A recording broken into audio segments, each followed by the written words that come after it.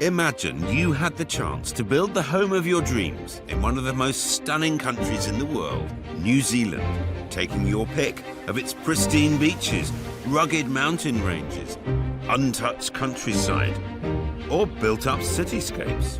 This is just next level. This house is completely off the flipping charts. Where would you build? On a cliff top? It's just blowing my mind. In the mountains? That's the dream. That is everyone's dream. Or along the coast? Well, it just goes on. It just goes on. It just gets better. What would you build? A remote island hideaway? Is there anything they haven't got? An inner city sanctuary? Why have one when you can have two?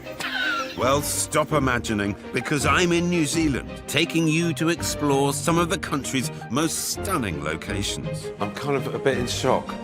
Can you imagine living here? We get VIP access to some of New Zealand's most desirable homes. I'm just starting to calm down now. It takes your breath away, genuinely takes your breath away. This is the putting green. Every home should have one. And we'll get a glimpse into the amazing lifestyles they have to offer. Hard at work as usual, of course. This is where it gets really exciting. Permission to board? You may.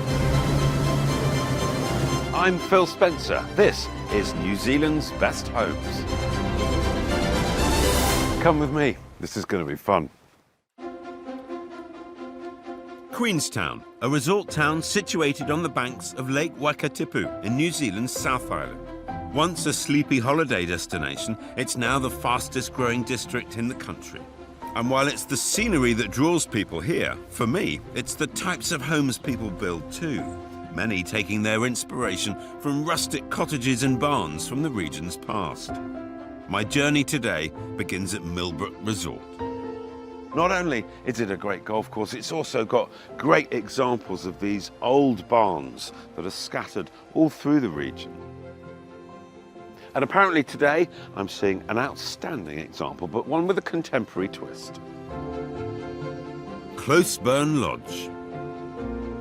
A striking set of 4 large barns, built from local schist stone strategically placed to take in the spectacular views of the lake and its surrounds. Each barn is cleverly linked to a large, modern glass and steel pavilion. The lodge has 6 bedrooms spread over a jaw-dropping 900 square meters. It's more of a village than a home. My guide for today, architect and gentleman, Francis Whitaker. Francis, good morning. Good morning, Phil. Nice to see you. Climb aboard. Francis is an expert when it comes to barns, having designed, built and converted a lot of them, including many at Millbrook. Now, this is the village inn that we designed about 30 years ago.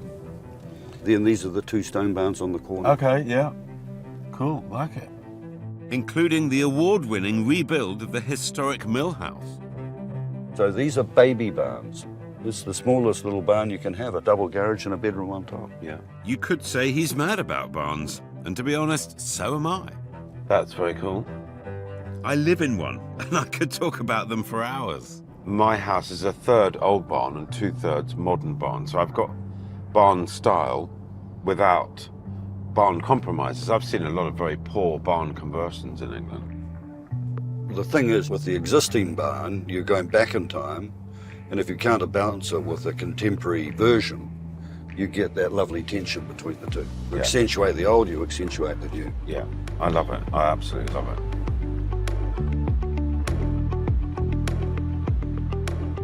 The home we're visiting today is set on Closeburn Station, just under a 5,000-acre working sheep farm 20 minutes outside of Queenstown.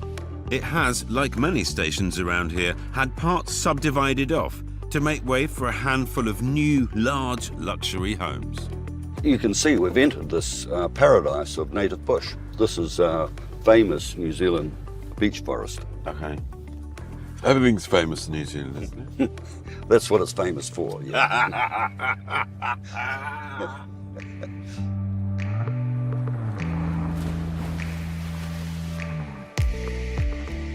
We wouldn't live up here if you like a lot of people around, would you? It's quite a way to go for a pint of milk. And here we are.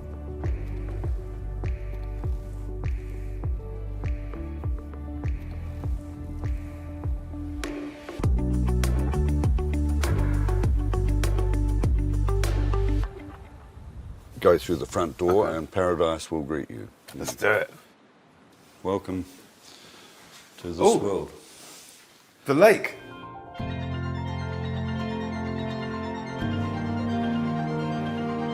Holy Moses. Oh my goodness me.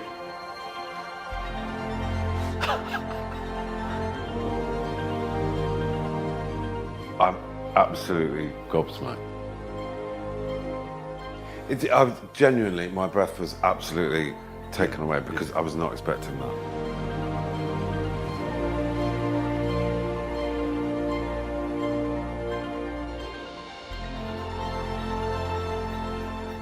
It's a beautiful set of barns. It's just beautiful.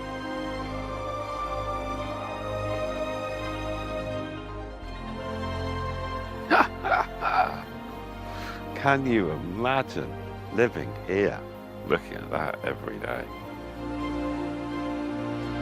The client brief was a 6-bedroom lodge for family and visitors, a collection of separate stone barns.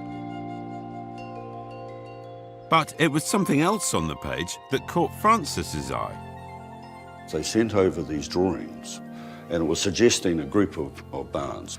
But oddly, on that piece of paper, there were some squiggles. And the notes that came with it were the brief, but also the idea that it should be some contemporary element. These squiggles went on to inspire the design solution Francis was looking for, a way to connect these barns and fill them with much needed light. This is the difficulty we often have in Queenstown.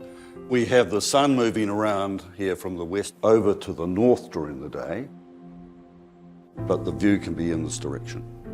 So what this upstanding roof has done is allowed the light to pour in, Yes. even though the other stone barns are on the northern side. Yes. And then it was this outward sloping roof, which are commonly known as a butterfly roof. Because we built it in steel and glass rather than stone, we called it the black butterfly. The giant butterfly wings seem to float above the structure. The underside in cedar adds warmth. It's a thing of beauty.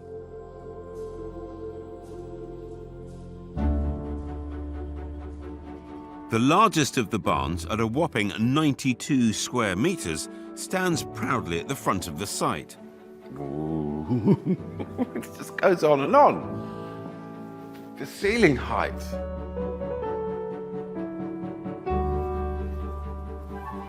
I have never seen anything like it. This is blowing my mind. It's a double-height great hall, exposed steel beams, massive steel windows on every side, an enormous stone wall. This is an impressive space that commands your attention. And so it has the grandeur and the scale. But the grandeur isn't just the space within, it's particularly the space that lies outside, which is these lake and mountain views. It's actually making my heart flutter. We've got snow up there, we've got lake. The colour of that water is just exceptional. I'm going back to the UK immediately to start work. And make a lot more money than I am to try and build something like this.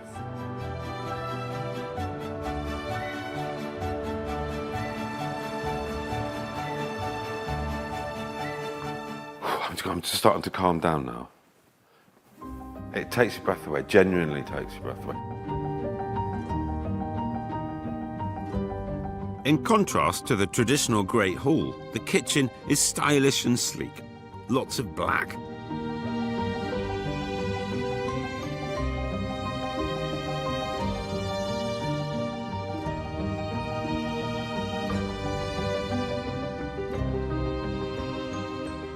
This is the centre of the house, the diametric centre of the living areas. Right. So it's an absolutely minimal kitchen, searingly contemporary and black, silky black. So this is the heart of the butterfly. Now I've seen the heart of the butterfly, I'm ready to check out the other barns. This glass link takes you into the very end of the master bedroom wing. The barns are all connected with American oak-lined hallways, cleverly placed windows, always allowing glimpses of the world around you. It almost gave me a fright when I came through that front door with Francis and saw the lake. I totally wasn't expecting it. You know, we've driven a mile or more through a farm, a long way away from the lake, and then you come here and you're right on top of it. So unexpected.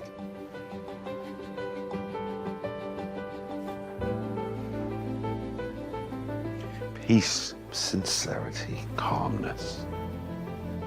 Again, you know you're in a barn because of the ceilings, the angles. It's a really simple building. But it's finished so well. The craftsmanship is just phenomenal. The bath, I love that bath. Makes you daydream. It makes you daydream.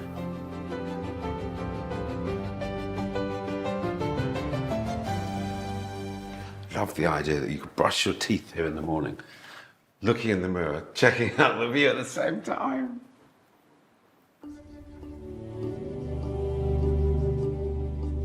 The barn to the east of the site consists of a family wing for the owner's kids and grandkids,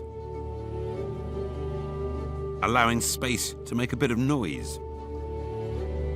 2 well-appointed bedrooms for the adults. This is an interesting angle. Yeah, the idea here was that we've got these big rectangular barn forms. Outside this wall is a view down into the lake and up into the mountains. To make the most of this, Francis cleverly designed these large protruding floor-to-ceiling windows, which allow you to almost step into the view. Right down the end, an impressive bunk room for the young cousins to hang out and play. Massive picture window.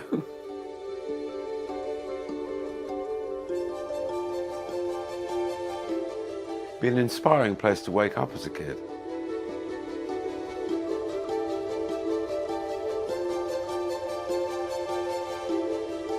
Well, plenty of garage space. I mean, why have one when you can have 2?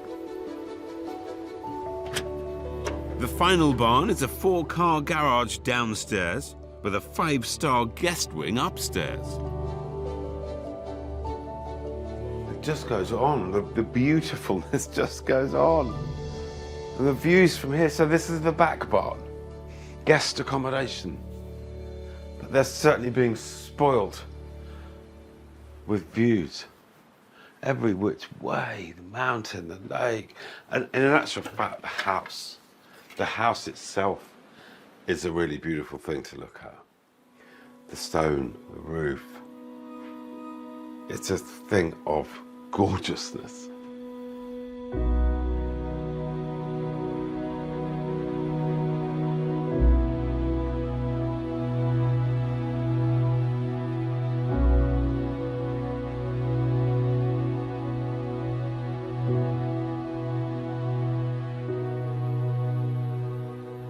Maybe it's because I live in a barn that is part old and part modern. Maybe that's why this place really speaks to me. I feel it. It moves me.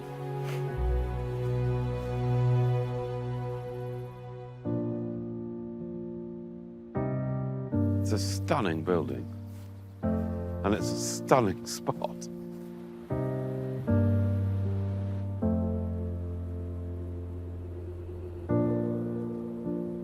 It's drama everywhere you look. Look that way, look that way, look that way, look that way.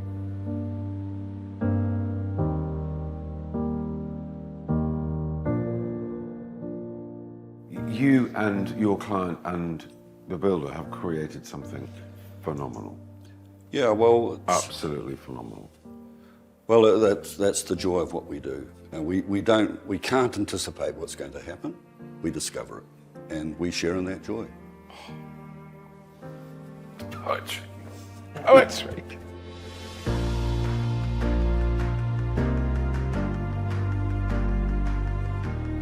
I've seen a lot of barns in my time, and I do actually live in one, which I used to think was okay, but this is completely overwhelming. The setting is obviously so dramatic, but the building itself is also a thing of great, great beauty. And you put the two together, you put the beautiful building and the setting, and you get something quite extraordinary.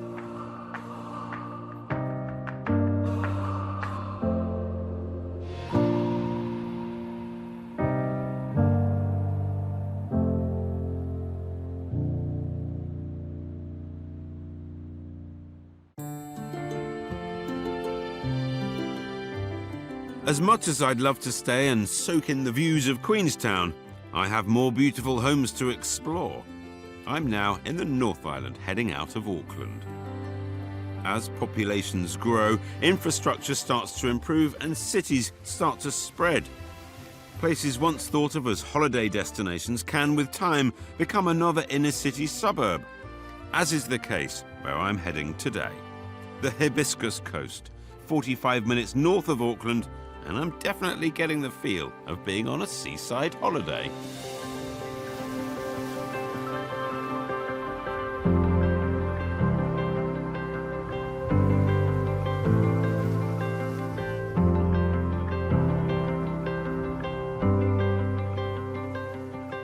As I've travelled around New Zealand, I've kept hearing this word, batch. And a batch is a Kiwi term for a holiday home. And these are all fairly iconic batches. Batches are often passed down through families, generation to generation. They tend to be pretty basic, but actually what's happening as house prices have risen and urban sprawl's taken place, a lot of these batches have got residents rather than holiday makers.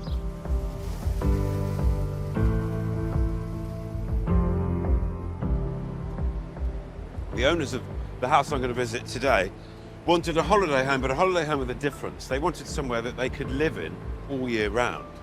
And I think it's up there.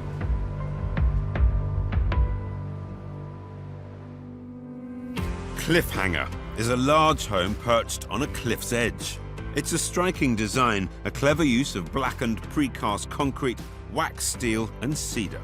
4 bedrooms set over 3 levels, a huge central courtyard and a large infinity pool looks like it's floating over the view. This is a sleek, intricately designed home. A home made to feel like you're on holiday every day. John Irving is the cheeky architect who's here to show me around. How you doing? John, Found us okay? well, I've obviously picked the right path. It's quite an entrance. It is, yeah. Welcome. Welcome to paradise. I'm in it.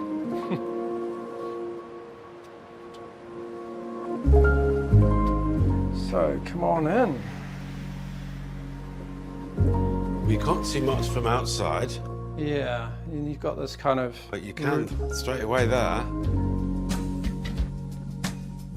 So this is the sort of wow moment here where the view is just... Certainly is a wow moment. Yeah. Wow is right. Wow, it's dark, it's moody, it's sleek. You sort of get drawn like moths to the light.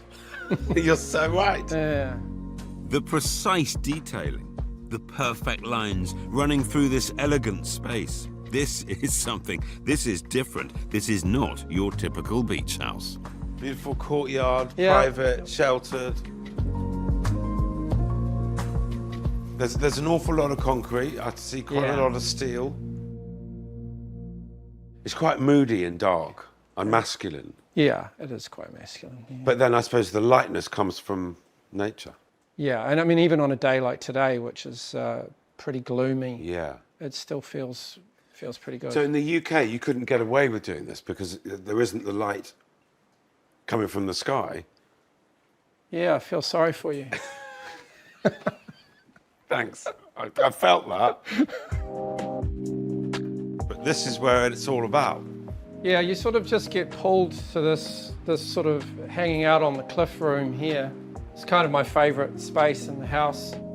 The house, well, the pool, looks like it's perching on the edge of the cliff. Cliffhanger, I get it. And the client was sort of like, this is where he wants to stand with his coffee and watch the surfers. Check out the surfers. Yeah. Is he a surfer? It's the family surfers. They are, yeah. And we kind of bonded over that too, because we've actually had a few surfs together out here as well. Okay.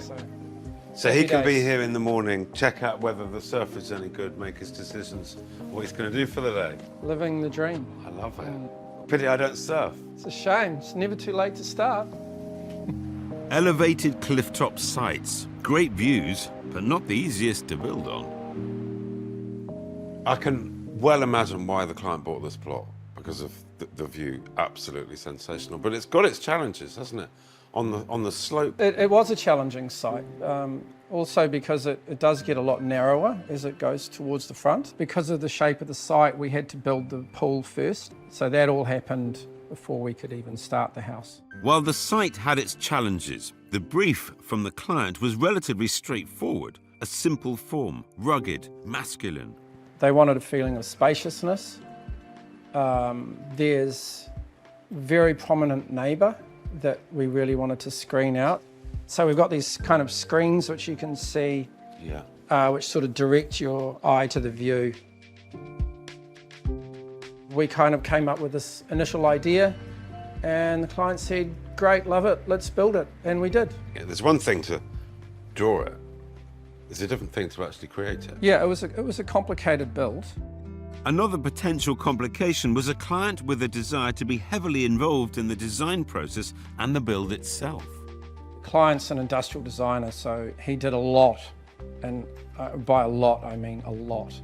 Anything that's steel on the house, the client's done, which is pretty wild. And normally, something like that would be a disaster for an architect, but completely the opposite. He's been amazing. There's a lot of things in this house that have been done that people who do those things say can't be done. It's quite interesting. And there's a lot of steel. Bold, strong, perfect, precise. Steel is celebrated in every conceivable way within the home.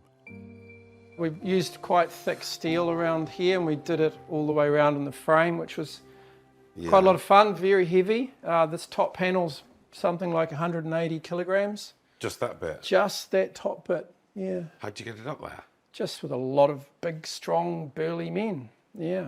This one here was 12 guys to put this that in in place. place. Yeah. I mean, we did the cedar ceilings just to kind of warm it up a little bit. We added a lot of black oxide to the concrete mix. It's quite industrial, isn't it? The concrete and the steel. Yeah, I mean, industrial with a bit of chic happening there. Heading downstairs, more steel. So we've got steel stairs. As you can see, they're sort of in a little bit off the edge with the light washing up. Yeah, it's not connected. Not connected, so I've got a little surprise for you. Check this out.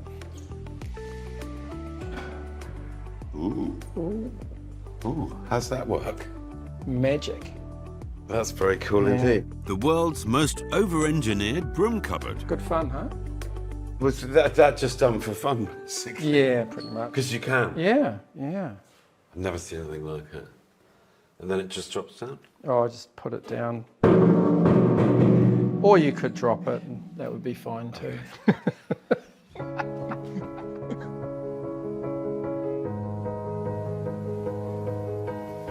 We've got the big cantilever balcony there. Right, that really does float. Yeah, it Yes, floats, it yeah. sticks out. Yeah. Complex, though. Yeah. I mean, again, alignments and just making everything feel like it's...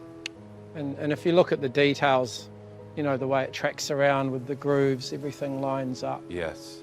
Simple stuff. Well, simple to design. Was it simple to build? It was easy for me. I didn't build it. Yeah. So you had all the fun designing it, yeah. and then handed it over to the builder and went, Yeah, have builders a crack on, mate. builders are magicians. I've got a lot of respect for what they do. I bet the client loves it. Yeah, very happy. Which is great. That's what you do it for. The owner's engineering expertise is on show everywhere you look, from the colossal pivoting steel shutters for privacy to the oversized garage door. This home is more than just a home, it's a marvel of engineering.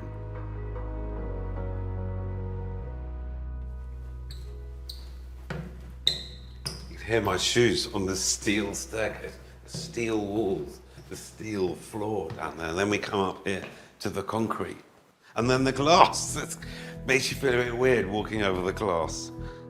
Very clever.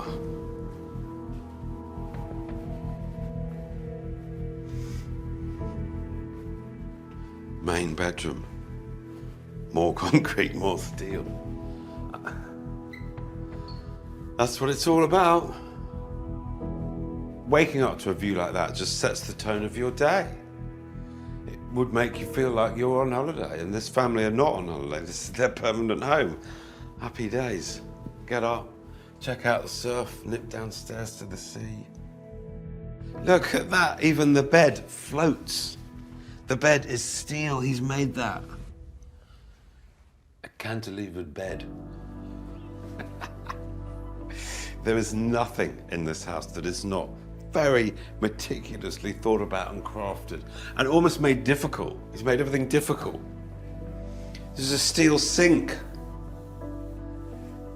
That is not, this is so bespoke. Look at this, these move. Look. So depending on where the wind direction is or how much privacy you want, you can move them. The complexity of designing something like that, let alone making it and installing it, is absolutely vast. No wonder it took so long.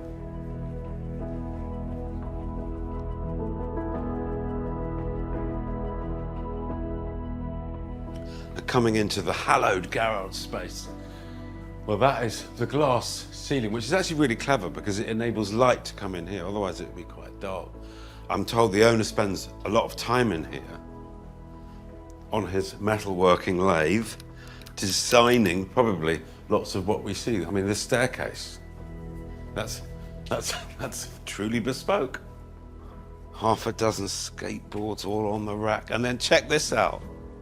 All manner of different surfboards. I counted them. There's 25 of them.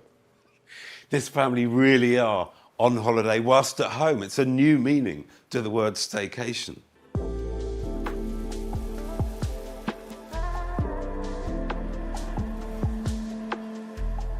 This is all quite sort of jazz-like. It's softer in here. It's still very dark and moody, but it's softer. So much steel, so much concrete, so many interesting textures. But that view, it's all about the view. Every day you'd wake up to that. It's just magic.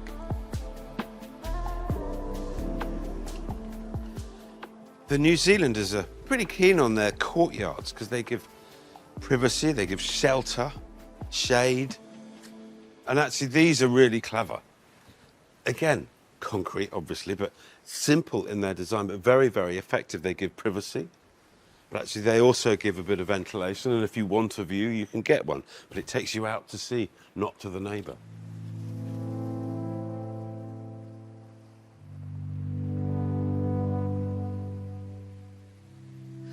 The design process of this was relatively straightforward, and it came together quickly and easily, but it led into a deeply complicated build. It took 2.5 years, and the owner had to get so involved in coming up with so many of the solutions for what he wanted to achieve. But every detail has been meticulously considered, and it's produced something which is beautiful. It's sleek, it's cool, it's industrial chic. And the best thing for me is that the owners feel like they're on holiday at home, which has got to be a result in anyone's book.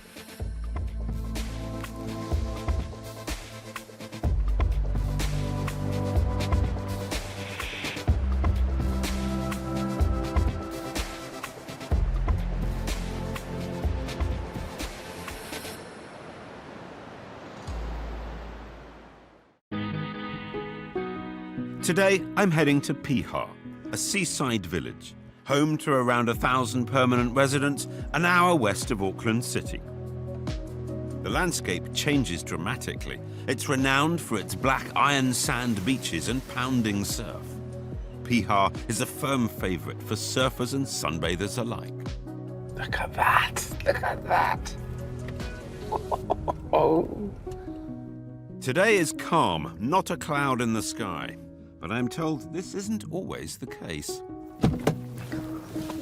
I had to stop. Look at that. That is just incredible.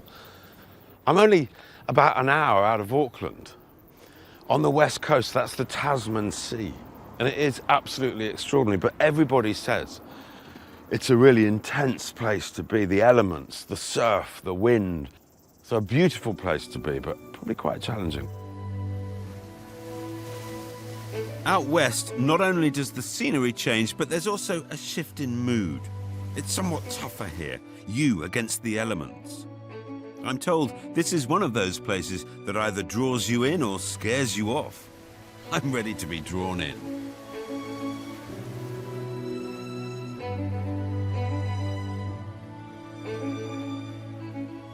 Piha House is an edgy, modern new home designed with the surrounding elements in mind.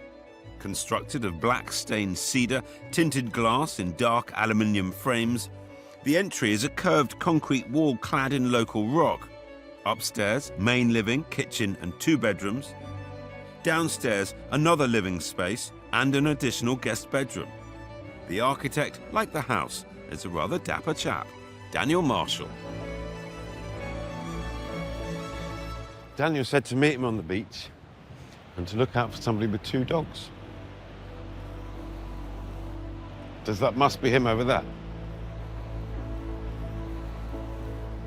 I'm hoping you're Daniel. I am indeed. The man with 2 dogs. Really nice to meet you. Bit of a hazard. How are you? What kind of dogs are they? They're beautiful. They're Irish setters. They're enjoying this, though. Oh, of course. It's their favourite place in the world is Piha. Well, this is a pretty wild and woody spot, isn't it? It is, yeah. Yeah, it's quite a different place in winter. Why? When Why? the storms come in and the black sky, black sand, you know. Yeah. The light here is always extraordinary, you know. Right. So here it's just blazing. Extreme place to live, an extreme place to want to build a house, I would have thought. The landscape is sort of saying, you want to take me on? it's that kind of environment. So Everything, the sand, Yep. the wind, the waves. yeah, absolutely. The Tasman Sea just trying to break down the land. So that's what's happening in the longer term. So why would you want to build a house here? But I gather you have. I know, I have. But you know, it's a beautiful environment to be in. That kind of tension is kind of can be a really lovely place to live. I'd like to have a look. Yeah, absolutely. Come on up. Come on, chaps. Come on, lads.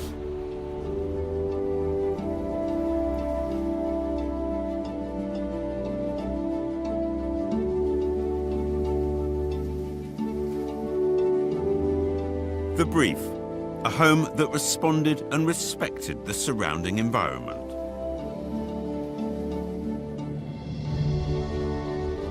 Mimicking, reflecting the textures and colours of Piha Beach, the clouds, the sunsets, and that black sand. Dark, edgy, moody, with a softness, a glow. The view enjoyed from the large, darkened windows rather than large decks. The black iron sand, it'll get everywhere. Yeah, it is everywhere. It gets in every part of the house. Christine does a remarkable job holding it at bay. Holding it at bay. You've really got to hold everything at bay here. You do indeed.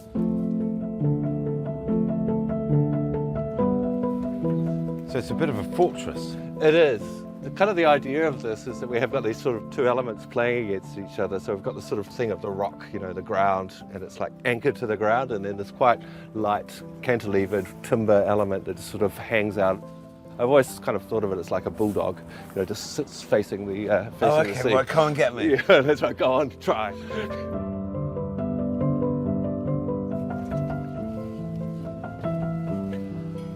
Massive door, big entrance. It's this kind of dramatic change. Outside is bright and hot. Inside is dark and cool. The moment you walk through the door. Talking about the kind of idea of the rocks, you know, the beach. This is like a grotto, you know, in the caves, and then suddenly you're cool, and the sea kind of disappears. And It is cave-like. It is, yeah. I love the curve in the wall. So what happens in here? Oh, it's still dark and moody and It is, a bit yeah. cave-like at this end. It is, it is.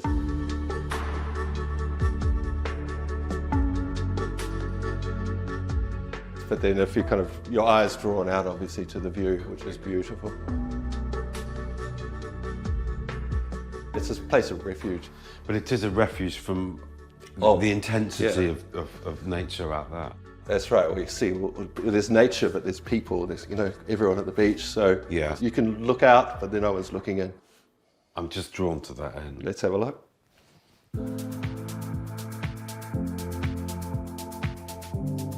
It's very curated. Yeah, it's beautifully It's curated. beautiful. Even the avocados are the right colour. Indeed, Christine's a woman after my own heart. If in doubt, black. It really is black. But then it kind of works because it's so bright out there. You kind of lead yourself further into the living environment. It's like the best television there is. It's real. Yeah. Building out here demands a house that can withstand wild weather and the unexpected. Storms that can leave you without services for days, weeks. I mean, it's well known for its Yeah. fierce winds. Absolutely. I mean, this wind comes from the west, which is directly from the sea. There's been huge storms last year, and it devastated a huge amount of the west coast. How did this cope? Well, you can see. We built coped. it. Did quality design, good quality build, and thinking about events that can happen. I think people need to really build resilience into buildings nowadays, and that's what we did here. We included batteries and solar. So it survives off grid. Absolutely. And there's a water, we've got our own water supply. The sewerage is just, on-site waste disposal. So it's essentially self-sufficient. Christine, the owner, is a textile artist with an amazing eye. She worked closely with Daniel, selecting the materials. Everything has been perfectly curated.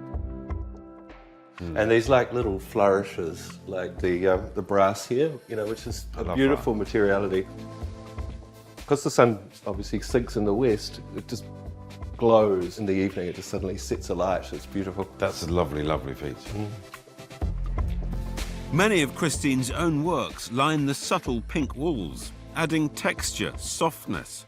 Everything feels like it somehow connects perfectly, effortlessly with the landscape, the surroundings, the rugged west coast.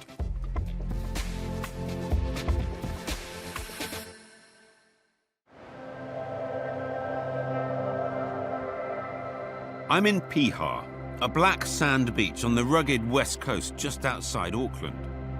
Piha House is a family home built to withstand the wild weather of its surrounds. In contrast, inside feels serene, comforting.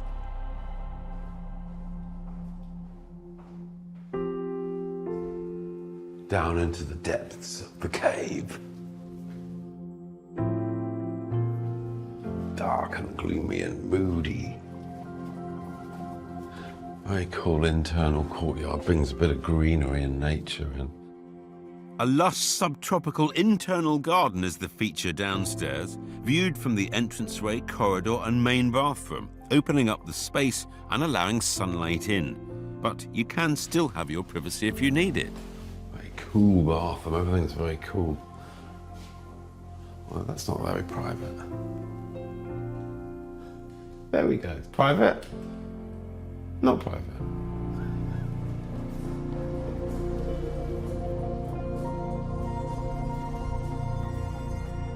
It's so luxurious for a beach house. Really is. Goodness knows how they keep it so clean. All that black sand out there. Kids' bedroom, guest bedroom. Again, dark, moody, but it's cool, it's peaceful, it's quiet. Everything that out there isn't. Back upstairs and hidden away at the rear of the house, the main bedroom. It's private, tucked away from the busy beach traffic.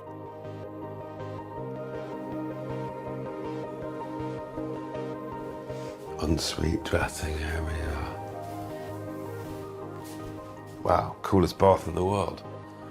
Love that. But it's still connected to the outdoors. And then this is another kind of peaceful, protected courtyard area This has been really cleverly thought through. You've got the barbecue seating area. It's calm, it's private, it's protected again. The view is different. But other people can't see in. You can be sheltered from the wind. And yet you've still got the view. Been very, very well put together, this house has.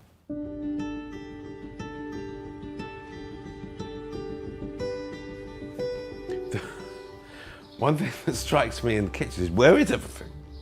It's all so neat, so tucked away. It's all sleek, calm, cool, dark. But even the telly, that is bound to be the telly, because there's the speaker. Telly will pop up. Awesome. Not that I think you watch much telly, because if you'd sit here and you just watch that, you'd watch the world, you'd watch the seasons, you'd watch the weather. We've got a beautiful summer's day, but it's really hot. And in the winter, it would be really windy and really full on. But it would be beautiful at both ends. I bet the owner sits here very happily. And I think this is her coming up from the beach.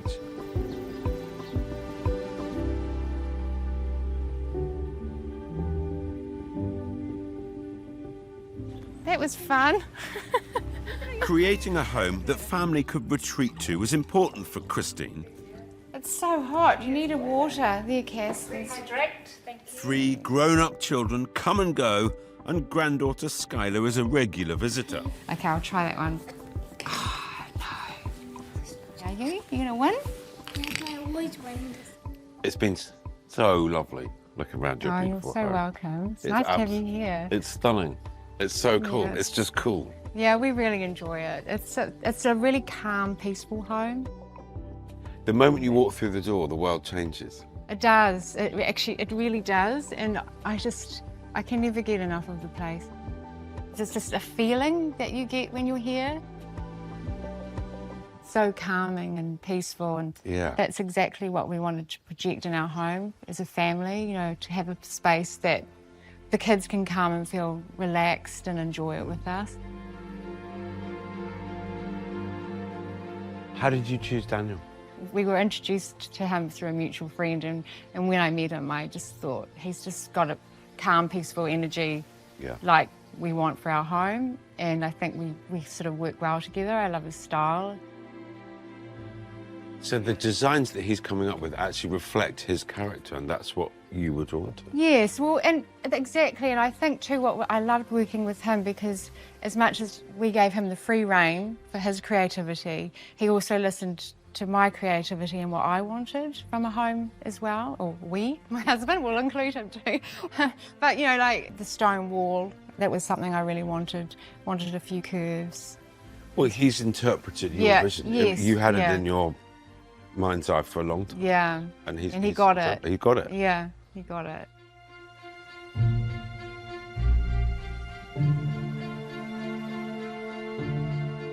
And obviously it reflects, because it's all dark outside and in, it reflects the dark sound. Was that something that came from you? Yes, definitely. I liked all the black elements because I think it's all about the black sand and, you know, all the neutral, natural colours of, you know, nature's artistry, isn't it, really? And Nature's artistry. it all comes I love into that.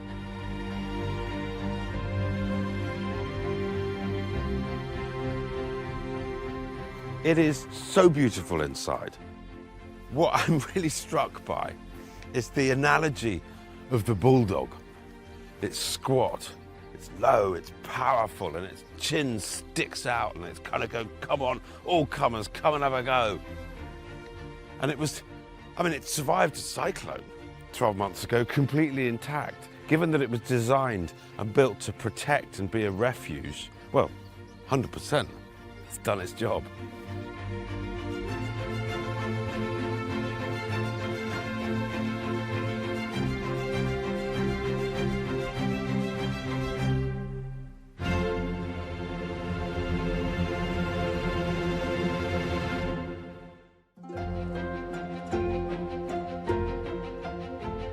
With such a diverse landscape and coastline, it's really no surprise that the style of the homes built here are so different.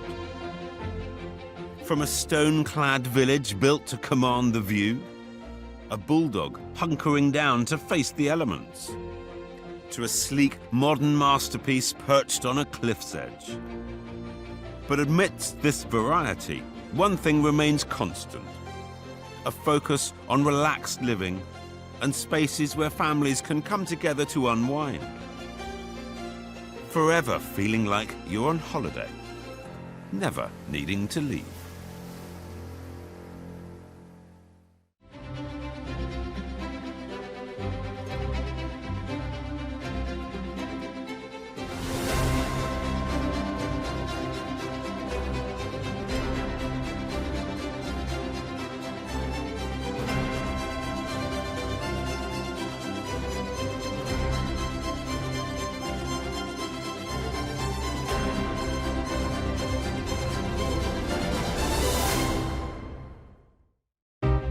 Imagine you had the chance to build the home of your dreams in one of the most stunning countries in the world, New Zealand, taking your pick of its pristine beaches, rugged mountain ranges, untouched countryside, or built-up cityscapes. This is just next level. This house is completely off the flipping charts. Where would you build? On a cliff top? It's just blowing my mind. In the mountains? That's the dream. That is everyone's dream. Or along the coast? Well, it just goes on. It just goes on. It just gets better. What would you build? A remote island hideaway?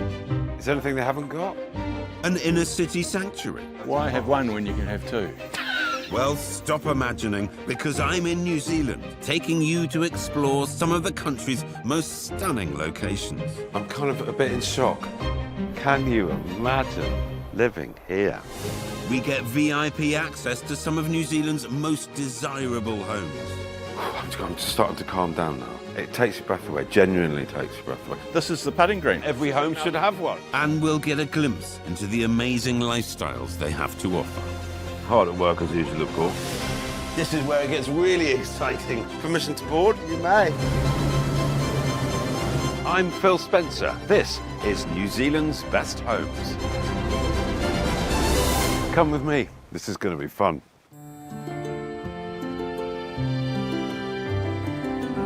Auckland is New Zealand's largest city. It's home to 1.6 million people. It's a vibrant place where urban sophistication meets stunning natural beauty. Well, it's a beautiful morning on Auckland's waterfront. Everybody's out running, walking the dog, getting the boats out. And I'm off to Parnell, which is Auckland's oldest suburb. It's about 180 years old, so not that old. Parnell is one of Auckland's innermost suburbs. It's what some might refer to as old money.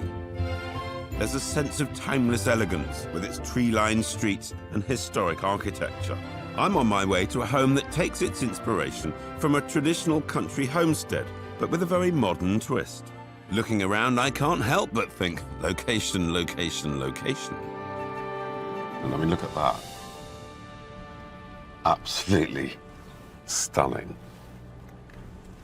Lots of security gates and fences. Beautiful, beautiful. And this is the house that I'm going to see. Open, informal. It's a bit different from all the others.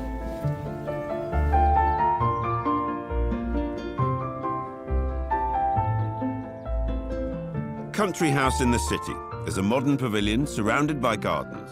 It's set on a 1,200 square metre site with a generous 360 square metres of floor space. The downstairs is mostly living, with 4 bedrooms and en-suites upstairs. The construction is a steel frame with large slabs of concrete that feel like they're floating in place. And architect Andrew Patterson is the man behind the design. Andrew, hello. Hello, Phil. Really nice to meet you. Really nice. Nice to meet you too. Yeah, This welcome. looks something a bit different to the rest of the street. But the rest of the houses are all super old and grand and they're fenced off. Yes, and, yes. This one hasn't got a fence, which is Yeah, it's open. friendly. Yeah. Yeah. It's a stunning, stunning spot to be, isn't it? It's a fantastic street, and you've got a couple of Auckland's oldest buildings. It's a very stately street, especially Yes. with the trees. Yes. Yeah. Well, I'm dying to have a look around. Andrew's brief was to design a functional home for a busy professional couple and 4 active children. A classic, stylish home full of light and sun, with a strong connection to the garden.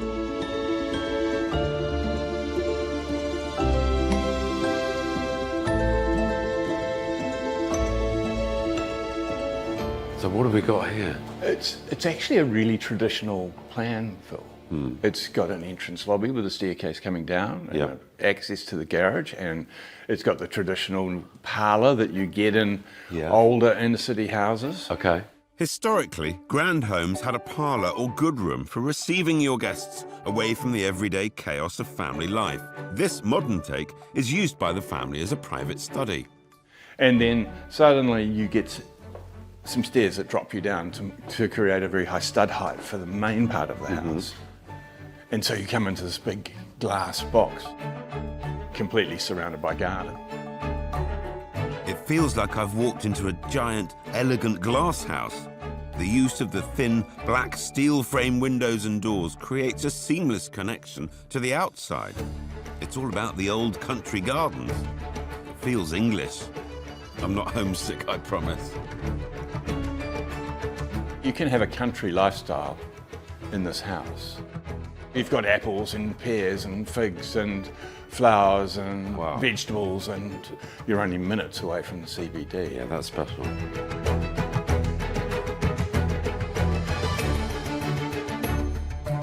This room here is almost a crossover garden. It forms part of the garden.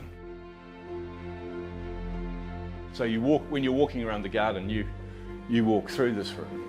And Just like an old-fashioned scullery. Just like an old-fashioned scullery, you bring the flowers in. You can put the flowers in here, or wash the Yeah. vegetables. Yeah. And rather than like a pantry that people have, it's a garden pantry. I love it. Does that make sense? I love it. A large scullery for pottering, doing dishes and the family's laundry, gardening and cooking. I imagine this is the hub of the home. This is such a cool room. I think the owners spend more time in here than pretty well any other room. I love it.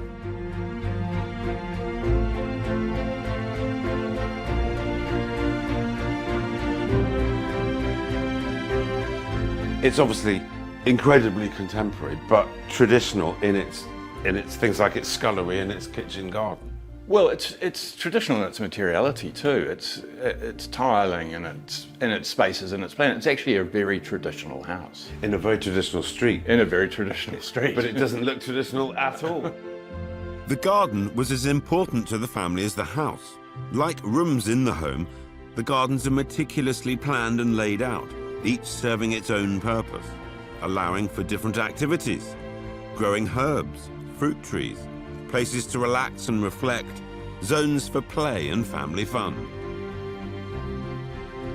It's packing a lot of garden into a small city site. And the house and the garden, of course, were designed together.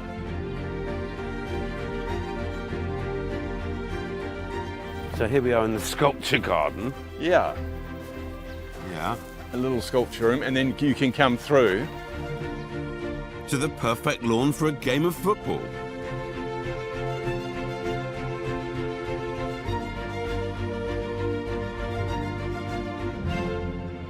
Wow, these guys have thought of everything. But it was all put in as one integrated, designed whole. Together. Together. The whole thing. The whole thing, yeah. What a fun project. And Yeah. I bet the owners adore it. Well, it takes a lot of love to maintain a garden like this. You either feel it as a bind, or it's a passion in your life. And we're here enjoying somebody else's passion, which is lucky us. lucky us. Yeah. Hold it right there. I think I might have found my favourite room of the house. And this is the putting green, which is Well, every home should have one. Every home should have a putting green. So peaceful, so quiet. Yeah. And here we are in a city. And where else can you have a putting green a metre away from your living room? That's absolutely true. Whoa! Very I good. could have stopped Almost. there. It seems there's a lot of golf played over here. And why not? It's such a beautiful spot. I think I'll retire. The gardens are very traditional, but the exterior of this home is not. The steel frame and detailing makes it feel industrial, modern. It's solid, built to last. The advantage of having a steel house is it's really durable and it's permanent. Yeah. So with the concrete and the steel and the micaceous oxide, this house is here to stay.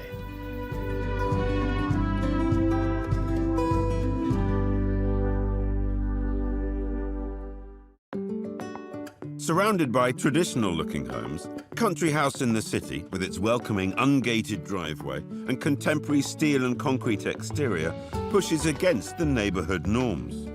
Industrial in a classic way, it doesn't make the home feel cold. In fact, as you walk through, you begin to feel there's a warmth, a feeling of family. This home has a soul.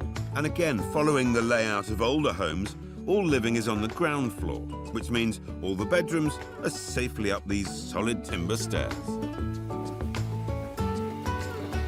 There is just art on every wall. So we've got actually a traditional layout, corridor, kids' bedrooms off the corridor, and then through to the main bedroom at the back.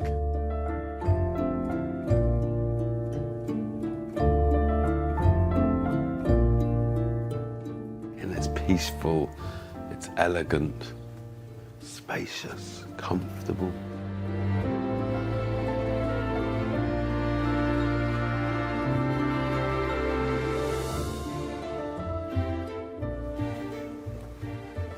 It's a cool bath. I love all the brass, and then marble, and I mean literally everything is bespoke. I like that modern take on an old radiator. It's beautiful.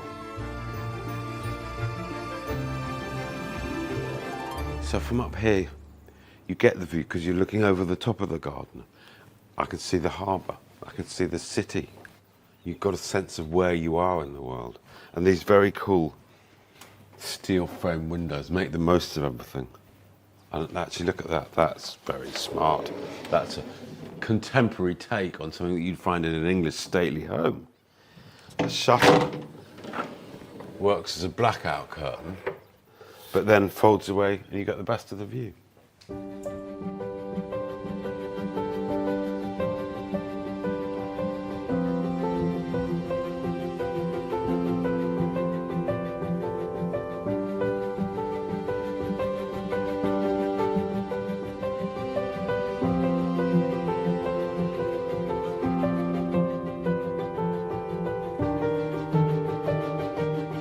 And the gardens on top of the garage. Beautifully done, beautifully done. More steel. Ooh, it's hollow. There's a hole. A secret door. Even marble stairs down to the wine cellar. And a wine cellar it is indeed. There's a lot in here. Bit of Chateau Mouton Rothschild, if you don't mind. My word.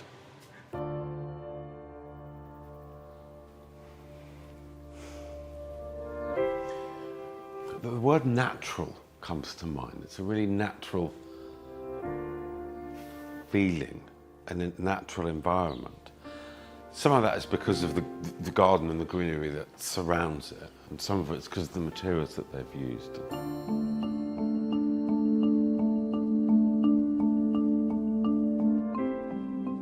I am drawn back to this room. I love the fact at the front you've got the parlour room, and here you've got the scullery off the kitchen. It is like an old English country home, and yet it's so modern. Even things like this, there is tradition, there is a sense of history. It's about the family, it's about the garden, it's about good living.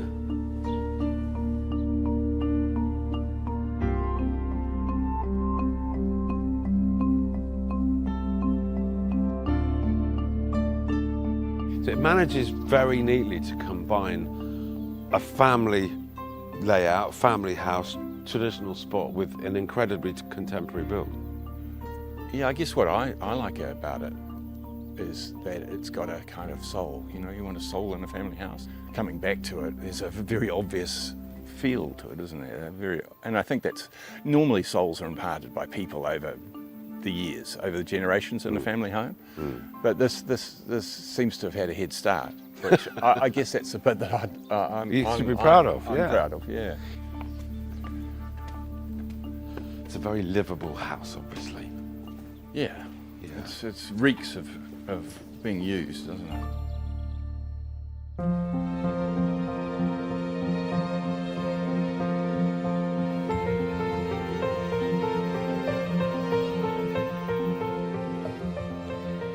This is a genuine blend of new world and old world, city and country, all in the same home.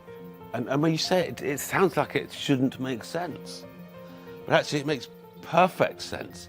But when you're sat here amongst it, it would be an incredibly beautiful, easy, peaceful home to live in. It's contemporary and yet traditional. I've never experienced anything like it.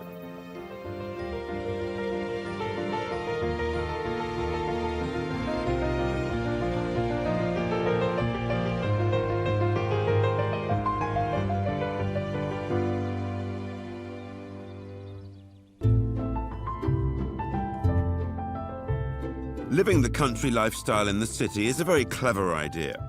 However, in New Zealand, the country is always close enough that you could actually just move there for real. Many Kiwi city slickers dream of selling up in the big smoke, buying a lifestyle block or a small holding in the UK, and embracing the slower pace of rural life. I'm travelling 45 minutes northwest of central Auckland to the small rural town of Waimoku, known for its farms, orchards and vineyards.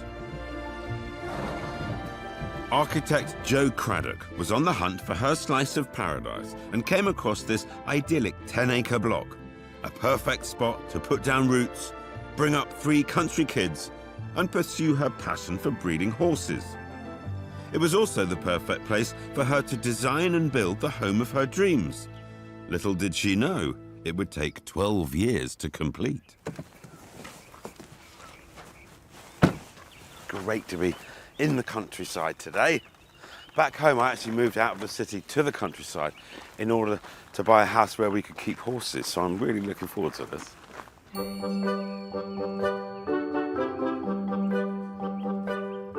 Family Retreat is a split-level home constructed of cedar and concrete with bespoke timber joinery framing the large doors and windows.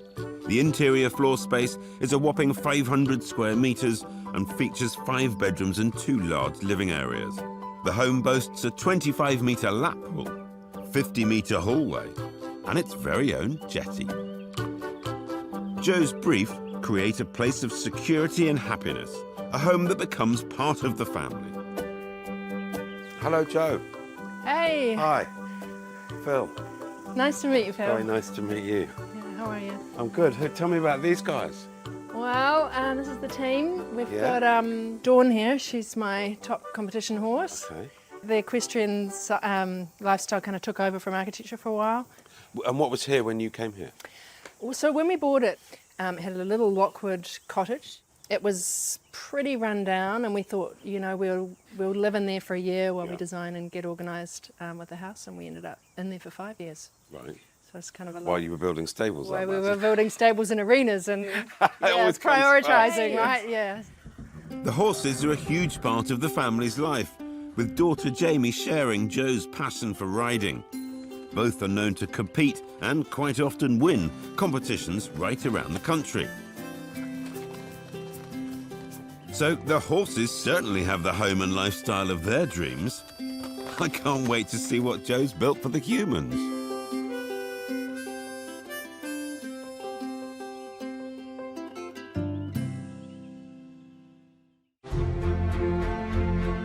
I'm northwest of Auckland, visiting Jo Craddock and her multi-award-winning home.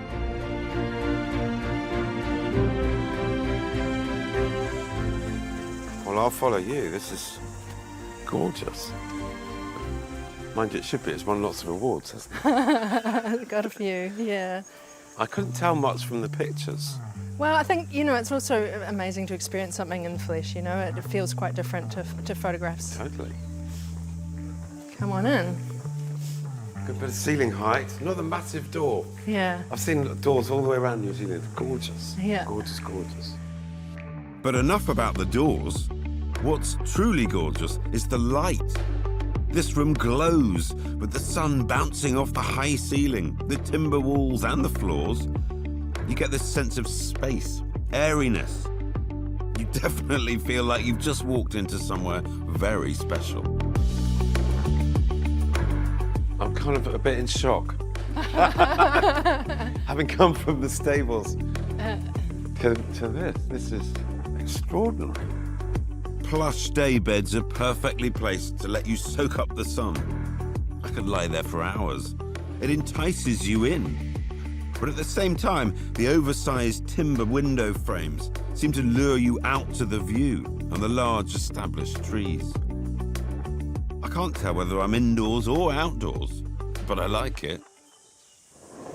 The really, I mean, most important thing for me in designing a house was to create an oasis for the family.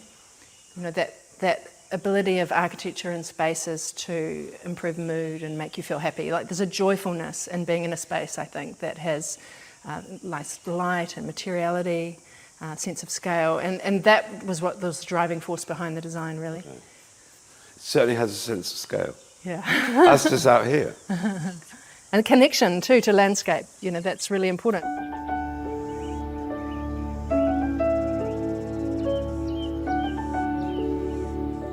We have such beautiful established trees on this property, and wanting not to have an eyebrow on the height of those. Yeah. And that's one of the reasons the ceiling height is so high, is that when you don't feel like you have to sort of dip to get the view. Everything seems like it's right there. Was the lake there originally? Yeah, the pond was there. We've renovated it. We emptied it and did a bit of a clean-up, but it was there. So that was one of the good things about finding the site. You know, when you get a 10-acre property, Yes. you're like, where am I going to put the house? Yeah. But the first visit, I figured that out. It was just natural that it was going to be here further away from the main road and sheltered, and with that sort of calmness that you get from being near water.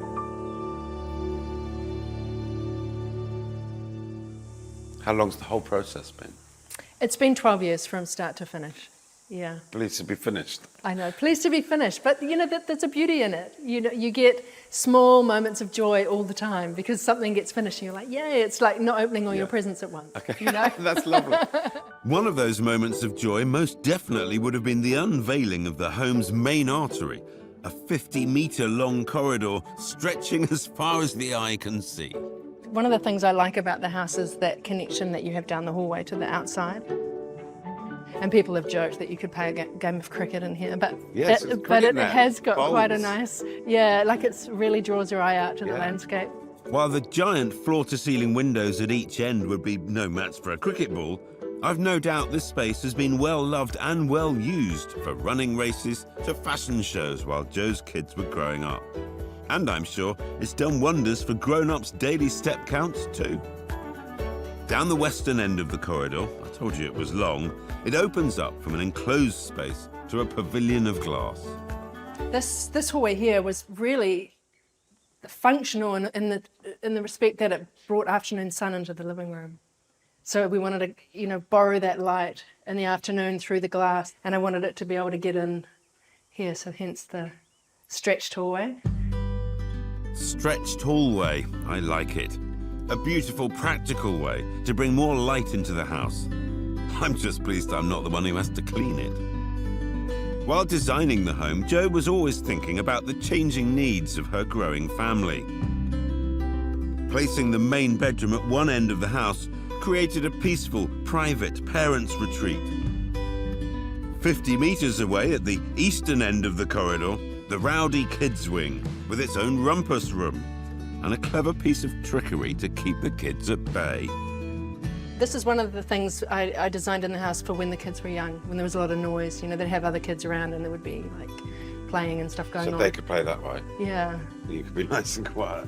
As long as you've got the wine on your side.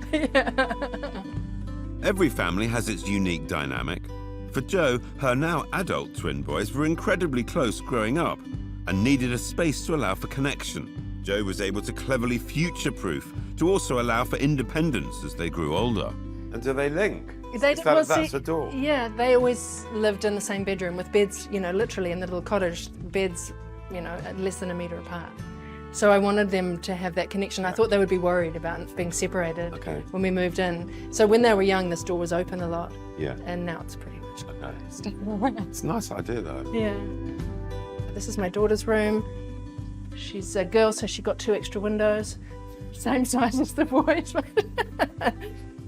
I wanted the kids' rooms to be places where, when you're sick, when you're a kid and you're bored and you're in bed, I wanted them to feel that they could look out and feel, restored. Like, I was like, would I want to be in this room when I was sick? Yeah. I've got the pond and the trees. Yeah. Even the bathrooms, I wanted to have it so that you can see the outdoors, and everything's designed so that it's, there's the right height for frosted glass, that sort of thing. You've got nature and wildlife all around. Yeah. Was it complicated to build? It looks quite straightforward. I think the detail is always complicated. I mean, it's simple in design, but it was really important to me that the finishing and the craftsmanship was of a really high standard. Finishing to a high standard, that can only mean one thing: money. Each plywood panel has been expertly placed.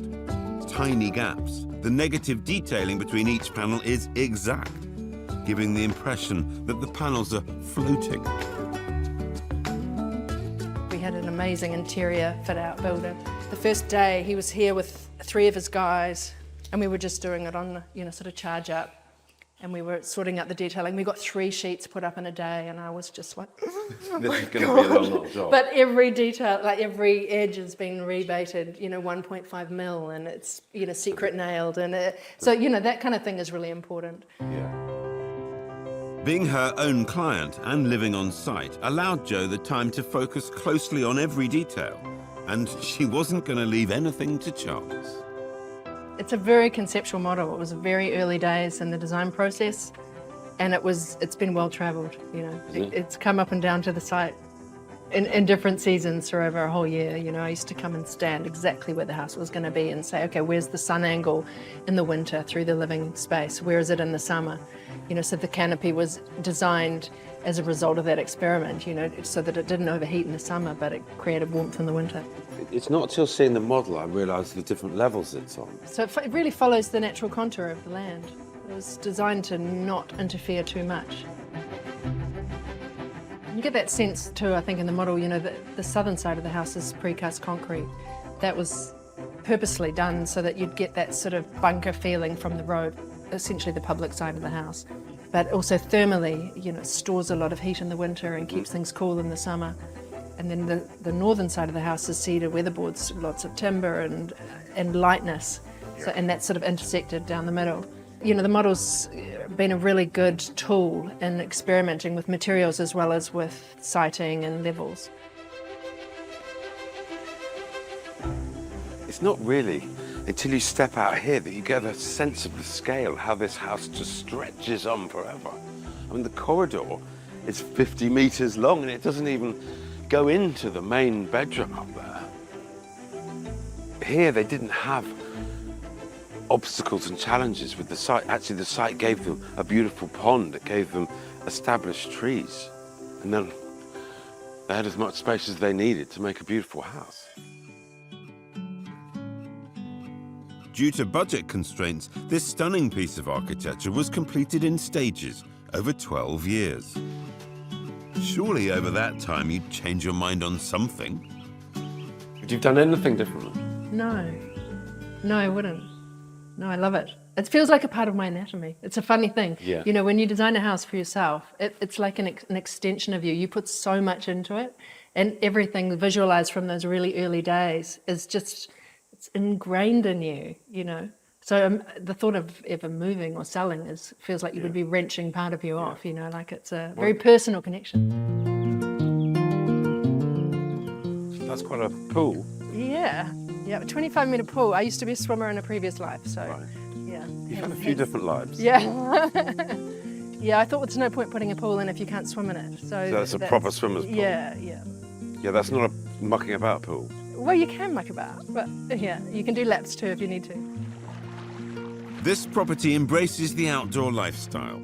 Large decks everywhere, beautifully landscaped gardens, cosy, intimate spaces for the family to gather. And then this is a lovely social space. Yeah, Gets nice sun. Yeah, one of my favourite spots. Yeah, I'm not surprised. It's just got a calmness, a beautiful afternoon light. Yeah. Places to sort of sit, read a book, or we often have cook pizzas and the fire, and you know, it's a really lovely social space. I don't think you have much time to sit and read a book, do you? Not really. And you don't strike me as a There's sitting always down. the idea that I might, you know, so I've got a couch in case I need Just to. in case one day you sit still for a moment. If that moment arrives, I've got a spot.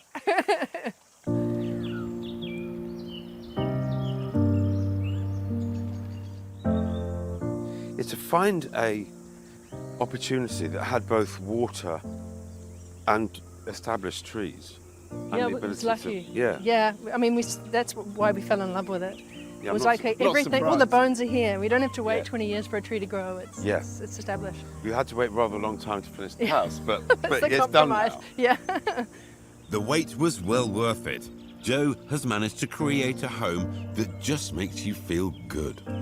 It is beautiful. Yeah, and I think, you know, that's the kind of response that I was hoping for. You know, that people come and they go, oh, there's something really good about this place that makes me feel happy, that makes me feel instantly joyful. And architecture's amazing like that, how it can transform a mood in a moment, improving It is a life. house that makes you smile. Yeah, and for me too. Yeah. It's a joyful space, right? It's almost like the rest of the world is Yeah. somewhere over there. Yeah. But you've opened the door Yeah. into that, and it's made you smile. And Yeah, forget about for us everything. it's like a little piece of paradise. Yeah.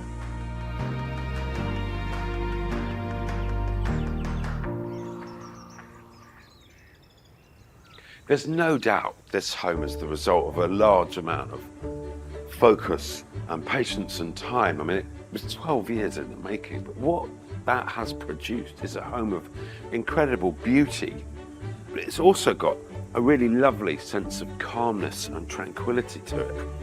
It's the house, but it's also the environment it's set in. Growing veggies, fruit trees.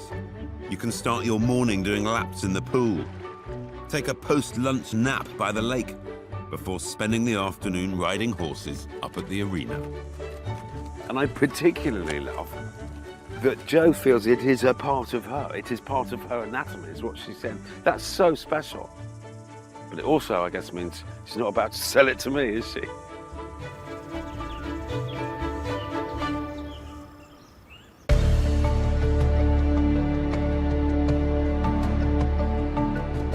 More often than not, if you're building a best home in New Zealand, you're going to be taking into consideration a stunning view. The challenge? To complement this dramatic landscape, not try to compete with it, because, let's face it, you're never going to win.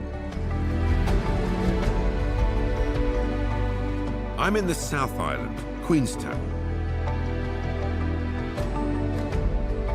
Originally a gold mining settlement nestled at the foot of the breathtaking Southern Alps. Now the town and its surrounds are known for its luxury lifestyle and, of course, its multi-million-dollar homes. The house I'm on my way to today sits snugly on the banks of Lake Hayes. The Lake House is an extensive and playful renovation. The original precast concrete shell has been completely transformed using a variety of materials to reflect the mountains surrounding it. Dark timber, marble and metallics. Spread over 3 levels, it features 2 bedrooms, 2 kitchens, 1 indoor and 1 outdoor, and a number of hidden doors with secret rooms. But before we get there, I've got to swing by Arrowtown to pick up my guide for the day, Anna Marie Chin, who happens to be one of the area's most renowned architects. What a gorgeous building. Oh, thank you. I know, we love our building. This is headquarters, is it? It is headquarters. This is where we all work. Yeah. The studio is based out of an old renovated church. Anna Marie and her team have been involved in some of the area's biggest builds. for such a busy practice, working for some very high-end clients. Everyone seems remarkably laid back. Building or renovating a home can be stressful, so it's essential you partner with the right architect. And like any relationship, it takes a bit of time to get to know each other. It stands to reason the stronger and the deeper your relationship with your clients, then the better job that you can do. Yeah, we do have to try and work out a client and our relationship because everyone's so different. I suppose the way we do it in our practice is that we do lots of things in stages, so it's a work in progress with a client developing up the ideas so that we try and get them to understand each part of it. Yeah. If you understand each other. It develops over time. Trust, understanding, and time. Sounds like a winning combination. I can't wait to see the results.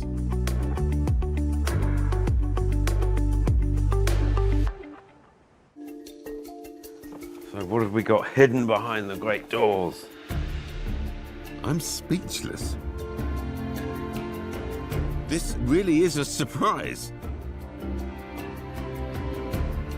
When you first come in, what strikes you is that amazing view.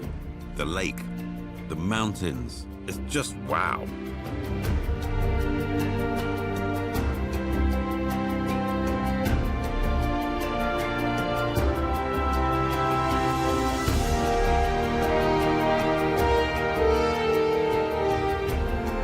Stunning. So this is why it's called the Lake House. Very obviously indeed, fantastic. But then, once you've taken in the view, you start to notice the home itself, the interior. It's highly specced, modern, glam. It's a masterpiece. It feels theatrical. Dark walls, metallics, unusual use of textures, and these intense pops of colour. It's like quite crayons. trippy. It's like crayons. It feels incredibly modern. It feels like a Bond villain's lair. Everything is sleek, hidden away. The use of light fittings as pieces of art, and there's a lot of them, hung in clusters and at different heights. But something else has caught my eye. You've got to talk me through this. We talked more about how they lived, and then we grew into they lived outside a lot, they loved cooking outside, which is the result. This is the result. An indoor-outdoor room fit for all seasons. Kiwis love a good entertainment space, but this is getting ridiculous. So entertaining is done here, and this is the kitchen. And what's this? A teppanyaki bar. Teppanyaki bar. So yeah, the clients, Every home should have one. I mean, It's why pretty not? cool. You've got to keep it clean. But so this is where the family live. This is. Yeah, and friends come and they use it heaps. Like I don't think they even expected to use it this much. Over time, they use this for cooking. This is their main kitchen. The kitchen inside isn't used that much at all. And is that a photograph? Yes, so that's a photograph down near Milford. The client saw it in a gallery and they loved the photograph, but it was way smaller. So the photographer went out, retook photos of it. But it's beautiful. It's absolutely spectacular.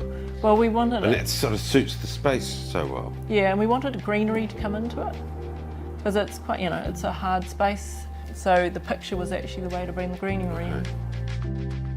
But this is genuinely inside and out because we've got a roof. It looks like that moves. Yeah, it does.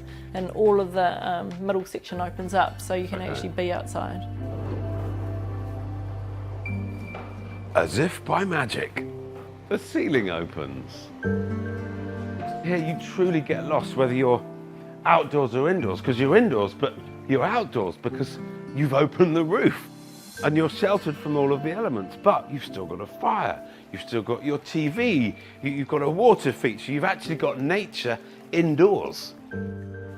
You've got heating, you've got the biggest barbecue known to man. You've even got a Japanese restaurant in your front room. I mean, this is just next level.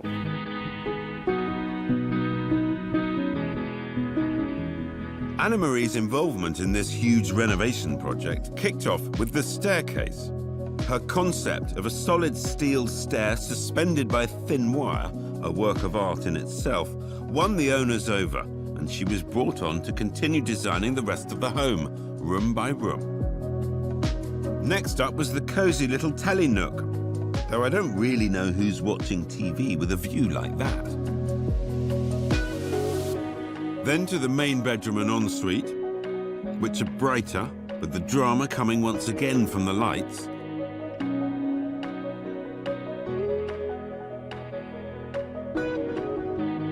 This walk-in wardrobe is huge.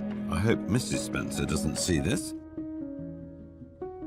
Here again, we've got this kind of darker space, which is more moody, and it leads to more intimate, private spaces.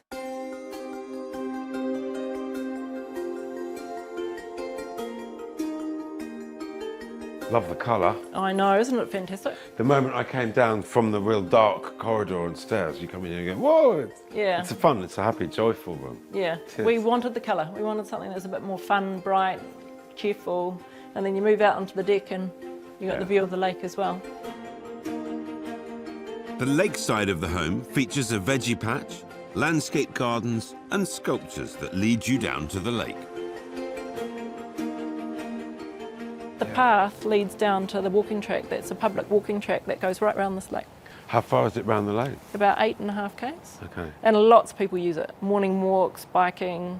The place is abuzz with people living a life. A lifestyle here is phenomenal. Yeah. If you like the outdoors and the adventure. Everyone's connected to the land in some place or wants to do something outside. So everyone's here for the same reason. And the fine architecture, and the fine wine, and the fine food. There's a lot to do here. I know.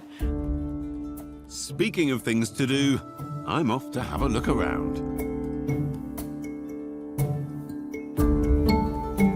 Oh my days. It's a train room. It's obviously a big hobby room with a lot of trains that are probably going to build something in here. But the actual room itself, look at this ceiling, all in steel. It is like a train carriage, so it's very much bespoke to what is somebody's obviously great pastime. Like any good villain's lair, I'm told there's a few hidden rooms. That's a secret door. Engine room. Oh, here's another one. Very glamorous guest loo. There's something going on here as well. Ooh, ooh. Oh, crikey, what's this? Let's find out. Even the laundry room gets a bit of glamour and ceiling height. Great entrance.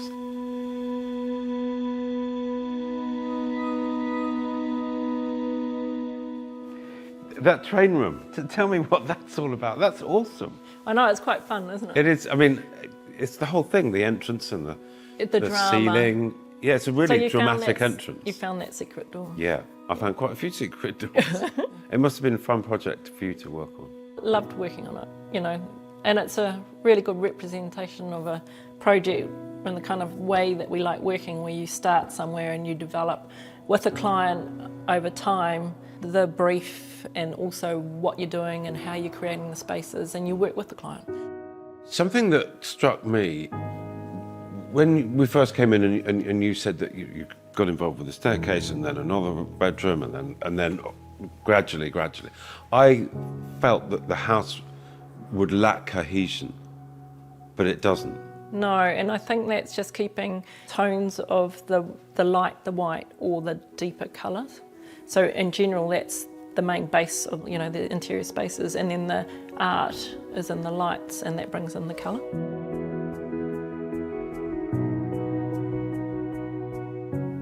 Almost the whole thing is a work of art. It is From really, the moment you walk in the door Yeah. to that out there. Yeah, You know, that's God's work of art. Yeah. Nature, it's stunning. yeah, and I think that's, you know, space is about making people smile, like you smiled, you know, and you Yeah. know, and even I smiled when the doors were open, and it's creating those moments for people that make them feel happy. But our homes are so important to us. You know, it's everything. The roof over your head is your sanctuary, your privacy, where you spend time with your loved ones and entertain your friends, and it's central to everybody. So to have a home and environment that makes you feel lovely and you want to welcome in and you want to talk about it and show people around it and enjoy it, it's very special. Very lucky actually to work down here. To me, this is all about the lifestyle, regardless of the seasons or what's happening out here. I mean, you can even entertain outdoors when you're indoors. You can come out here in the morning, imagine that. Look up at the ski lift and think, nah, shall I go skiing? Yeah. No, I think I'll go sailing or biking or trekking or riding or jet boating or fishing or anything like that. It's all here, right here. I wonder what you have to do to get a visa. From the spectacular vistas of the south to a house in the city and a home in the country. 3 outstanding and unique homes, truly some of New Zealand's best. And despite their apparent differences, they share a common thread, a profound connection to their environment, a deep-rooted bond with nature.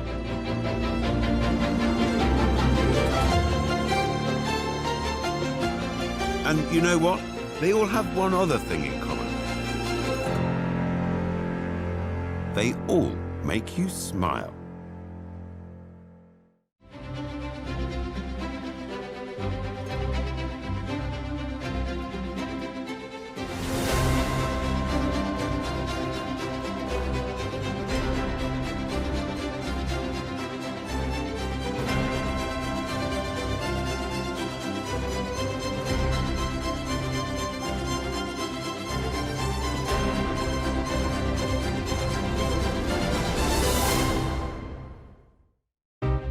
Imagine you had the chance to build the home of your dreams in one of the most stunning countries in the world, New Zealand, taking your pick of its pristine beaches, rugged mountain ranges, untouched countryside, or built-up cityscapes. This is just next level.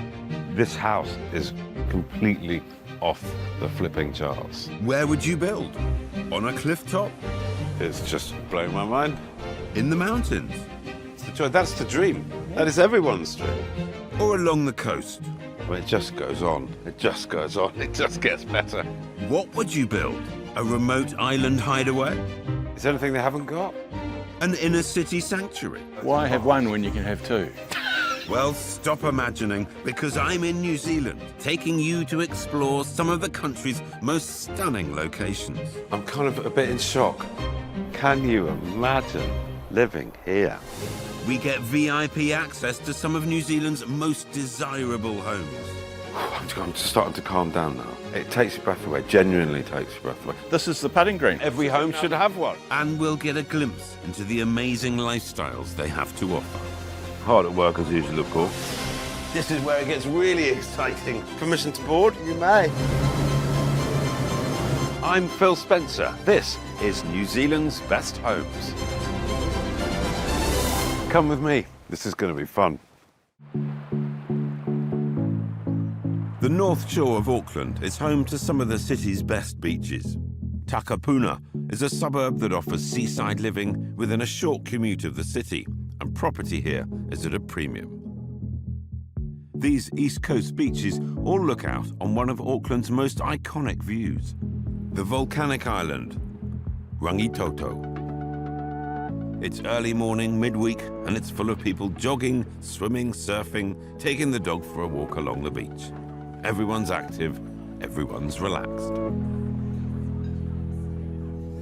Well, it doesn't matter where you are in the world. It's a pretty decent start to any day. Beachside cafe, beautiful coffee, looking out to sea. Absolutely first class. This is Takapuna Beach. It's kind of New Zealand's answer to Bondi.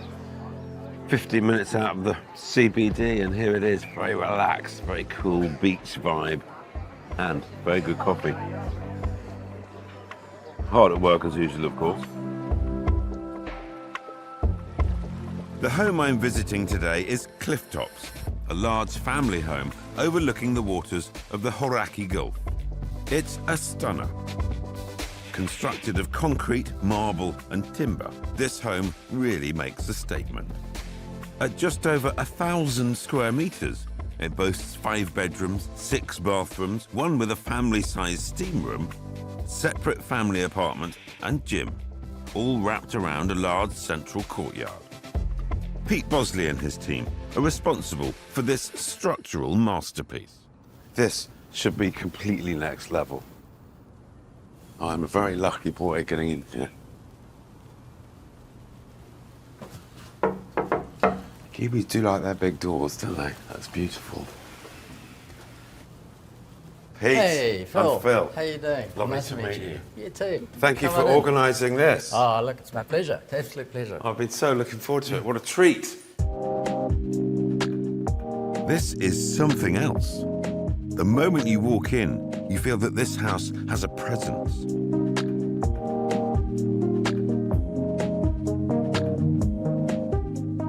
Solid, curved concrete walls, contrasting with the soft textures. The art. This room is huge, but it feels homely. Strikingly modern, but warm, comfortable. It's special for us because it's one that we've done for a client who's been collaborating with us for many, many years, since the 80s. He's often said, this is my last house, and then a year later rings up and says, you might need another one. We might need another one. Just casually. Yes. This is the hub of the home. Absolutely, yeah. And it continues the theme of the concrete fins and walls all running towards the Rangitoto and the beautiful harbour view. Yeah.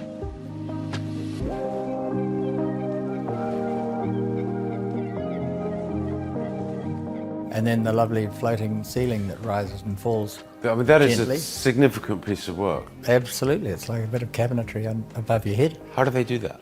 They just gently did it. We thought they might have to steam it, but they didn't have to. They did some tests and it worked out very, very well. They must have had quite a significant challenge just building that, because that's a serious bit of craftsmanship up there. When you have a building with this sort of level of finish, it's demanding, and builders really rise to the challenge, and they love doing it.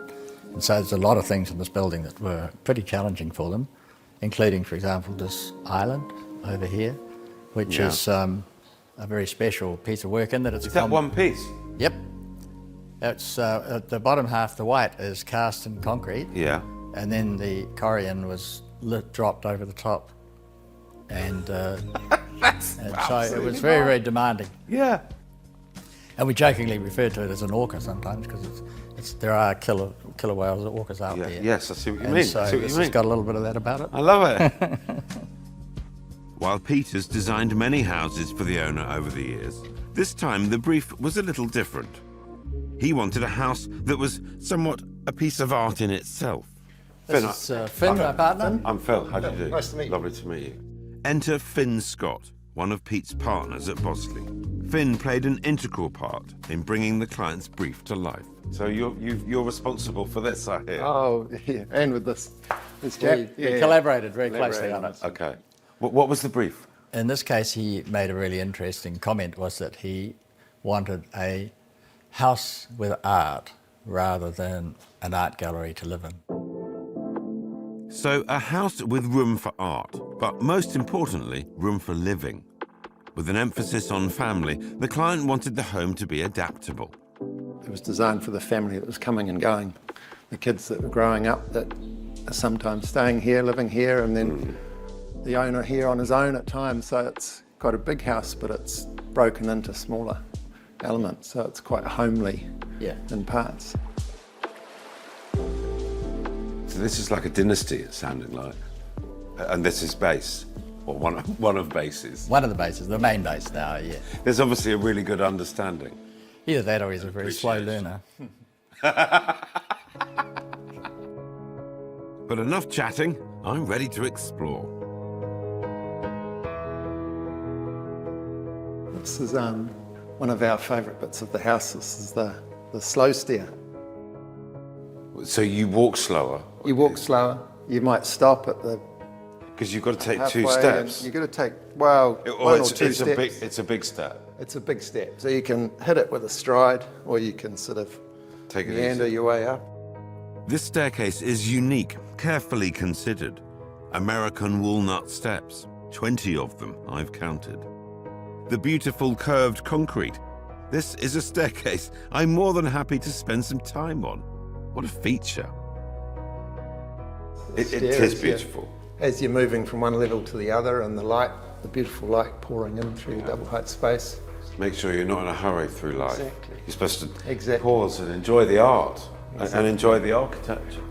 A 20-minute meander up the slow stairs. Just kidding. You are now on the first floor. What a view. From here you get a sense of the scale and the features. That red cedar ceiling, those fins.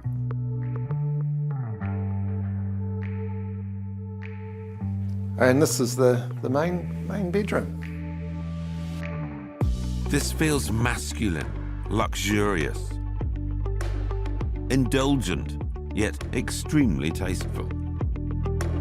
I love how that tree is right front and centre. It's a good, yeah, these two Pohutukawa Yeah. trees are actually really nice to frame they the are. rangitoto and down the harbour.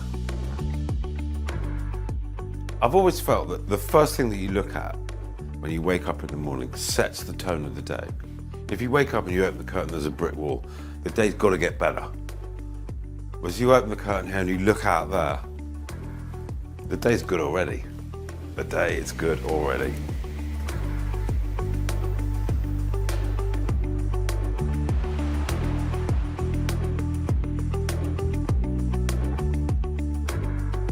What is this?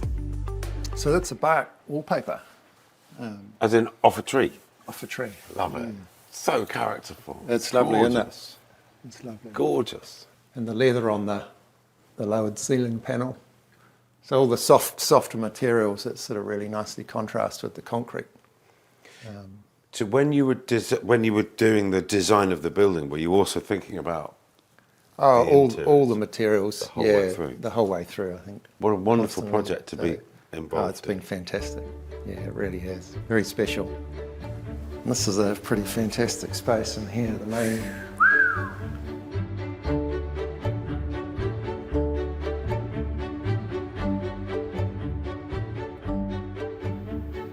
It's pretty decadent, but it's also so calming. It is, yeah, no, it's... Down the back there's a steam room actually, which... Yeah.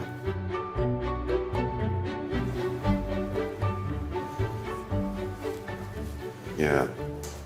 Take a perch up here and... You feel quite content with life. It's room for a few people. There's a few, I think there's 5 or 6 get in here at Yeah. a time, so yeah. A steam room with $1 million view. This just gets better. Got to be one of the most decadent, glorious, sumptuous, gorgeous bathrooms I've ever been in anywhere in the world.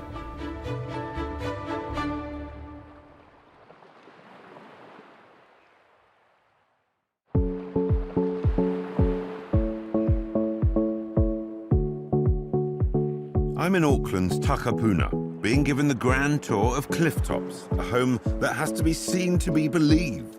My guide is architect Finn Scott. Next up, we're heading to the family area, across the internal bridge. Yes, this house has a bridge. This wall is quite a feature.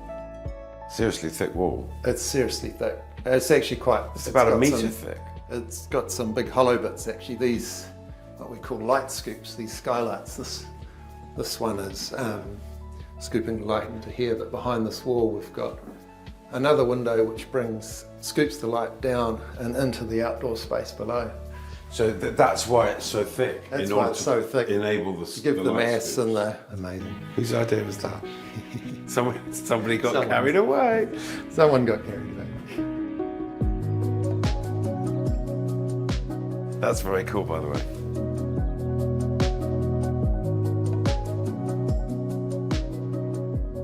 So this is the covered link joining the two wings together.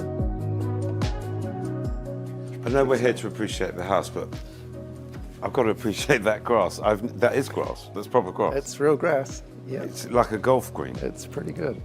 Is the owner keen on golf? Because that looks... Pretty keen on golf. Yeah, the whole family is pretty keen on golf, so... It really is a putting green.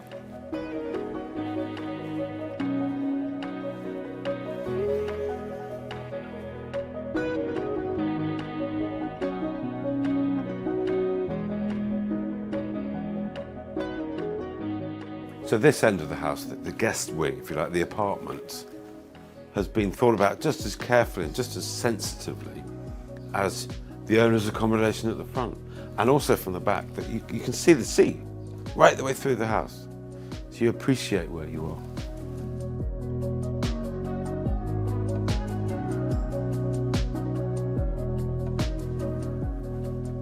Oh, here we go. The cot. You know, it really does demonstrate very clearly multi-generational living. That's what he wanted to achieve. And I love that you can have people to stay, family, friends. They can be really comfortable up here. It's stunning.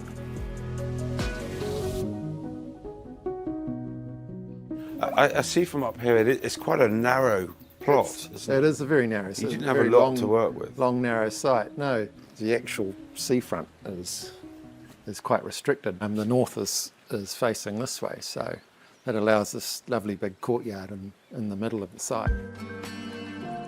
The courtyard is peaceful, sheltered from sea breezes and positioned to capture the all-day sun.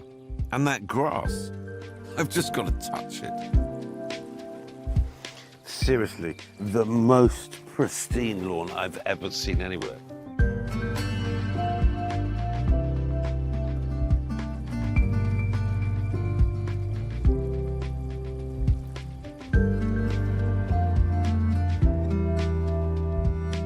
This home is a symphony for the eyes, an artwork in itself.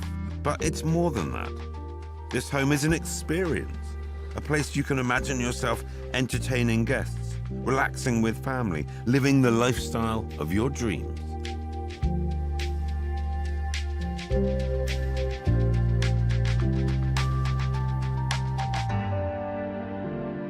It's just so much to enjoy, all the materials and the beautiful craftsmanship. The ceiling is just phenomenal. How they managed to do that. It's really impressive.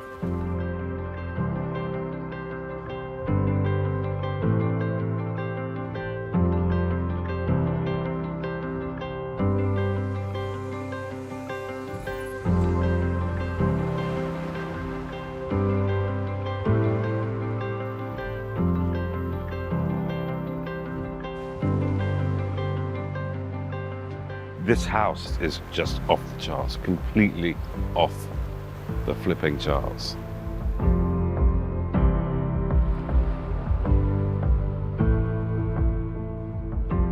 This masterpiece of design has really been built to last. The concrete fins that run through it give it a fantastic sense of permanency. It's a house for multiple generations to live in and enjoy, and indeed for generations to come. It is very, very special.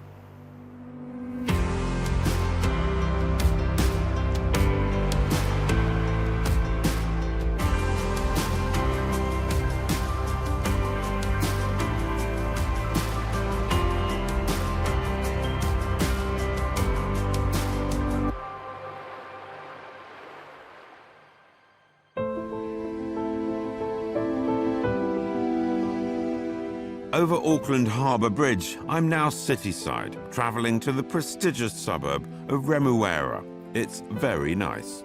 It's highly desired and, I imagine, rather pricey. Well, this all looks very smart around here, I tell you. Lots of big houses, grand houses, landscape gardens, smart cars everywhere. Tell you what, the architects have been busy around here. So Paul Clark, who is the owner architect of the house that I'm on my way to see today, in true Kiwi fashion has suggested that we have a barbecue, so I'm picking him up somewhere around here, outside the butcher.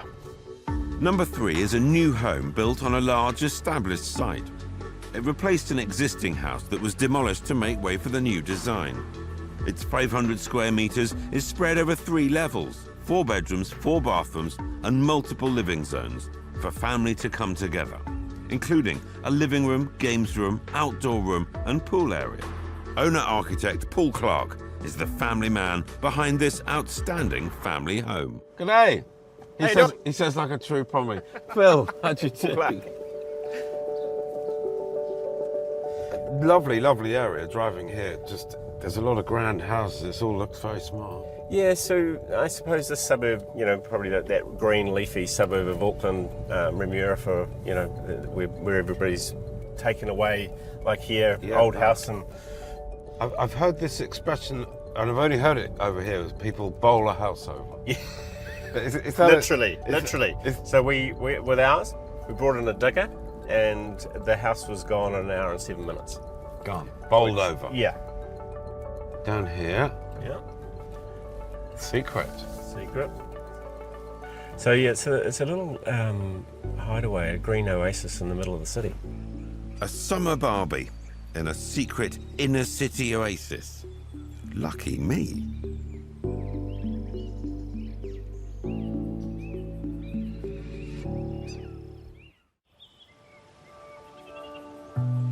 I'm in Remuera at number 3 with architect and owner Paul Clark. When Paul and his wife Deb were looking for a new property to build a home for themselves and their then 2 young sons, they fell in love with this secluded, established site.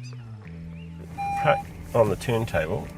On a turntable, you've got a car turntable. Fantastic. I've always wanted to go on one of those. Perfect. I love that already. I've always fancied one of these. That's pretty cool. That is really cool. What else is very cool is this front door that greets you. The stained glass, beautiful timber, beautifully crafted. It's a functional piece of art, a taster of things to come. That is a proper piece of craftsmanship, though. Oh, it's beautiful. Yeah, he is a craftsman, the man who made it. So it is brilliant. You couldn't make it that much bigger, could you? Well, you know, I had to fit in the hole. So, right. And I've always loved a pivot door. Well, I've seen pictures of your home. Great to actually come and see it in the flesh. The home itself feels lived in, warm and inviting through the use of its materials. Black walls, a surprisingly low ceiling of cedar, copper highlights in the kitchen, polished concrete floors. This isn't one of those stark, minimal, don't touch anything type of places. It's a keep your shoes on, make yourself comfortable, and stay a while family home. Welcoming, just like Paul. What was here when you bought it? Well, it was an old 1935 sort of black and white Tudor style house, which had beautiful grounds. And did you buy it with the intention of doing this? The site was the thing that I loved. You knew you could do something with it? Knew we could do something with it. So it was a clean canvas, really. And how long did you live in the original house? 11 years. Meanwhile, you were designing this? Well, I did a lot of other different designs as well. I'm trying to have a look around. Look, before we do that, let me get some food on, then I'll take you on tour. That's very important. You get that lamb on. Alrighty. So as Paul gets the Barbie on, I want to get a look at this place in all its glory.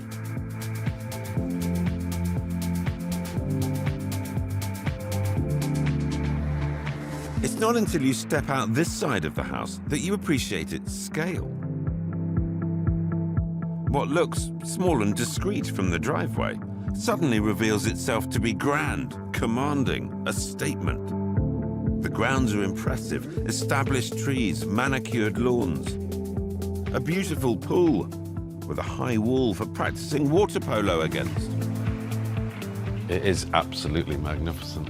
It's sumptuous. Pictures I've seen don't actually do it justice. Very cool. Outdoor entertainment areas feature widely in New Zealand, and they actually get used here. A louver roof and an outdoor fire allow for year-round use, whatever the weather. It was always the intention to design and build a brand new home. Having spent 11 years living in the original house, the whole family became surprisingly attached. So it was important for Paul to pay respect to the old while designing the new. What are we looking at there?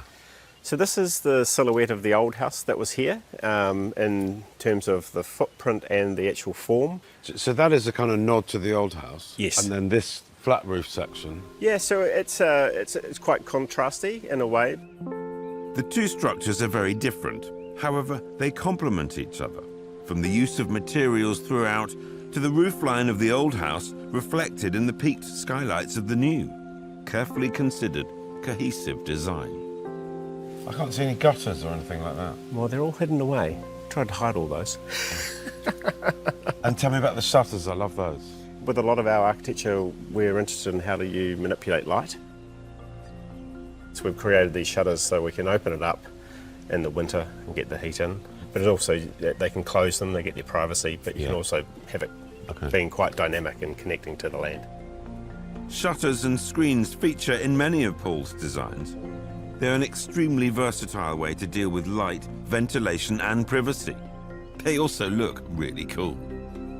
So this is our wing of the house, Yeah. my wife and I. Serious piece of glass. Yeah, so this for us was more about a gallery space. We wanted to be able to have it so that the artwork was visual from the courtyard, but then in the afternoon about this time it gets quite bright in here. Yeah. So to protect the artwork was this idea of being able to shutter this across. But also we can leave the shutter closed and the door open, and it's safe get and secure. Safe and secure and a lovely breeze. Yeah, bit of ventilation. Yeah.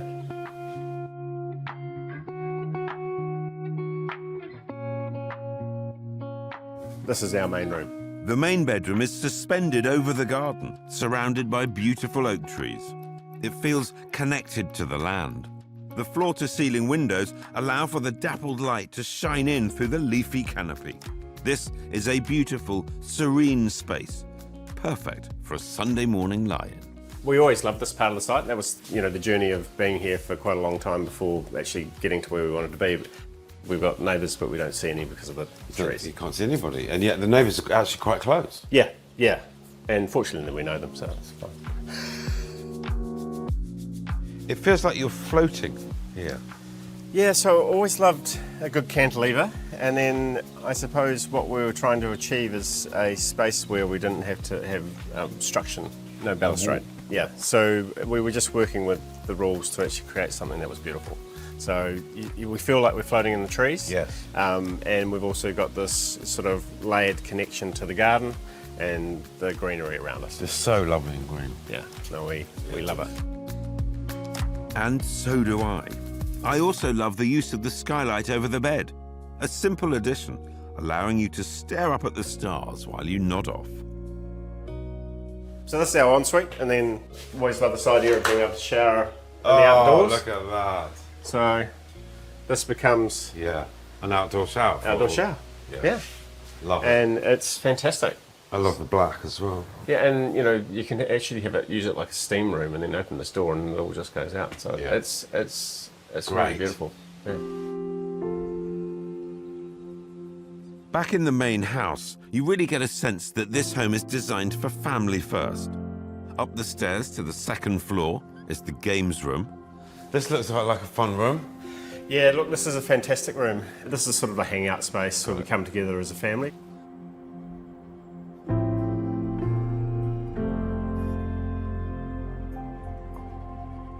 Again, cool windows. And memory again to the old house, just that whole idea of traditional joinery at one level, double hung windows, but slightly oversized.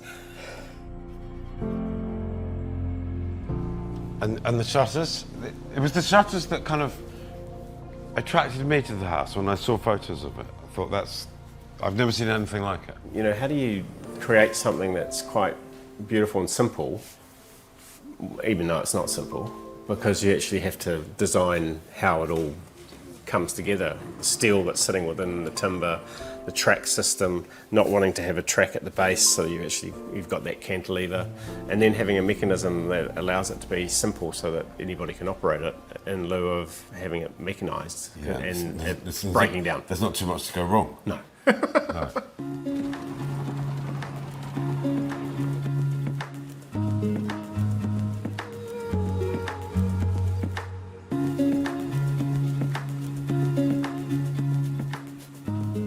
The third floor is all about Paul's boys. And the two boys have got their own space up here. Own bathroom, own workroom. Yeah, it's private, it's a long way away from mum and dad. They can do whatever they want. No one's going to disturb anybody. And yet again, really clever, smart solutions to everything. There's a huge amount of love and care and thought put into everything throughout this house to make it a really, really lovely family home.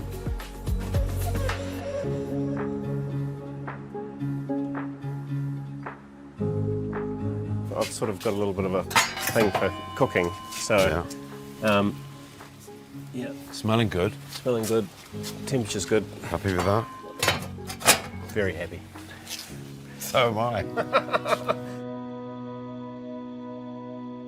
So shutters is obviously a theme, isn't it? They're everywhere. Well, I suppose this outdoor space was creating a zone that was private and separate from the main space, but the roof was reinterpreting the idea of the shutters. Yes. And being able to control light, but also protection. So this space can be used when it is raining. And you can also be quite private out here. Absolutely. So private from the house. And on occasions, you know, the boys might be out here with their mates.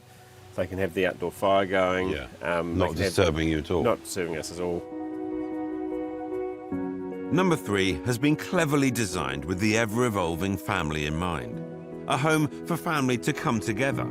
A home for the growing boys to always come back to. A home that works as well when it's just mum and dad. So as and when the boys move out, you and Debs will, you'll be just on this level. Totally. And look, and it has been interesting because the boys have come and gone, and the house actually at this lower level just actually works so beautifully. Tonight, it's a home for a family dinner. Cheers. Thank you for having me. Nice to meet you. Lovely to meet you all and have a look around your beautiful home. And it really is a beautiful home. I'm really taken with this house. It's been designed and built with family front and centre. It's a wonderful, wonderful family home. It's a fun house. Yeah, there's some architectural flair and flamboyancy and a bit of pizzazz here and there, but actually it's not a complicated house. It's not all fancy and highfalutin. It's generous, it's welcoming, and it's fun. And that right there now is what it's all about. Family around, barbecues on, the beers are out, everyone's kicking back, having a nice time. And I'm going to join them.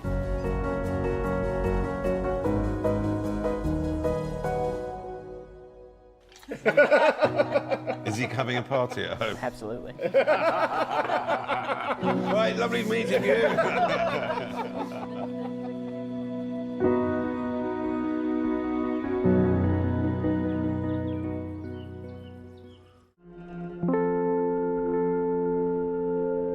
Families come in all shapes and sizes, so it's not really surprising that the houses we build for them vary so greatly. The next family home, I'm told, is a little bit different. I'm in the South Island, heading to Arrowtown, 30 minutes outside of the tourist mecca, Queenstown. It's a charming, historic village full of boutique stores and destination dining. But don't let its quaint looks deceive you.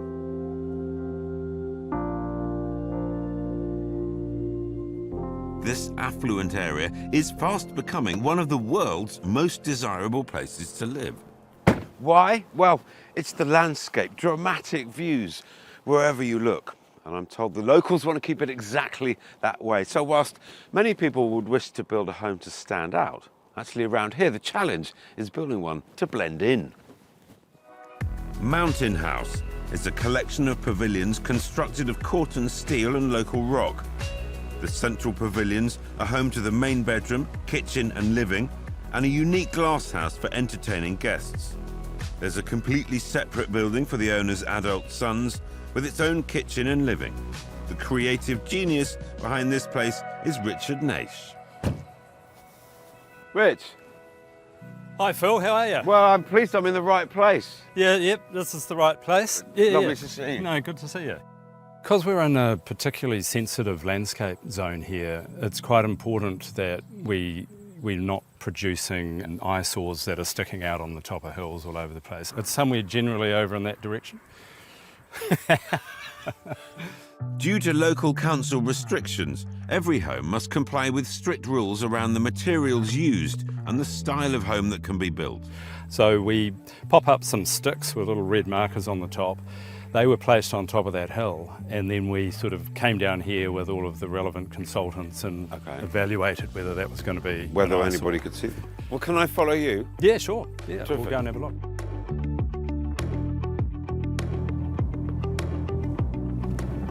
Well, turning off the main road now. It's funny that Kiwis do very understated gates at the end of a drive, and then the biggest front doors in the world. It's kind of, in England it would be the reverse. You have a massive gate, look at me, here I am, and then you'd have a really quiet front door. As things stand, I've got no idea where the house is. What have we got here? Coming round, and there it is. The owners, both very creative, wanted a home to be of the landscape, something that felt permanent, grounded, connected for their family.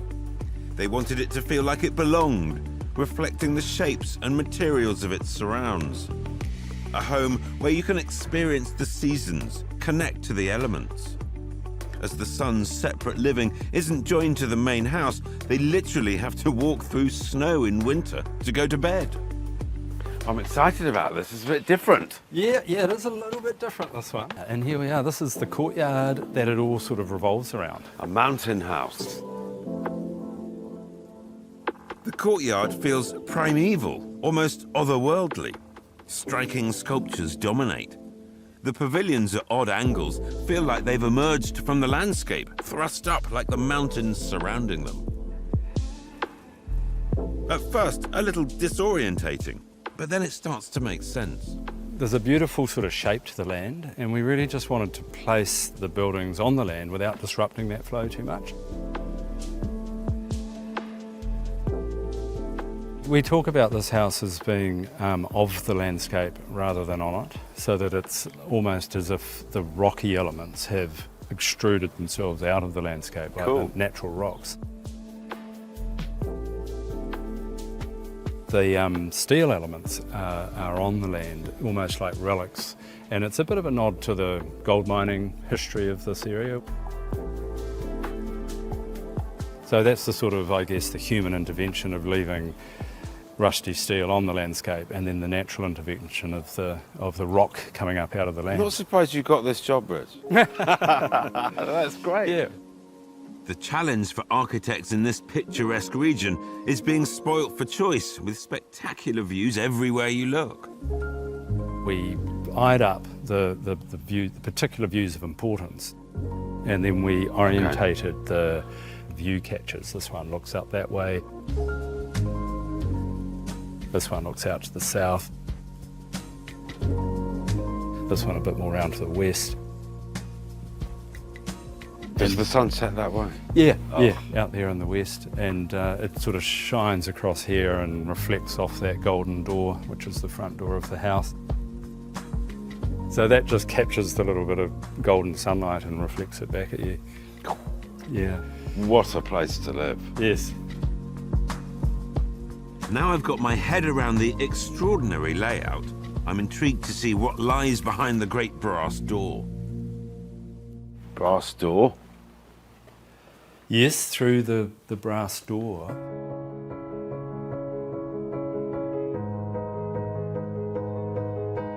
This is the living room, kitchen, dining space. Yeah. Hub of the home. Yeah, the hub of the family centre of the house. Yeah. The home's main living area is its own pavilion, built of stone, both inside and out. Great materials. Dark concrete floors, beautiful timber ceilings, more striking large sculptures.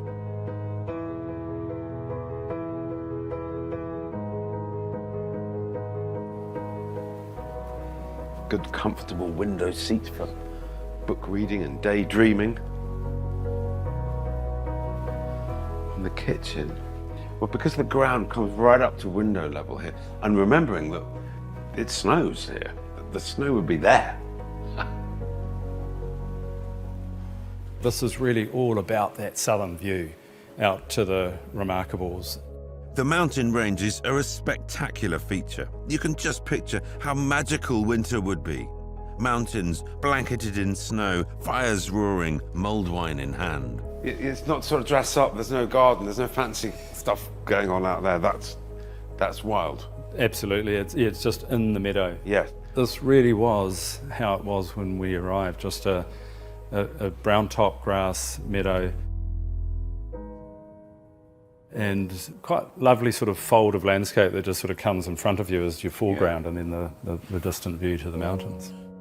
So if I understood this correctly, what you've achieved here in terms of the landscape, actually if we lifted the house up and it disappeared, the landscape would virtually be as it was when you arrived. You haven't altered. Yeah, that's right. Yeah.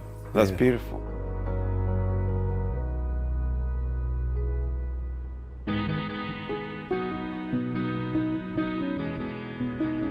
This is the glass house. Let's go through here. Right.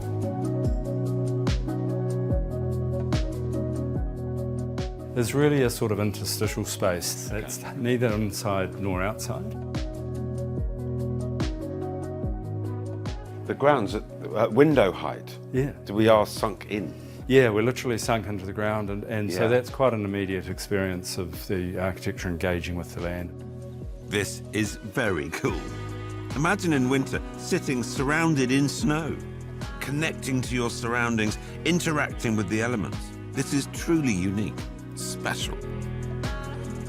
It's designed so you can just do this. You just sort of out into the garden. Okay. You know, it's as you do. Yeah. I mean, we debated whether we should have a couple of steps, but they just said, no, you know, that's the sort of relaxedness of the client. It's just like, yeah, you can jump into the garden if you want to.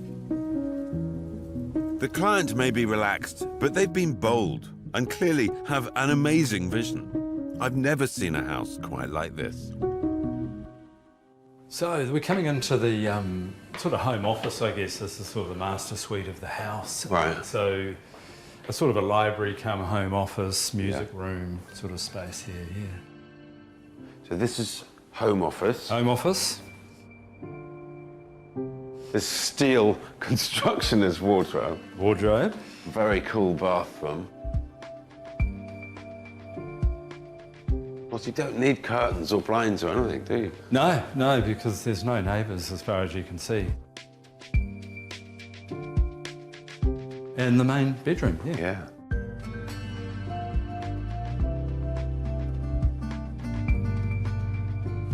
It's very quiet and peaceful.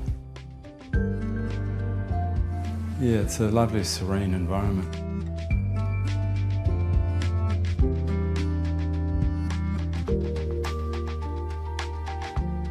It has got a good feeling of simplicity, and yet I sense it's probably quite a complicated build. Yeah, they always say it's very complicated to make a simple piece of architecture. So this is really interesting because this is the kids' block, if you like, and it's separated from the house. So the boys walk across the courtyard, come rain, hail or shine, and they have their own independent bedroom with a little home theatre living room down there too.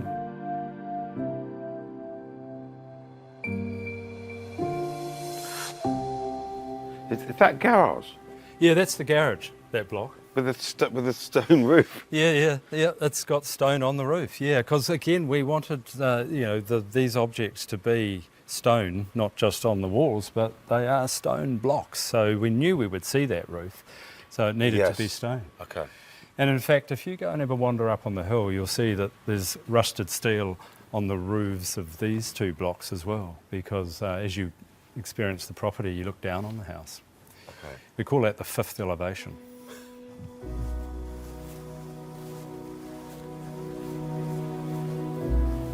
The fifth elevation, that's architect speak for the roof. And when you think about a traditional house, you don't give much thought to the roof, as you often don't see it.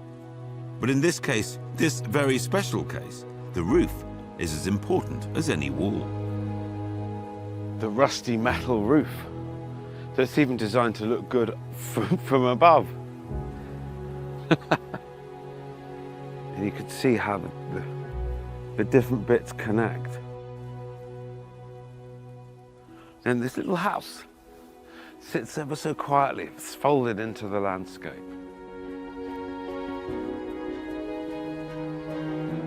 Be a really peaceful place to live, but you are surrounded by some pretty big landscapes.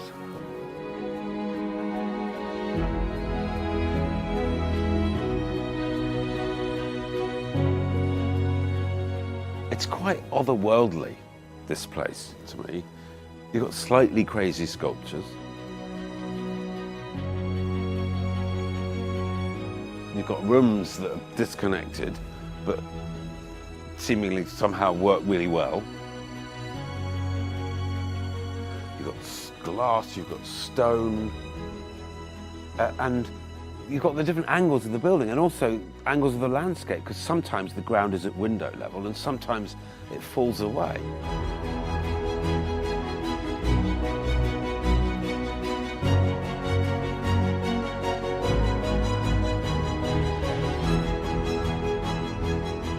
It's a bit of a head spinner.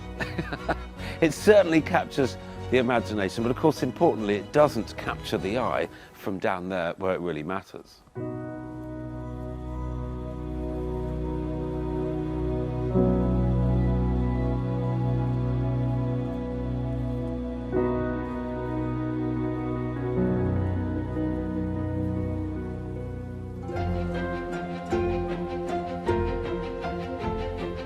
The architecture of New Zealand is unique. The landscape and lifestyle is so often reflected in the how, why, and where a house is built. But what is it that makes a house a home? More often than not, it's the family it's built for, the family that lives there.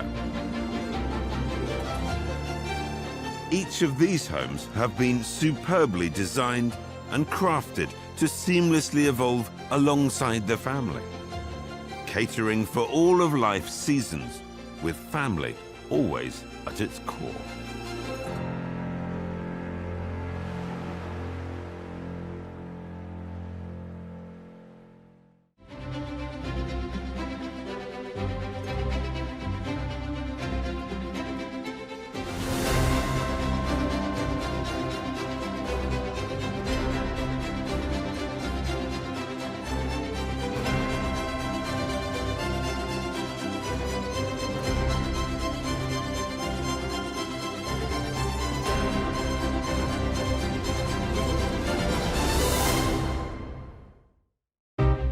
Imagine you had the chance to build the home of your dreams in one of the most stunning countries in the world, New Zealand, taking your pick of its pristine beaches, rugged mountain ranges, untouched countryside, or built-up cityscapes. This is just next level. This house is completely off the flipping charts. Where would you build? On a cliff top? It's just blowing my mind. In the mountains? That's the dream. That is everyone's dream. Or along the coast? Well, it just goes on. It just goes on. It just gets better. What would you build? A remote island hideaway? Is there anything they haven't got? An inner city sanctuary? Why have one when you can have two?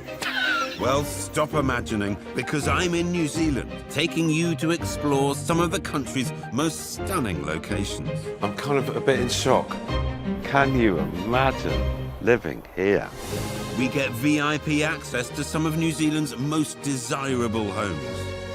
I'm starting to calm down now. It takes your breath away, genuinely takes your breath away. This is the putting green. Every home should have one. And we'll get a glimpse into the amazing lifestyles they have to offer.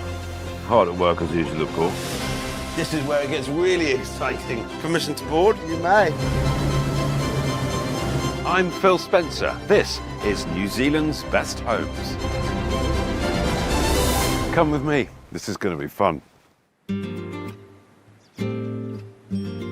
I'm in Auckland, New Zealand's largest city.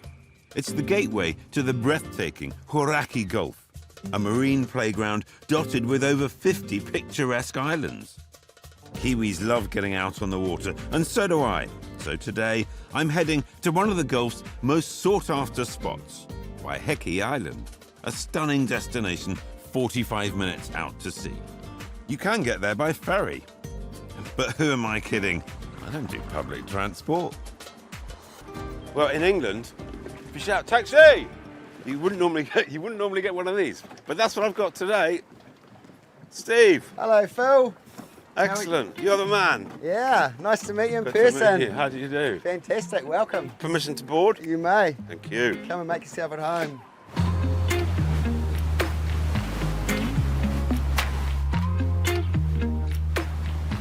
Waiheke Island is home to just under 10,000 permanent residents. But during the summer, the island's occupancy can more than triple. Aside from your laid-back beachgoer and tie-dyed backpacker, Waiheke Island attracts a lot of the who's who, including many international celebrities, all seeking out the white sand beaches and the island's exclusive vineyards and restaurants. Depending on your budget, you can go for the day or stay for the week. Waiheke, everyone tells me, is quite a glamorous spot. Waiheke is a gorgeous island with amazing beaches, awesome vineyards, good people. So Sounds like my kind of place. I reckon you'll enjoy yourself there. Beautiful people like beautiful homes, and Waiheke Island has plenty of these. I've heard the home I'm visiting today is one of the best. Thank you. Local Rock House is a striking, beautifully proportioned home, built of stone from the island's quarry.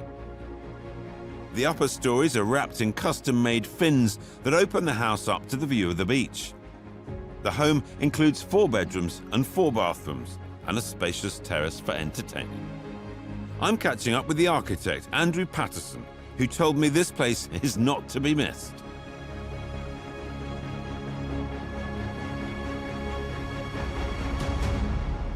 Andrew, good to see you again. Welcome to Waiheke, Phil. Thanks for getting us in here. That's Pleasure. really good of you. Yeah, it's a Local Rock House, then. local rock house. Another one of yours. Yes. This is quite the spot. Yeah, it's a nice position above the boats. Yeah. Well, it's not a large house, but let me show you around.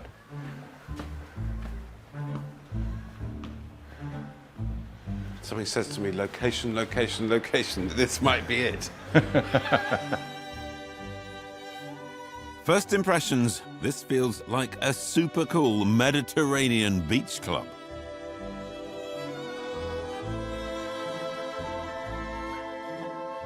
The home is beautiful, tasteful, from the natural local rock walls used inside and out, to the neutral colour palette that gives the house a calm, relaxed feeling. Everything you want from a beach house. Then there's the enticing pool and terrace, positioned perfectly, allowing you to enjoy the view of the beach without the beach having a full view of you. It's a stunning room, and it's such a stunning setting. Really, really special. It is a wonderful spot because you get the whole curve of the beach, all of the Pūtikawa trees, and it's a favourite anchorage for Aucklanders. Okay.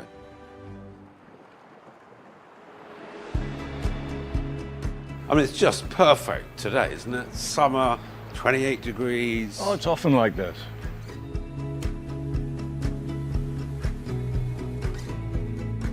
And I can imagine out here the big lunches and rosé and settling in for the day. Well, these places with these kind of anchorages tend to be very gregarious and social and easygoing. I could spend a long time here. But this is a stunning example of how a beach house should be, in my opinion. I mean, it is in the most incredible spot with brilliant views, but it's also got privacy. It feels like you're on resort. You know, this could be south of France, it could be in Spain, kicking back on holiday, and that's how a beach house should be made to feel like you're on holiday. Tell me, why is it called Local Rock House? Well, Waihiki's famous, very famous for its wineries. And little known fact is they all sit on a particular deposit of mineral-rich rock called pyronite. And that's what gives Waiheke wines its unique Waiheke taste. Okay. And this being called Local Rock House, is it made out It uses of the same rock. Got it. Yeah. It's really characterful. Well, it ages beautifully like fine wine. You can see all of these mineral deposits have leached out since the house was built. Okay. And the idea of using it is it makes the house local and Yes. distinctive and Yes. belonging to the island. I think in a beach island house you want to have durable because you get the extremes of weather and the salt spray. You want a house that's going to last. The resort lifestyle flows effortlessly into the large, comfortable living, dining and kitchen area. Everything about this home feels light and breezy. It's all about easy, casual living. Long summer dinner parties as the sun sets, a light summer breeze cooling you after a lazy day by the pool. You just get a sense of fun, entertainment, big tables, big table, big couches, lots of people over, having a good time. More beautiful stone floor. Even the handles, you know, it's just been so slickly done. And so cleverly designed. Everything is so easy on the eye. The incredible furnishings. While all high-end, it's not fussy. Sandy feet and sunscreen are still very much welcome here. So tell me about how this came to be. Well, this is a steep coastal escarpment.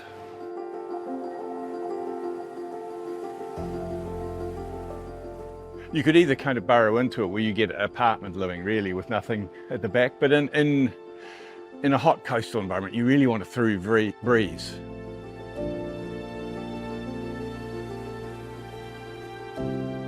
So we excavated out the escarpment a bit so we could get a double-sided house. So we get the sea breeze coming through and the afternoon breeze coming the other way.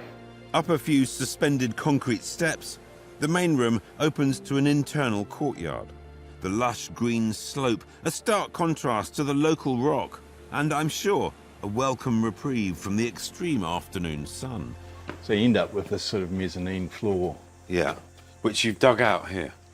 Yeah, you can see this is dug out, so it draws air up out of the main room and keeps it cool. And you get this wonderful view right of the waterline. Yes. It's what you really want to be looking at. Yeah. I bet actually they spend quite a bit of time up there because it's quite private. Yeah, it's really good in the evening because in the evening you get an onshore and you can sit up here and it's still and warm and light the fire and still get the view.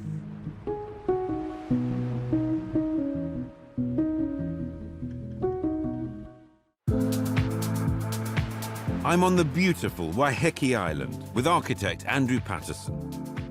We're exploring Local Rock House, a luxurious, stylish waterfront beach house. And it's time to head upstairs. The bedroom suites are perched above the rock wall, sitting high with a view through the trees to the beach. Cool and private. Beautiful. So the main bedroom with the main view. Yeah, through the trees. These shutters are good because of it's a very popular beach and sometimes you need the privacy. Yeah. And it's also lock up and leave. And the big advantage is you don't need curtains. Of course. So they move. Yeah, I'll show you. There we go. Bye-bye world. It's nighttime now. I would love that. Completely enclosed. Don't need curtains.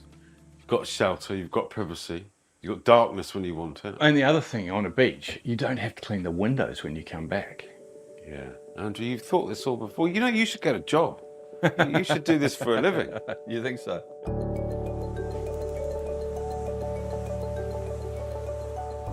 So at the end of your weekend or end of your holiday, you just close it all up? Yeah, you can pretty well seal the house completely. Nice and tight, nice and secure. I love just the concept, the idea, the notion that you could have people over for dinner, because this is probably nicer than all the restaurants, and then you'd have a big lie-in, close it all up, be nice and dark, and then in the morning you think, let's have a look what's happening outside. Press the button, the blind's open, and your day begins. Ready for the day. Ready for the day. If it's raining, you just can close them again. Close them, go back to bed.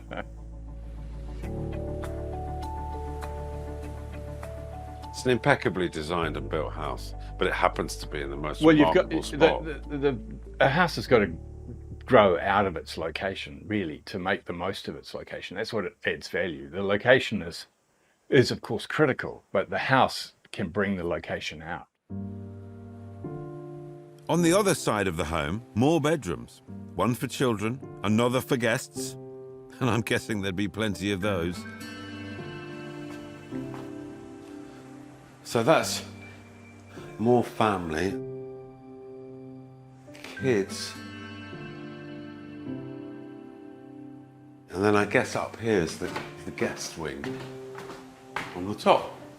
Cool staircase.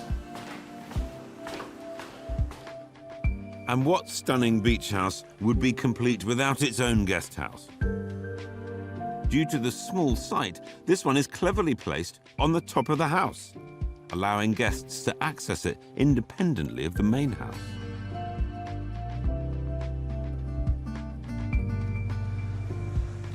Not a bad view for a guest.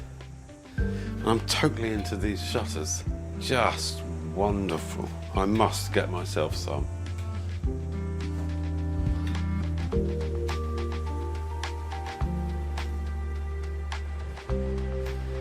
And when you've had enough of the beach and the boats, and you've had a big long lunch and a barbecue, and you just come up here and chill out.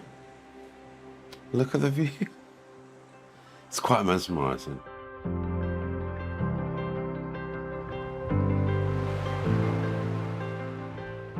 If there was a downside of living in a place like this, it would be you'd have too many friends, because everybody would want to come and visit you. But then you'd never want to leave. You wouldn't want to go to somebody else's house. You wouldn't want to go to dinner, because you'd just be really happy here. And that's the ultimate, isn't it? If you're going to have a holiday, that is the ultimate.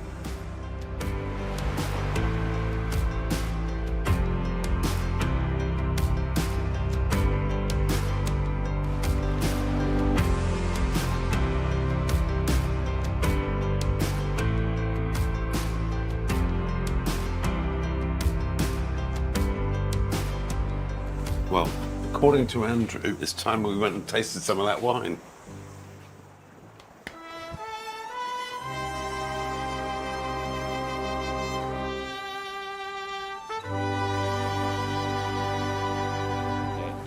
Oh, bless you.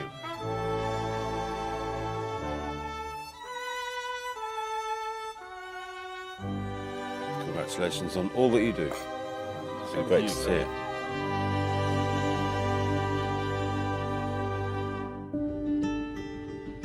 Back on the mainland, Auckland City, it's well known for many things. Its harbour bridge, its beautiful waterfront, the Sky Tower, but my personal favourite, the perfect coffee.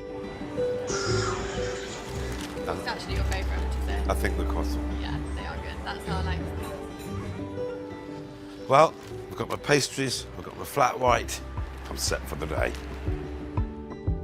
With coffee on board, I'm heading to Point Chevalier, an inner city suburb full of parks, great schools, and its very own beach, making the area a popular pick for families. New Zealand is a country that's just as obsessed with home ownership as we are in the UK. And that, of course, means, particularly here in Auckland, that it's competitive. It's very hard to get what you want, where you want it, at a price that you can afford. And the couple that I'm going to meet today faced exactly that. Apparently it's an awkward spot. They had a very tight budget. It's a small plot, but they built something incredible, so I'm told. Courtyard House. is a 3-bedroom, 2-bathroom new build designed for a busy corner site. Street-facing walls of red brick create privacy with a floating cedar ceiling allowing for light. The back of the house is open, wrapping around a central courtyard. The man behind this mystery is owner and architect Guy Tarrant. Well, the first thing that strikes me is it doesn't look much like a house, and it's on this kind of pointy plot. It's also next to quite a busy road.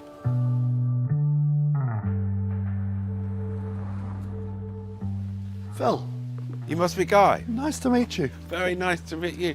So you're the man who thought you could build a house on this plot? Yeah, I suppose it was a bold move, but I had a very clear idea about what I thought we could do here. I suppose I thought about it really as a sort of secret walled garden. I wanted people to be intrigued as they were walking past. I wanted a sense of, what's this house about? Is it a house? What's going on? And I think the idea of the floating roof gives people a little hint, a tantalising hint of what lies within. The red brick wall isn't giving much away. I'm excited to see what's on the other side.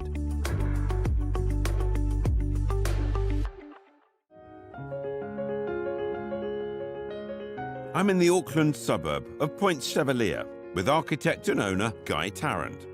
I'm excited to explore beyond the brick wall of Courtyard House. I drove up and it doesn't look like a house at all. No. And people confuse it as a public building, a church. Because you're next to a beautiful church. Yeah, so- next to a beautiful church, which is one of the things that really attracted me to the site. While the unusually shaped site would have been off-putting for most, Guy saw this challenge more as an opportunity.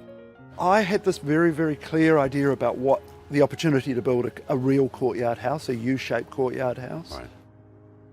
I'm intrigued. I'm really intrigued. Well, come in, Phil. Can I? Have a look inside. Right, so what have we got going on?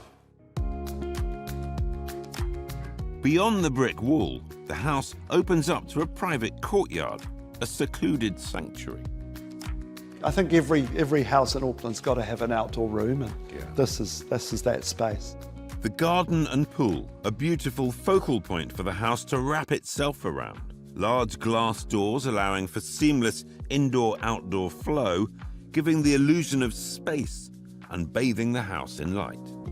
And I see how the wall, it's not just in the house, it's in the garden as extends, well. yeah. That's why we decided to line the inside of the wall with brick as well. I wanted the space to feel continuous.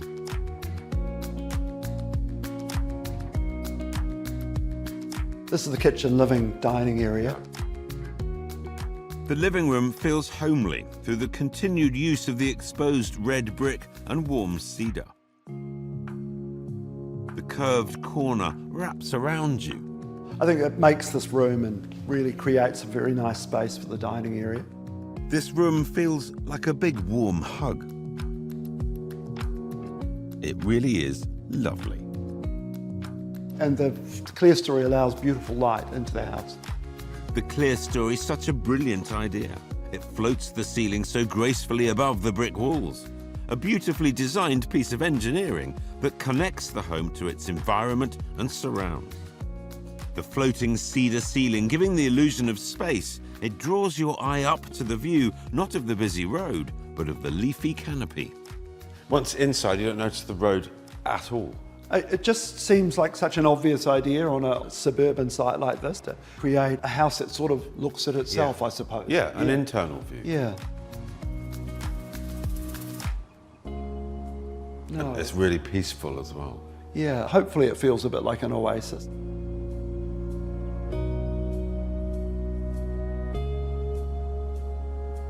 That's a window out onto the street. So that's my little church viewing window. Yes. Got it. So when you designed the house, was that view of the church in your mind? Absolutely. I really wanted to connect to the church. But I think that's the nice thing, is that the house, it's very closed, but it has these moments which allow it to be connected to the street.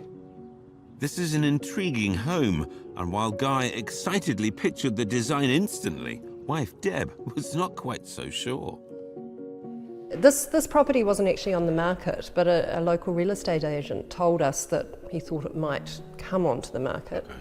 And Guy came round and got quite excited about it because it wasn't... Because it was an awkward plot. Because it wasn't a rectangle and it wasn't a square. And he brought me round here and I was less keen.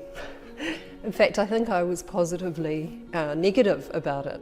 You know, I saw it as being quite prominent and a corner site. And actually everything I love about the building and the site now, I'd kind of discounted in my mind. Another factor for Guy to consider in the design was the desire to downsize for their future. So we were really building for what our everyday life required, what we needed, not what we thought we needed. While it's easy to build a large house, it's surprisingly hard to build a small one. Every square centimetre has to be carefully considered. Spaces need to be easily adaptable. Zones needed to be used for multiple purposes. Even the awkward corner had to be functional. This was the opportunity to do a very pure courtyard house and create this jewel in the middle of it, which was the pool. So the pool really is the view. It's the centrepiece of the courtyard. Yes, it is. And you've got a bit of greenery here. Well, that's actually our pool fence. In New Zealand, pools must be fenced. Here they have cleverly created a moat of manicured hedging around the pool. It's a way of avoiding having a barrier, and it's 1,200 deep at this end and it's a metre deep at this end. So it operates in place of a pool fence, but as a pool fence. Clever. And also gives us some extra greenery. Yeah.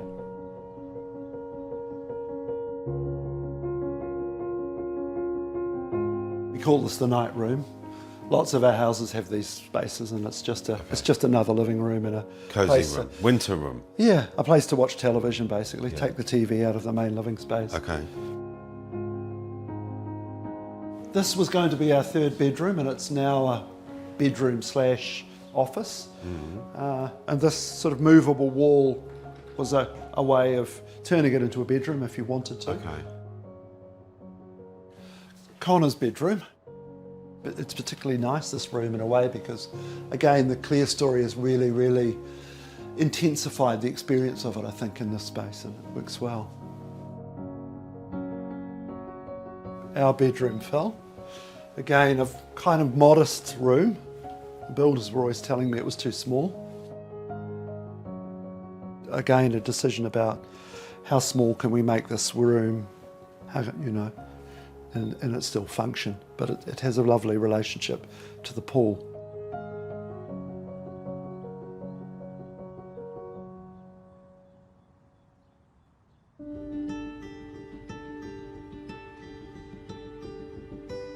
I wouldn't normally do this, but it feels like climbing in the window. It's just asking to be done. It's great. It's really fun. This time of year, just everything opens up, enjoys the pool. This is the private part of the house, but actually we're so close to the road, and yet these brick ventilation screens, they give a view, they give ventilation, but they also give a bit of privacy. It doesn't feel like you're that close to the road.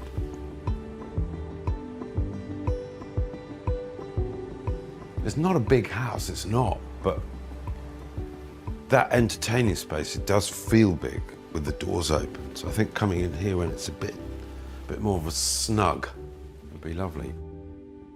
But this is the public space, this is the entertaining space.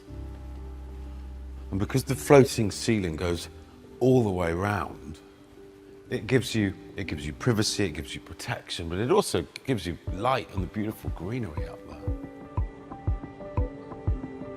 Speaking of greenery, the garden outside the house is as much a feature as the home itself. With a large and what could be deemed obtrusive brick wall on the boundary, Deb and Guy decided to create a visual treat that could be enjoyed by not just them, but the community as well. So is the garden your thing, Deb? It is my thing, yeah. It's beautiful. It's my It's really pride lovely. and joy, really, and my happy place. Yeah. You spend a bit of time out here.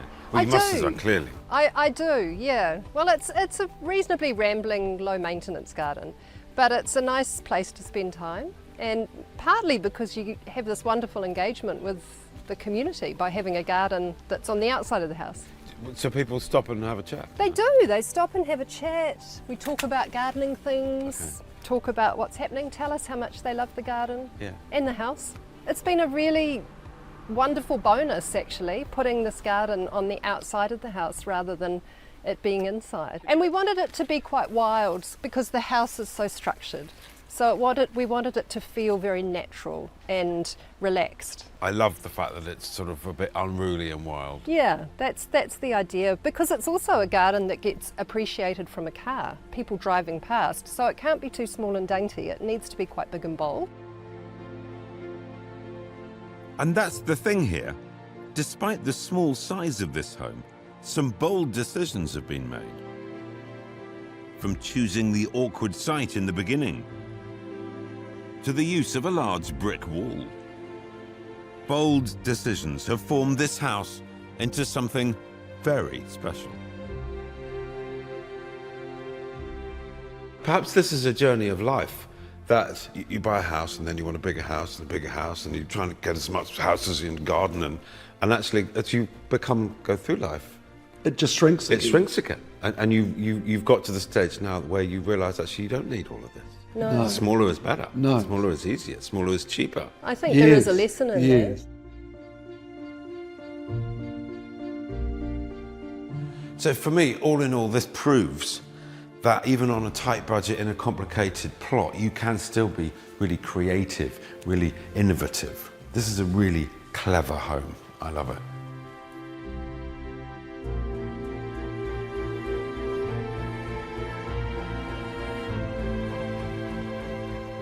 Well, if this is what compromising and downsizing looks like, I reckon I might give it a go.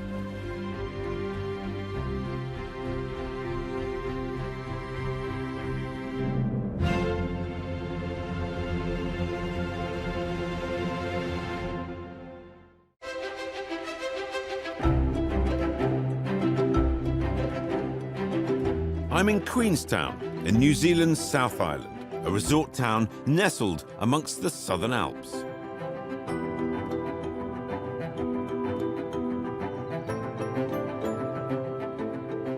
I spent 3 weeks hitchhiking around New Zealand when I was 19, and this is the place that I remember, Queenstown. It's changed a fair bit since then. There's a lot more upmarket shops and restaurants and things like that now. But the one thing that will never change, of course, is the beautiful view of the lake and the mountains. Taking in that view is one of the challenges faced by the architects of this region. Homes are designed to take in the dramatic vistas, but this can mean, due to the angle of the sun at certain times of the year, a choice between the view or a home filled with light. The house I'm visiting today, I'm told, was designed to give the owner the best of both these worlds. Copper House is an impressive home constructed of copper and stone. It's set on 3,200 square metres of grounds. That's just over half a football field.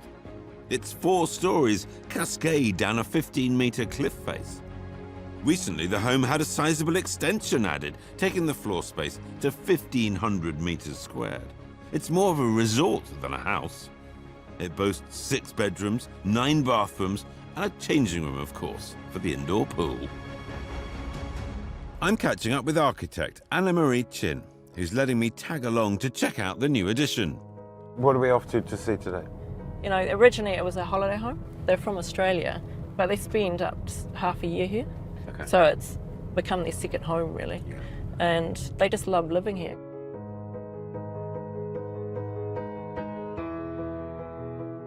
Last year we finished the extension, which is a pool house. Okay. Which is completely attached to the house. Right. And so what I want to do is go and have a look at it. That must be it. It is. It's right the here. The copper house. Yes. It's quite obvious. And it's lovely because it's weathered. The large exterior is clad in pressed copper that ages over time, making the building almost camouflage itself into the landscape, while at the same time giving it a subtle glow, a warmth. When it first went up, all the copper, it was straight in the newspaper because it's this shiny house and it's on the, you know, it's so visible. But within 6 months it was gone. If you couldn't see it, you can't see it. What you can clearly see is the distinction between the original house and the extension. Weathered copper versus brand new copper. I'm excited to get to the extension, but let's take a look at the house first.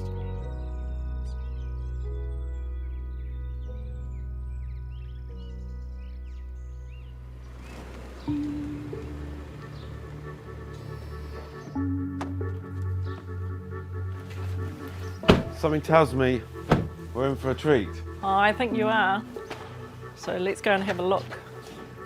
After you. Get me in there.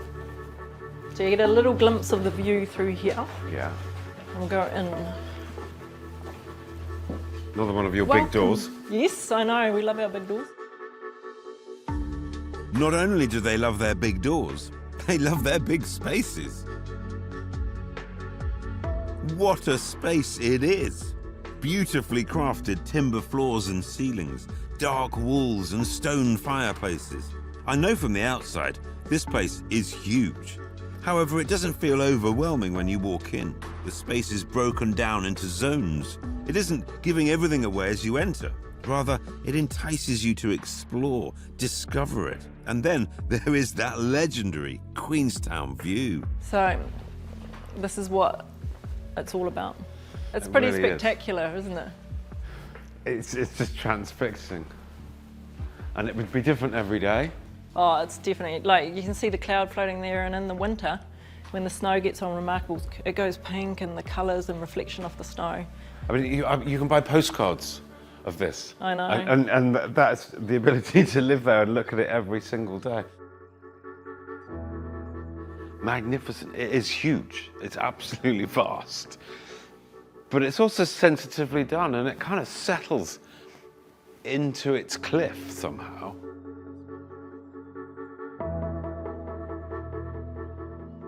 The one thing that was a challenge about this property is it's a very steep slope. Yes.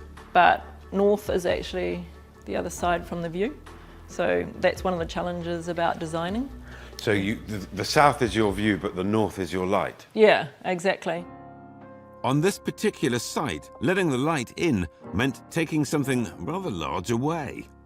So we carved out the land at the back to create an outside courtyard. So the view connects across the living, makes it very much indoor-outdoor. I like the way you just casually said, we just carved out some cliff. This casual carving involved a lot of work and a skilled team. In fact, they needed to excavate and remove over 4,000 cubic meters of stone from the site. For context, that's about 150 rubbish trucks full. But to be honest, it was well worth it. Creating these sheltered living spaces tucked away from the weather, but not from the views. With the roof that moves and lets in that really important north light. Is that a hot tub or a pool of some Yes, kind? yep, the hot tub, Yeah. pizza oven, huge outdoor fireplace. Massive chimneys. So the one thing we've done is broken up the house into spaces. It's a Okay. very large house. And to create different spaces that, with lots of people, you can go into different areas. Okay. It's just such a very comfortable kind of sunken lounge feeling. And with the window seat, because you can sit in the window. It's fun because this is the lounge, but there's no TV. I know. Because that's the television. That is your entertainment. That's the view. And what's really lovely is when all the storms come, all that weather comes towards you and you're sitting in the view watching the weather come towards you. Yeah. You could spend a long time doing that. Well, I think you could get quite mesmerised, actually.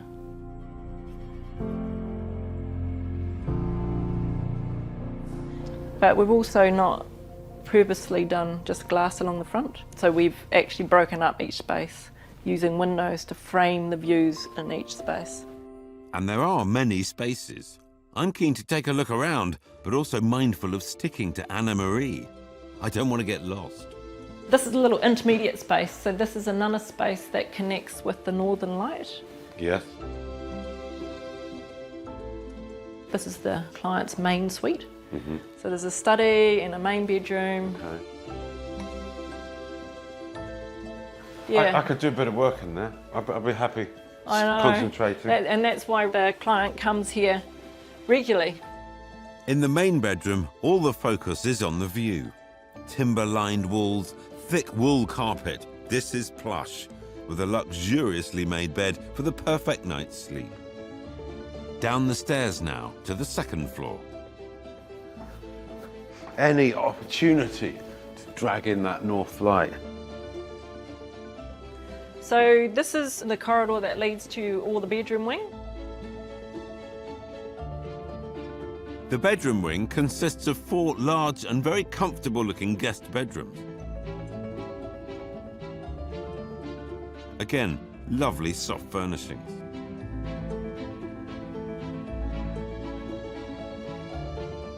Slightly different angled view, framed in a slightly different way. Oh, look, there's another view there.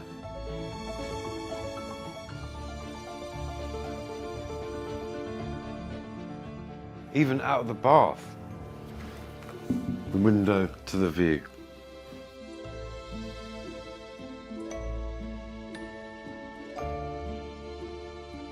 And this is for the kids. A big, bright and cosy kids' bunk room. Perfect for the visiting grandkids to hang out, watch movies, and I'm quite sure a few good pillow fights. So we wanted something quite playful, colourful, space that they can just spread out. 1, 2, 3, 4, 5, 6. And you can actually lie on here and go to sleep. Actually, a nap would be pretty good right now, but we're still to see the new extension that I'm told is going to literally take my breath away. If I'm honest, walking these hallways is already doing a pretty good job of that. Okay, let's go to the media room. Sounds so, good. would you like the lift or the stairs? Lift, There's please. Lots of options here. Why take the stairs when you can take a lift? We haven't taken a lift, so we might as well. But with a staircase like that, the stairs aren't a bad option either. And here we are, on the 3rd floor now. Yes, we are. So this is another more intimate lounge space. The media room is almost cave-like. A huge fire to light. It's a place to snuggle up, lie on one of the comfy sofas and watch a movie on the big screen, perhaps after a day on the slopes.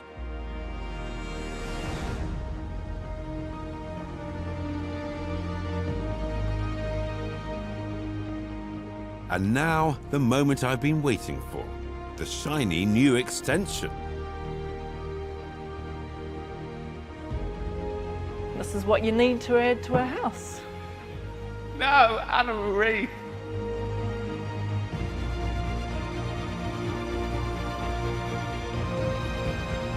It's actually really cool. I love it. It's Really cool doesn't do it any form of justice whatsoever.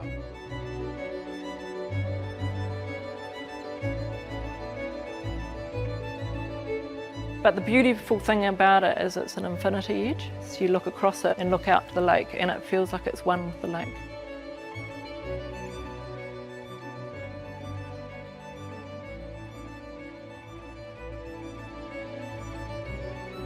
The pool, the glass, the sky, and the lake, they all merge into one. This is luxury plus. It's just blowing my mind.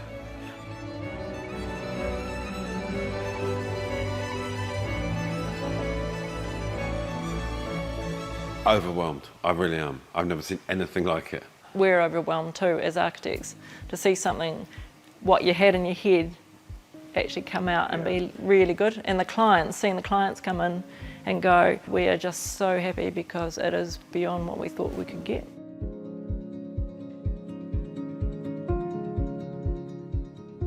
But wait, we are not finished. There is more. There is the pool, but then there are all the other amenities that go with it. It feels like some kind of private members club. I just hope I'm not about to get kicked out. What's this? This is another kind of relaxing room, bar room. brass bar, bespoke chess and games area. This is opened up. Oh, I love a living wall. Wonderful. Bit more northern light coming in, bit of greenery, give it some texture. Very cool staircase. This is incredible. It's sumptuous. It's absolutely magnificent.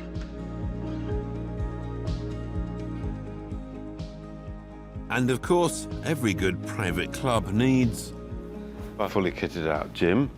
Let's see what happens in here. Ah, yes. Golf simulator. Why not? Just chuck one of those in a corner. Changing room. Massage room. Sauna. That's bound to be a steam room. Yeah, of course it is. This isn't open to the public. It's not a hotel. This is a private home. No expense spared.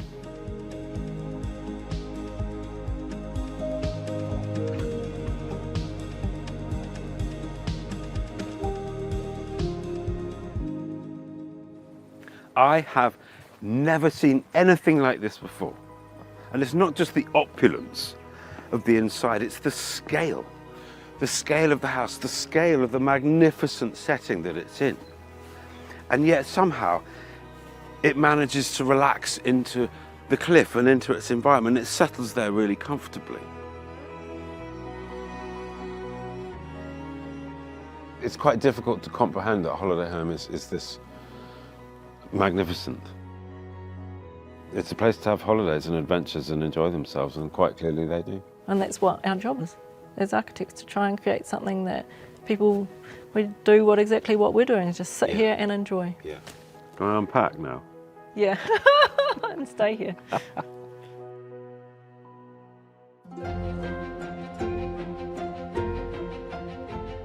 Point Chevalier's red brick house on the corner, Waihike's rock house on the beach, and Queenstown's copper house on the hill. 3 outstanding homes, vastly different in terms of purpose and scale. However, all known by the materials used in their construction.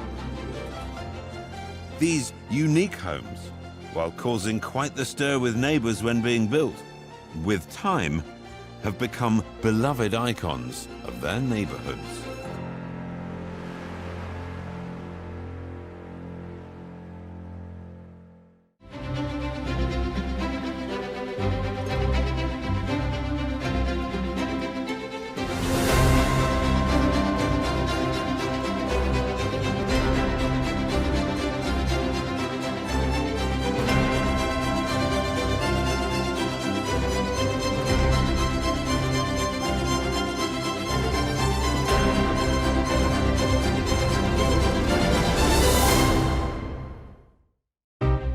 Imagine you had the chance to build the home of your dreams in one of the most stunning countries in the world, New Zealand, taking your pick of its pristine beaches, rugged mountain ranges, untouched countryside, or built-up cityscapes. This is just next level. This house is completely off the flipping charts. Where would you build? On a cliff top? It's just blowing my mind. In the mountains? That's the dream. That is everyone's dream. Or along the coast? Well, it just goes on. It just goes on. It just gets better. What would you build? A remote island hideaway? Is there anything they haven't got? An inner city sanctuary? Why have one when you can have 2? Well, stop imagining, because I'm in New Zealand, taking you to explore some of the country's most stunning locations. I'm kind of a bit in shock. Can you imagine living here? We get VIP access to some of New Zealand's most desirable homes. I'm just starting to calm down now. It takes your breath away, genuinely takes your breath away. This is the putting green. Every home should have one. And we'll get a glimpse into the amazing lifestyles they have to offer. Hard at work as usual, of course. This is where it gets really exciting. Permission to board? You may. I'm Phil Spencer. This is New Zealand's Best Homes. Come with me. This is going to be fun. The North Island of New Zealand is renowned for its dramatic and diverse coastlines. From the black sand beaches of the west to the stunning Hauraki Gulf and its picturesque islands. But there is nothing quite like the piece of coastline I'm going to be visiting today. I'm travelling an hour north of Auckland to the Kaipara Harbour to visit a home I'm told has to be seen to be believed. Not only is it located on the largest and one of the wildest harbours in the Southern Hemisphere, to get there, you have to drive safari style through a wildlife sculpture park. I'm going to meet Noel Lane. He's a very well-known architect in New Zealand, and he's also built a house here. Which, judging from the pictures I've seen, is quite remarkable. And it's going to look out on the Kaipara Harbour, which is what this is all about, really. Swallow Point is a collection of 7 low-profile structures, each connected by a series of boardwalk-like passageways. This family home, spread over 535 square metres, consists of 4 bedrooms, each with their own ensuite. With the site on the edge of the Kaipara Harbour and surrounded by native bush, every window is thoughtfully positioned to enjoy a unique view. Today I'm meeting owner and architect Noel Lane, one of life's good sorts, who designed the home for his family with support from his friends at Rowe Baton's Architecture. Here we go. Oh, look at that, as if by magic.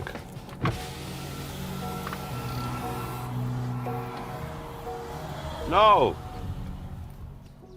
Hey Phil, how are you? How the devil are you? Very nice to meet you. Nice to meet you too. Excellent. Climb aboard.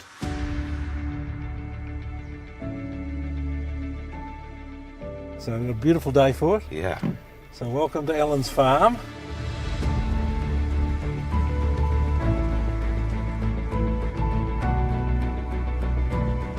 The farm is owned by Noel's father-in-law, Alan Gibb, a businessman and philanthropist. Water buffalo. Water buffalo. They're water buffalo. Actually, it's a shame because a few minutes ago they were swimming.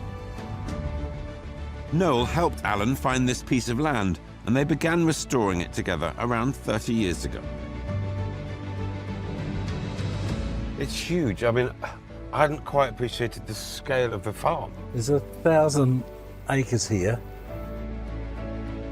Alan and Noel have used this land as a blank canvas for a collection of 28 commissioned sculptures from many of the world's most respected artists. Tell me about this one. That's an English sculptor. It's actually all designed and engineered in England, and he brought down and we built it here. Artists are invited and challenged to create something that can live up to the scale and grandeur of the landscape.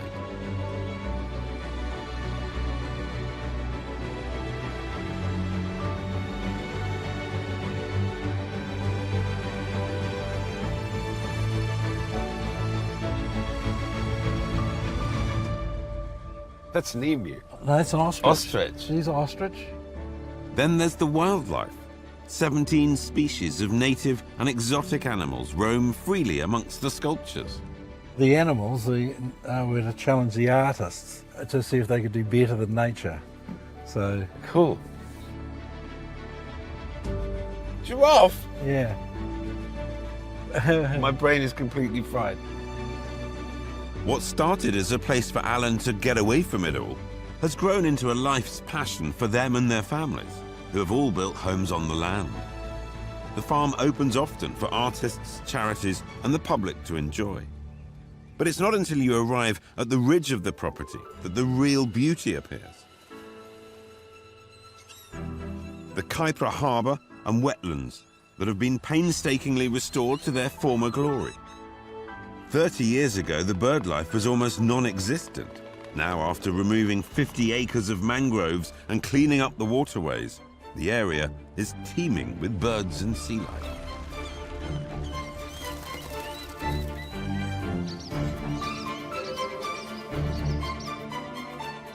And this is the spot on Gibbs Farm where Noel and his wife chose to build their home.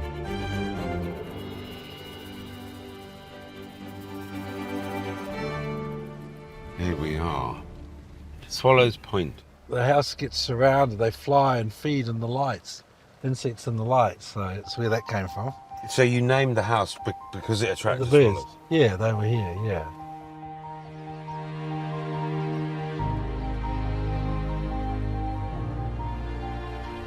There you go, Phil. Welcome to Swallow Point. Ooh. Look at this.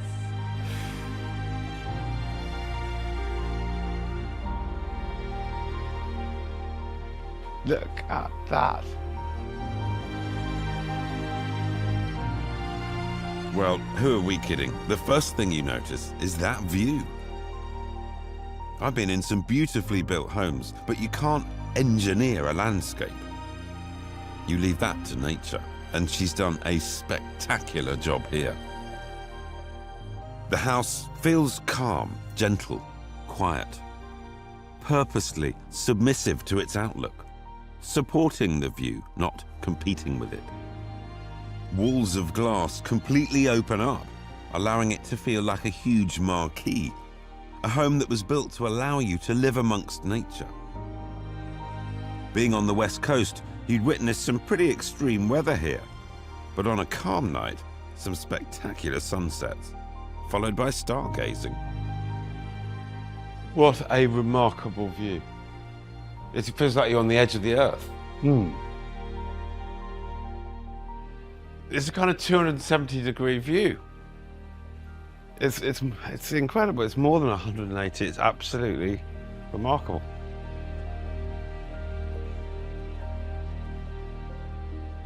This area is all about actually being here, and really if you could, you'd be here, and this is where you'd live. This is where you'd live. It's so much preferable to sitting inside. It's clear Noel is an outdoors man, so the brief was to design a home immersed in nature, making the most of the sweeping harbour, the forever changing views, the regular ebb and flow of the vast tidal flats, storms, sunsets, and everything in between. So the idea of this house is it's not a beach house and it's not a sort of farmhouse, it's a country coastal thing, and I was trying to understand what that actually meant architecturally. And so the reference I'm back to is childhood camping trips and experiences with my family. If this is what they call camping down here, I say, sign me up.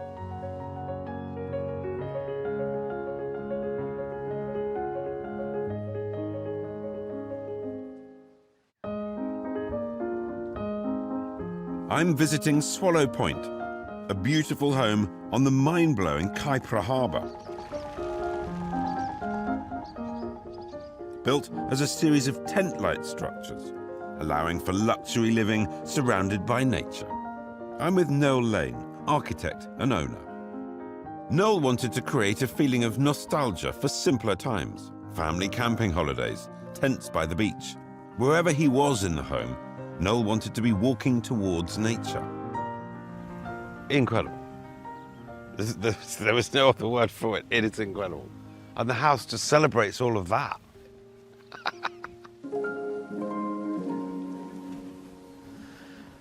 It's all so exquisitely done. All of the materials.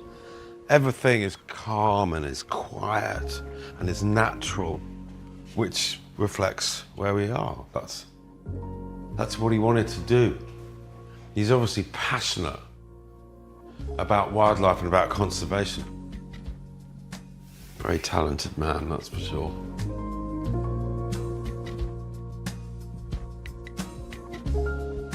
It's bringing the outside in. Never, ever have I been in a home anywhere in the world where so much of the outside is in, even to the extent of outdoor furniture being indoors.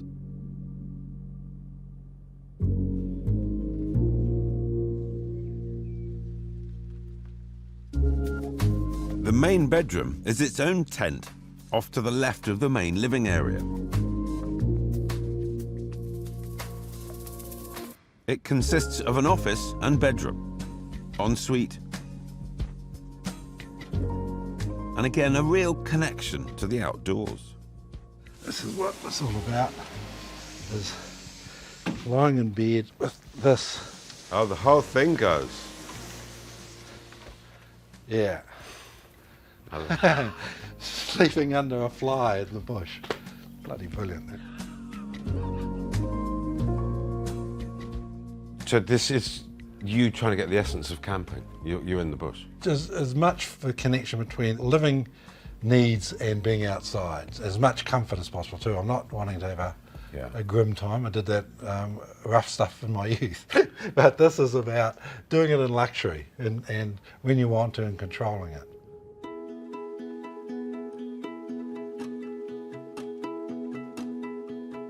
The individual structures are connected by these long wooden boardwalks.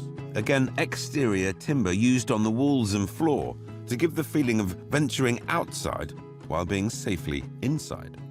Once he explained to me his love of camping and how that's how he wanted it to feel. You know, this is one tent, and then we're in a separate space leading into the next tent. It kind of makes sense, and it's been very, very cleverly done. Each room I've tried to set up so it has variation of light through the day. So this is morning light in this room from there, noon through the middle of the day, and an evening light. So we can even see the winter sunset from this space. So now moving into the next tent. It's clever. Use of light and space. There were 3 bedroom suites for his now grown boys and their families to come and stay.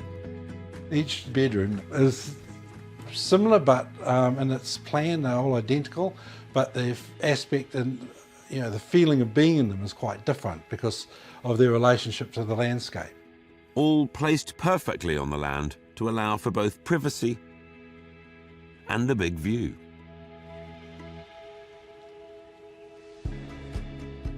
Through the music room and library, a favourite place for the family to come together in the evening.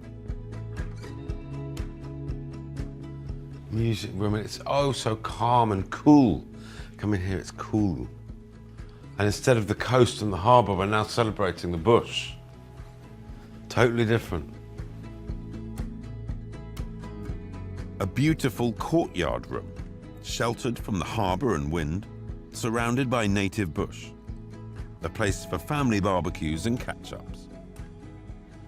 It really does feel like they've been on safari. This is a safari house in New Zealand. You know, people are living here, lighting the fire, having a barbecue, celebrating, encouraging wildlife into the house. And the fact that there were birds' nests even in here, that tells a story in itself, doesn't it? Because wildlife wants to come in. Wildlife feels at home enough to build their nests inside.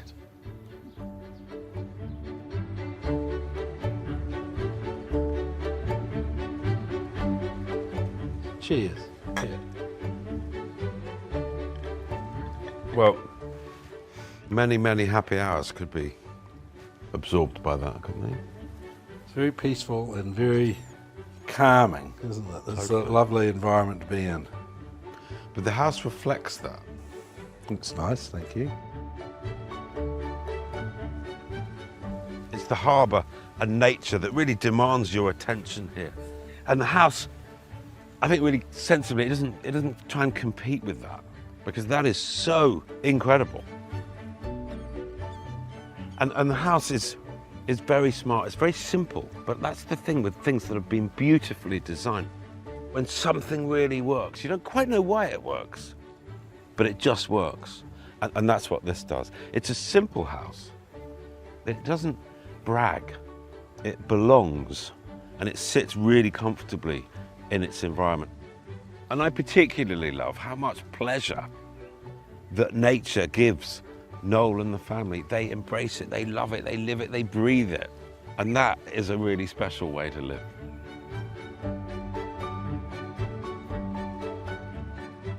I may have succeeded to some degree. I think you might have pulled it off, you know. I think you might have pulled it off.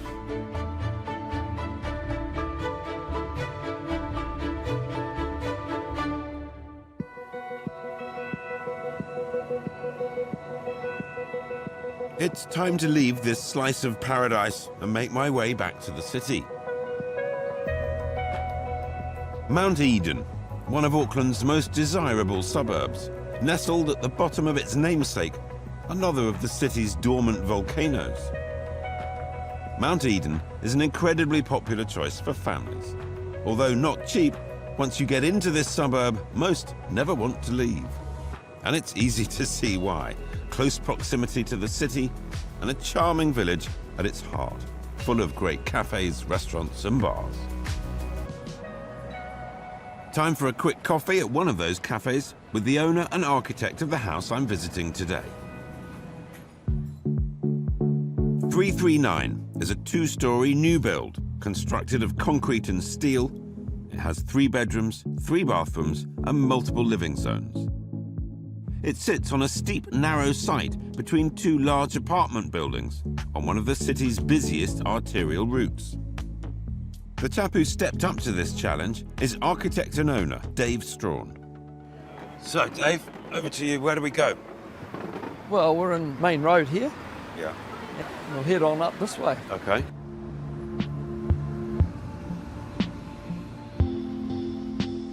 Used to walk by here quite a lot. Mm. And thought, oh, this might do. It's a little cottage, just 1 bedroom.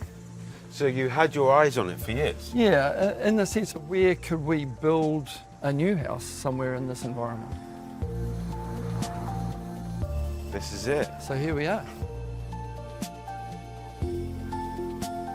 And why here, right on the road? Yeah, well, it's just one of those things of, as you know, with your location thing. Everyone says don't buy or build on the main road, and to me, it's a challenge for any architect. And you know, 20,000 vehicles go up and down this road every day, and so it's a question of saying, how do we deal with that? Okay. And that's, I'm looking forward to seeing the answer. That's the fun of it. Fun? Busy main road with thousands of cars passing daily. A site dwarfed by buildings on either side.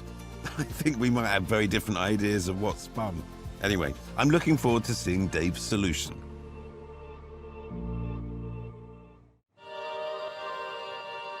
I'm in the desirable Auckland suburb of Mount Eden with Dave Strawn, the owner and architect of 339, a home built on a rather challenging site. All right, what have we got here? Greenery. It's like a greenhouse. Yeah, well, the idea of this really is like I call it a lung, because we've got these plants breathing out good stuff, because there's a lot of pollution out there. Yeah. So the idea is that this can filter the air as it comes through. Before it comes through. Okay, lovely. The moment you enter and the door closes, it's still. It's quiet. The busy, noisy main road is all but a memory. Yeah, it's a kind of unassuming entrance, isn't it? Yeah, it is. It's casual. It's not like, definitely not an English entrance. No. Yeah. This isn't stuffy or formal in any way. It's casual and comfortable. This is open plan living at its best. What we call in the industry an entertainer's dream. A large kitchen, multi-use spaces easily adaptable for living and dining. The materials used are hardy, concrete, steel, with timber to bring out a bit of warmth. Cleverly built-in couches give ample seating while helping to separate the room into different zones. You get the sense this home is made for fun. Given its position, the house feels surprisingly private. And you're bringing more greenery in without Yep. sight of the flats. It looks quite commercial. The steel, the timber, the concrete. It's very functional, isn't it? Yeah, well, I guess the thing is you want stuff that's robust. And my wife, Cole, she wanted a really grunty fridge and not a prissy kitchen. So the idea is it was much more of a kind of robust commercial feel. Big oven, big kitchen. We can cater for a lot of people really easily. If it didn't do that, then it wasn't going to cater for our family. It does. It's a bit like a restaurant. We can deliver. We can deliver. The house is designed with entertaining at its core.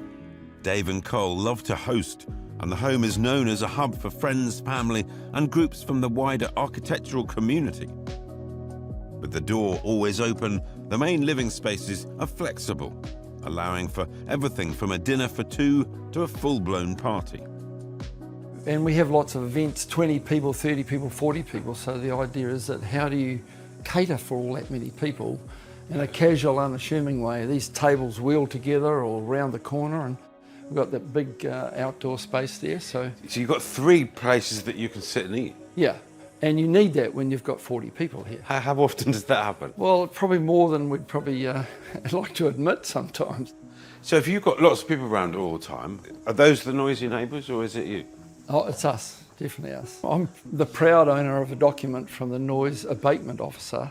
On my 70th birthday, we got a noise control complaint at 1:40 in the morning. You're 70? So it's just a rite of passage. I'm quite proud of that, in fact, you know, that we can the police came round. Still.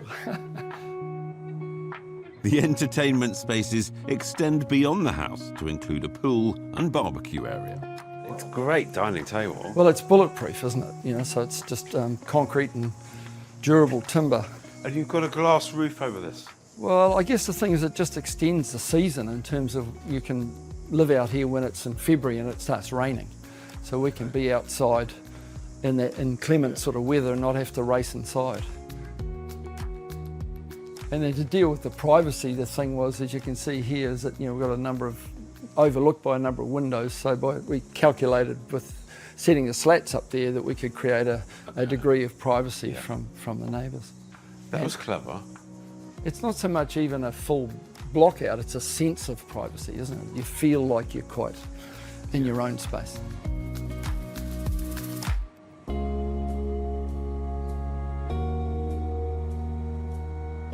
It's about family and people in life, you know. It's not about so much about the building. The building's got to do the job, but it's the most important thing is what does it do for, use the Scottish term, the clan, or as we'd say here, the whānau, the family.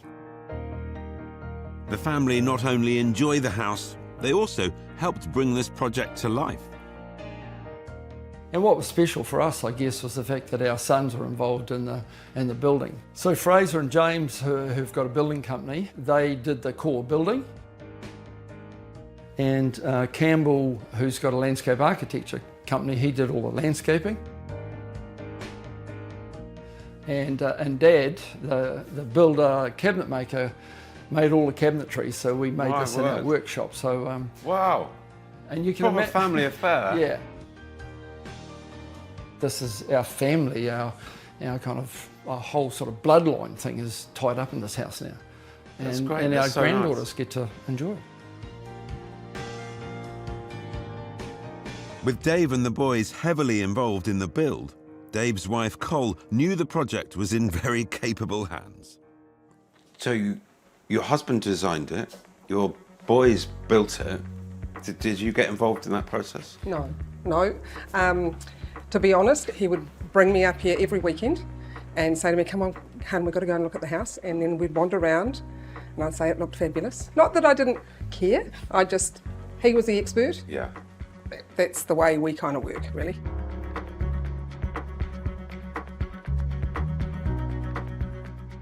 The couple wanted the home to not only have everything they needed for life right now, but also be suited for the future.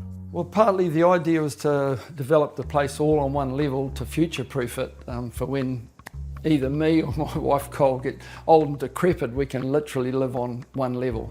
So everything's walk-in, level, threshold shower, all that kind of thing. So thinking about the future early.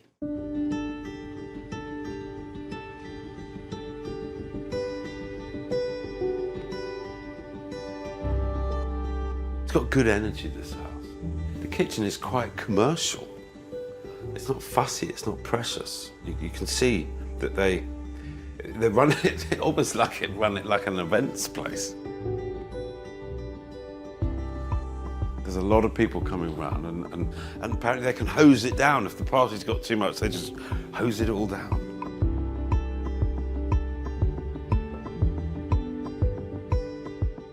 Apparently he likes to sit here and play the guitar of an evening and look up at the volcano.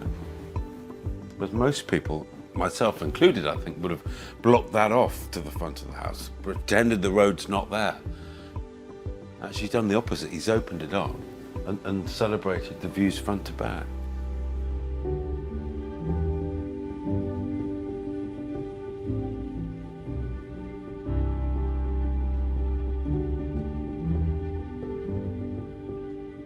Oh, it's cool in here. I don't know how that's happened, but it's much cooler in here than it is at the front of the house.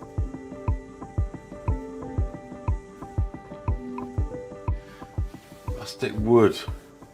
It's little things like that. You usually see that on the outside of the house, but actually he's brought it inside and it works.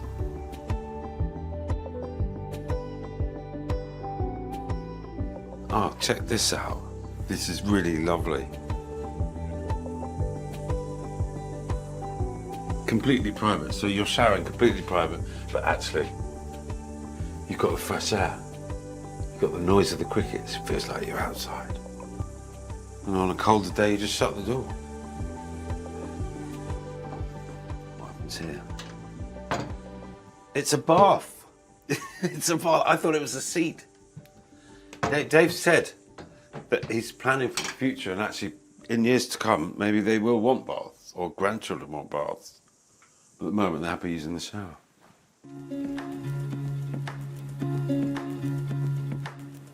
Up the stairs.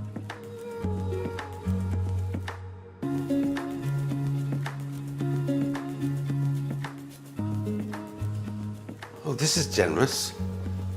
Really generous room. Love the ceiling height. It's obviously a multi-purpose room. Music, office, gym, spare room. It's big. It's got a great sense of proportion. Across the landing, another room for more guests or grandkids to get away from the busyness below for an afternoon nap or an early night. Have a look at this. That's neatly tucked away, private up here, or if you want to join in what's going on downstairs, you open those up and you're amongst it. It's clever. Great view.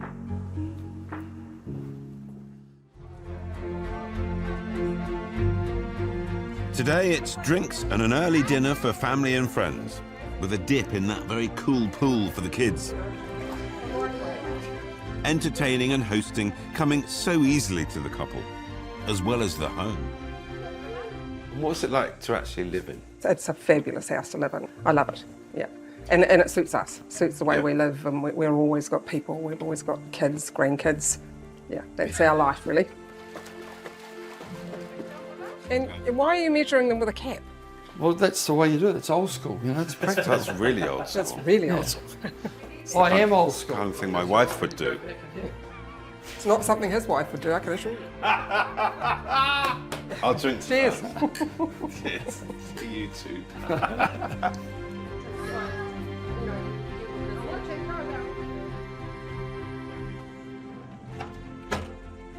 I love the fact this house was built by family, for family and friends to enjoy, and enjoy it they do. But I've got to confess, when I first arrived here, I thought, why on earth would you even try and build a house on such a busy road with blocks of flats either side? I couldn't get my head around it. But inside, I've discovered that actually that clever design has produced a house that is both light, it's private, and it's peaceful. In fact, they're probably the noisy ones. Going under.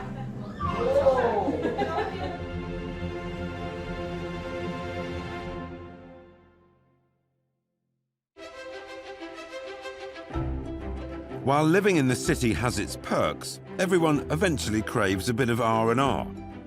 In New Zealand, you're spoilt for choice when it comes to getting away from it all, with the countryside or a remote seaside town never far away. Today I'm heading just over an hour north of Auckland to the secluded white sand beach of Aotearoa. Apparently this next place is off the charts. I'm following the sat-nav, but to be honest, I'm feeling a little bit lost. I've been on this rough track for, I don't know, 4 or 5 Ks, and it just feels completely in the middle of nowhere. Casa del Nord is comprised of 3 pavilions. One, the owner's main suite, one, a shared zone with living and dining, and the last, a guest lodging with traditional guest bedrooms and a huge bunk room. Clad in cedar with trimmings in copper, both have weathered, allowing the structures to sink into their surroundings. This luxurious coastal retreat was designed and brought to life by my mate and architect, Paul Clark. It's got to be here somewhere. This doesn't feel like it. What's this? Gate number 3. That's what Paul said. Pretty low-key gate. Let's see what happens here. Calling. Good morning, Serrati Concierge. This is Carissa. Oh, good morning. It's Phil Spencer. I'm told you're expecting me. Welcome to Sarah Edie, Mr. Spencer. I can open the gate for you. Thank you so much. Welcome. Please come in. I'm in the right place. So the gate is so low-key. I've no idea what to expect. This beachfront subdivision is set on a world-renowned members-only golf course amongst pine forests and sand dunes. There are only a handful of plots available. This is exclusive. Well, here we are.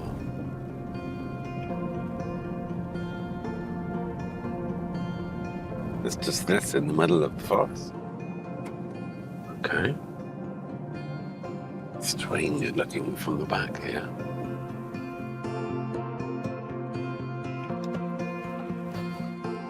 Wow. Paul's told me to let myself in, so I will do just that. Right.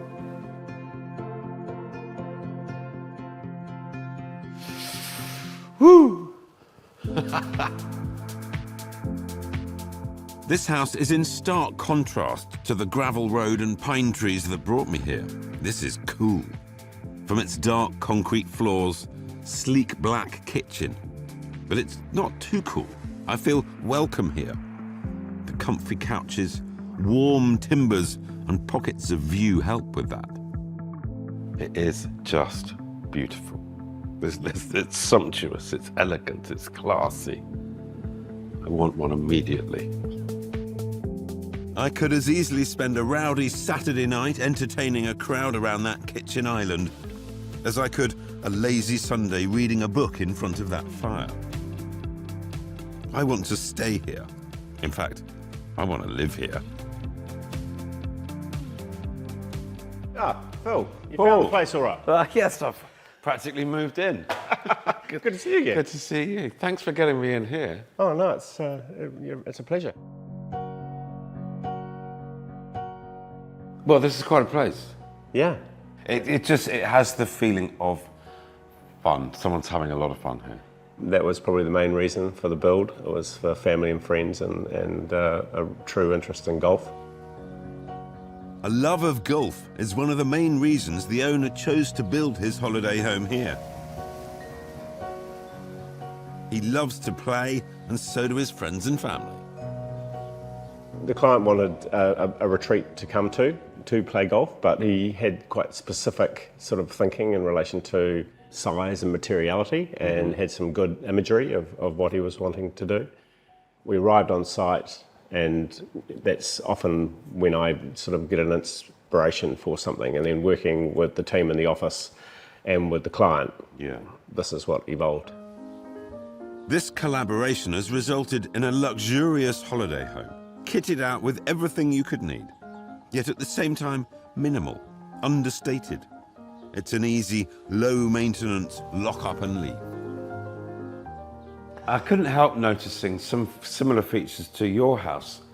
The concrete, the chimneys, the fire. The client did come to our home. There was sort of quite a clear design aesthetic from his perspective, and then as we sort of developed through the design, how do we develop that into something that's unique to him and to this house? While this house has Paul's stamp, as with all homes, the owner's wants, needs and lifestyle have shaped it. The landscape dictating what would work in this environment and what wouldn't. This unique house fitting in perfectly.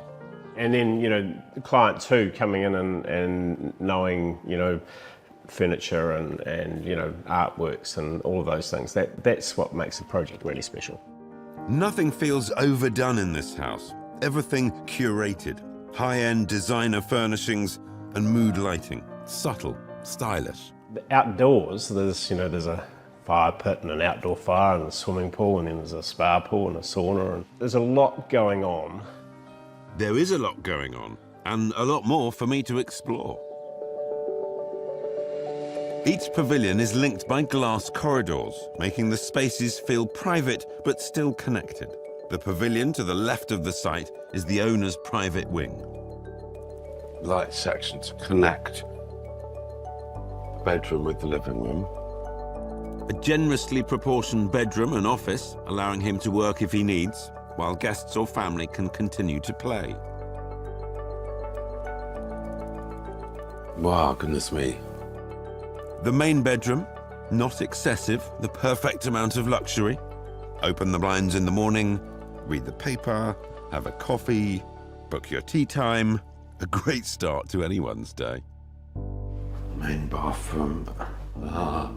Yeah, the shower actually, it's also got memories of Paul's at home. It's dark and the door out, which means it's an outdoor shower. A shower amongst the dunes and the pines. Heaven after a day on the course.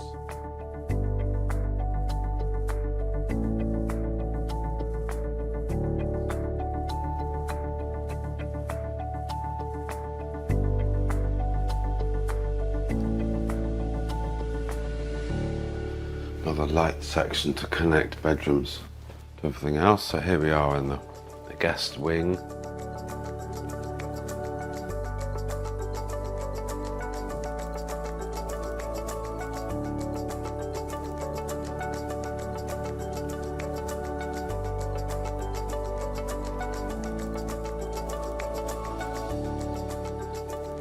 More bedrooms, more beautiful bathrooms.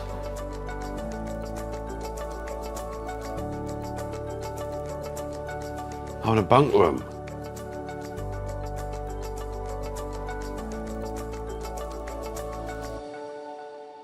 Four bunk beds, and I bet that's a double bed as well. So you get 8 people in here. So yeah, you could fit 12 for long weekends golfing. Why not? What's wrong with that?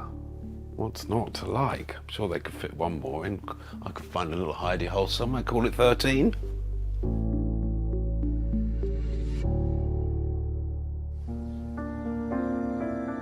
While beachfront living is the ultimate dream, it isn't without its challenges. Dealing with the elements meant carefully positioning each building to create different zones, protection from the prevailing winds.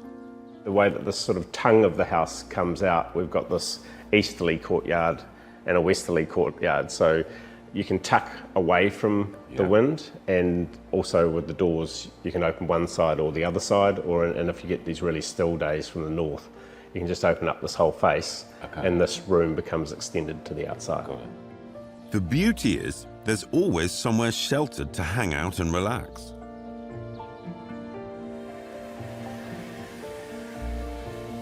Yeah, so we're sheltered out this side. Yeah. So it's just huge difference. So you can actually use this space if you wanted to sit out and move a chair around here. You actually can be part of that. And you've got some Paul Clark's chimneys. You've got 2 sets of Paul Clark's chimneys. Yes, well, we do like our chimneys. You do. And, the draw on these fires, because they're quite big fires, is we actually do need the 2 flues. I believe you. I believe you.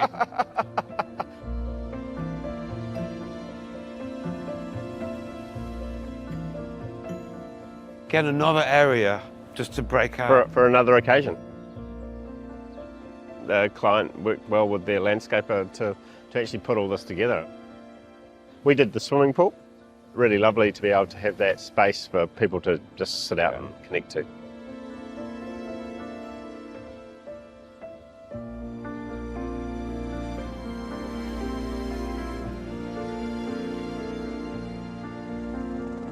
Oh, is this the owner coming in? That is how a lot of the owners do arrive here, I think, by helicopter. Yep. Yep. That true? Yep. Absolutely. What else do you need? Nothing, Paul. Absolutely nothing in life. Life is completely sorted once you've got this.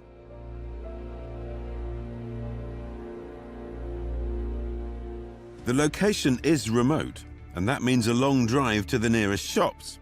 But don't forget, we're talking high-end luxury here. That's all taken care of.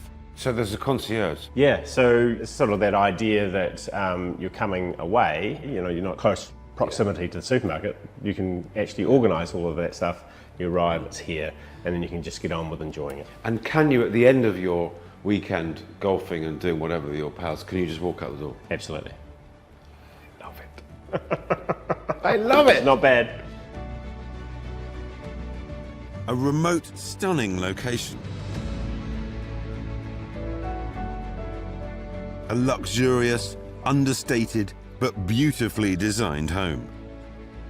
What a getaway. What a lifestyle. This is the dream. Anyone else feeling slightly jealous? Seriously, this is the bachelor pad to end all bachelor pads. You get here with your mates, fly in for the weekend, round of golf, incredible surf, be brilliant fishing out there as well, come back, barbecue, kick back, everything's laid on.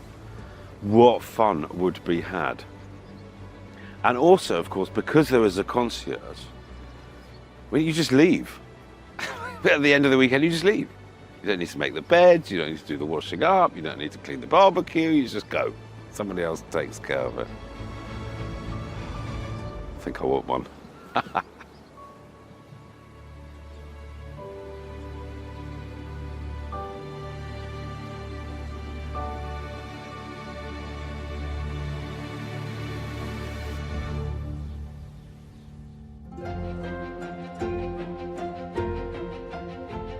Whether it be a family get-together for sundowner at Swallow Point, parties big and small in the most welcoming of suburban homes,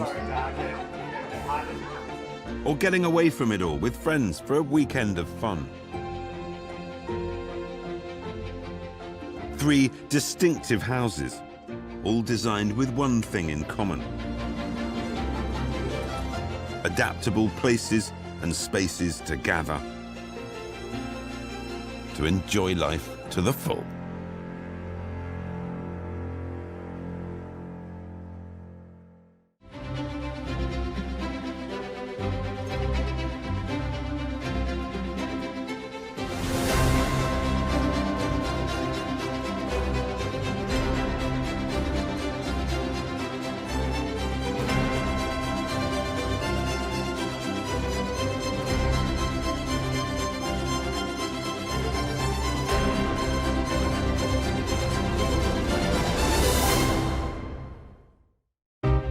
Imagine you had the chance to build the home of your dreams in one of the most stunning countries in the world, New Zealand, taking your pick of its pristine beaches, rugged mountain ranges, untouched countryside, or built-up cityscapes. This is just next level. This house is completely off the flipping charts. Where would you build? On a cliff top? It's just blowing my mind. In the mountains? That's the dream. That is everyone's dream. Or along the coast? Well, it just goes on. It just goes on. It just gets better. What would you build? A remote island hideaway? Is there anything they haven't got? An inner city sanctuary? Why have one when you can have 2? Well, stop imagining, because I'm in New Zealand, taking you to explore some of the country's most stunning locations. I'm kind of a bit in shock. Can you imagine living here? We get VIP access to some of New Zealand's most desirable homes. I'm starting to calm down now. It takes your breath away, genuinely takes your breath away. This is the putting green. Every home should have one. And we'll get a glimpse into the amazing lifestyles they have to offer. Hard at work as usual, of course. This is where it gets really exciting. Permission to board? You may.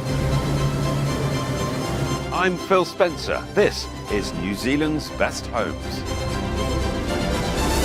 Come with me. This is going to be fun.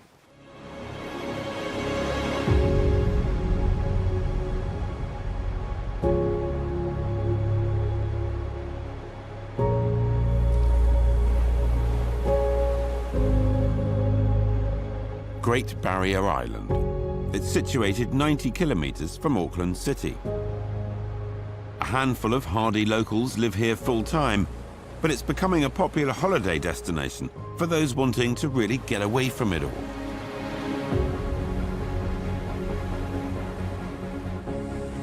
And while only 30 minutes by air, when you get there, it feels like a world away, like you travelled back in time.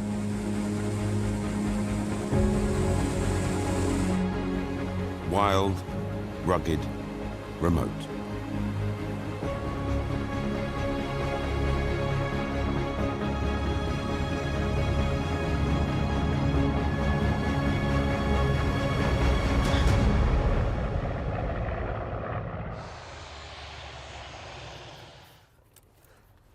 Well, this is Great Barrier Island. It's off the grid, and I'm told it's pretty back to basics.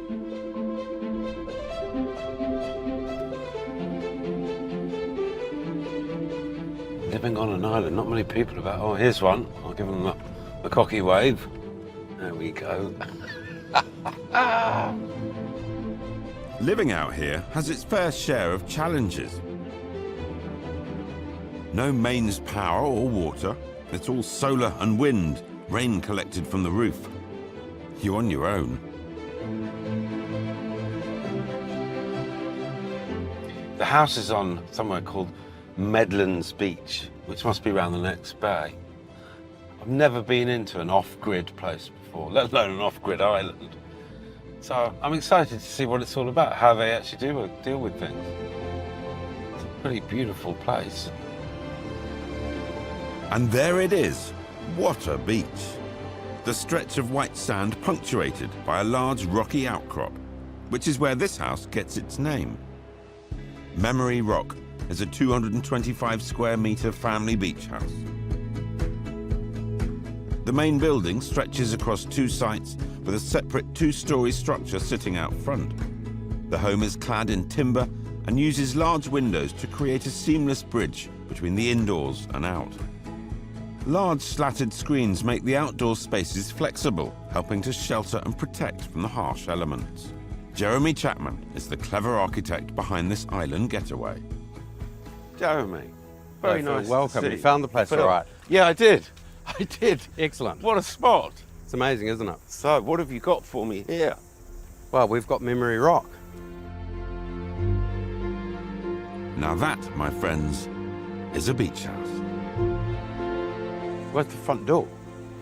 Well, there isn't really a front door. The idea here, obviously, is that it's a beach house, and so it doesn't need the formality of an entrance space.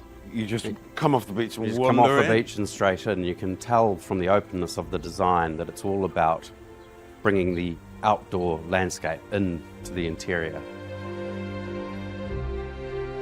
It feels very casual, easy, relaxed, in keeping with the island.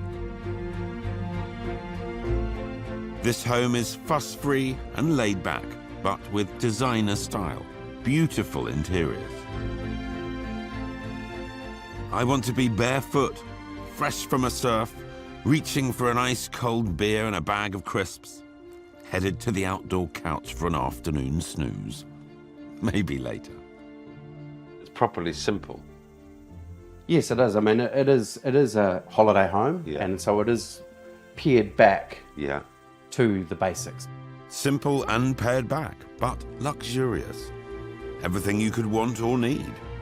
You're a long way from the mainland, making staying here easy, all while being on the edge of the world. This main living space has really been envisaged as effectively a pergola to live in. So we can close it all down if the weather's bad, but it can be completely opened up to the landscape on all sides. It really is opened up. Yeah. Properly. I just love how open the house is. The full-length glass sliding doors allow the walls to disappear, merging indoors with outdoors. It's wonderful. 1 minute you're inside and then you're outside, but you haven't really noticed it. Part of what makes it really convincing is this continuation of the material in the soffit to the interior ceiling. So they're one and the same material, so it just continues that feeling of inside to outside.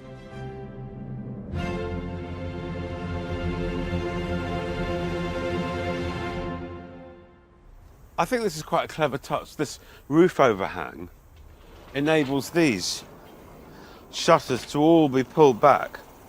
So either when you're not here, you know it's protected, or when you are here, you can protect yourself from the sun or the wind or the rain. And there's a theme of the house. It's simple, but it's actually really clever.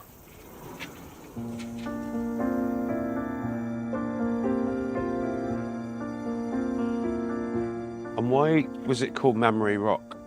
But as you will have seen, we've got a long sandy beach punctuated in the centre by a solid rock formation. What we've got here in the two main building elements is this long, low, linear form, which is of the beach. Yes. And then we've got the taller, more dense form, which is the rock.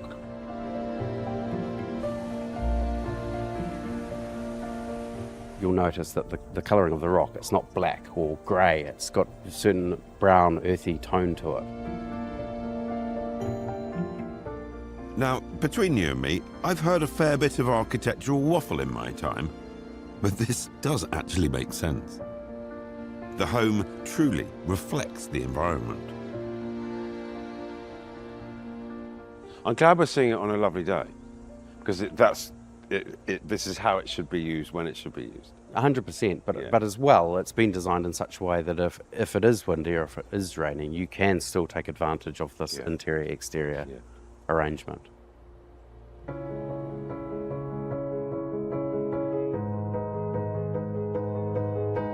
It's off-grid. What exactly does that mean? Is there no power source here at all? Well, there's no utilities at all, so the property has to generate all of its own power, and that is done by solar. Has to collect all its own water off the roof into water tanks, and it also has to dispose of and manage wastewater on site.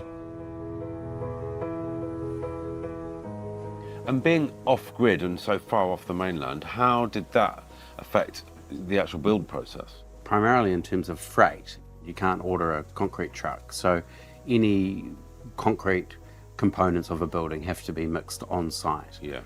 The power for the builders to use for their tools also has to be generated on site. Not only getting it to the island on the ferry, it's then getting it to the site. And so any prefabricated elements or materials that might be oversized can become very, very difficult to transport, given that the roads are quite narrow and quite windy.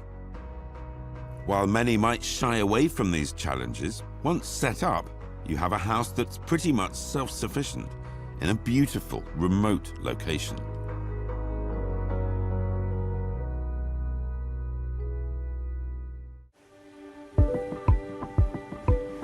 I'm on Great Barrier Island, 30 minutes from Auckland, but a world away.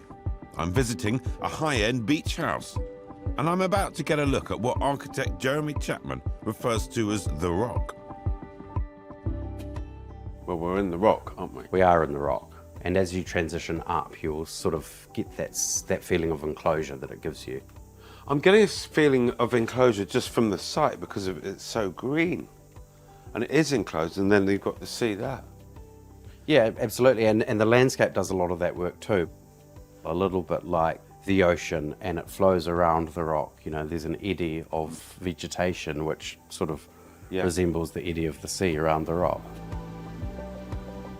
Now you're getting carried away. Yeah. Let's go upstairs.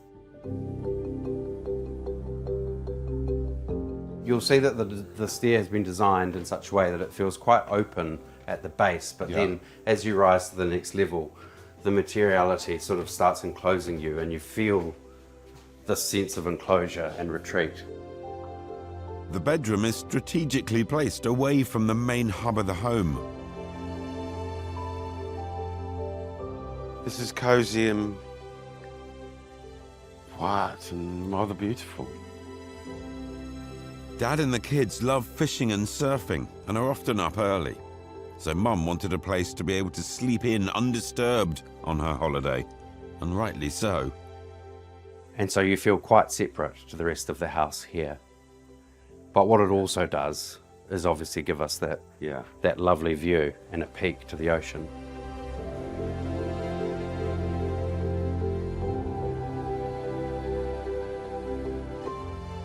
Apparently those 2 trees up there, that's the owner's special spot. He sits up there in the morning, decides if he's going to have a surf, then goes back for a beer at the end of the day and reflects on whether it was any good or not. I reckon most days it'd be pretty good.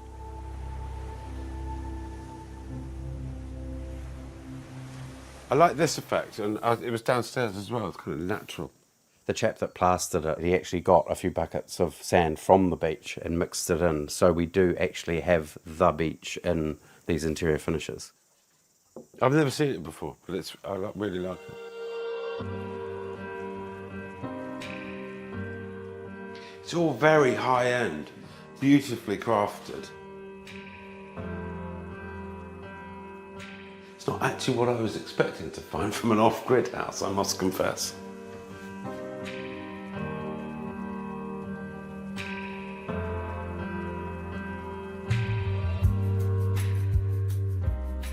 Along the hallway to the guest rooms. Simple, yet again luxurious. You're settled in this beautiful green environment, surrounded by nature, surrounded with opportunities and a wonderful, wonderful lifestyle.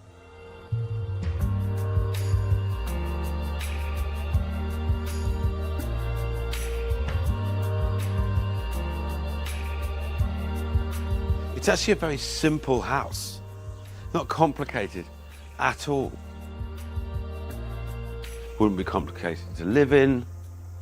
I guess the complications come from the island being off-grid, and therefore you've got to get your own power and water and deal with your sewage. But actually, once it's up and running, beautiful. Runs itself. A holiday home to do just that. Bringing your family for the whole summer. Long days of doing whatever you want. A morning surf, a spot of fishing, a late lunch, a snooze under a tree before a casual barbecue with friends. The perfect house for the perfect holiday. Island life is not for the faint-hearted. It's a pretty rugged and remote place to be, but this house brings joy in its simplicity. It is beautifully crafted. It's beautifully connected to its environment. It's luxury living off the grid. I reckon I could probably deal with it.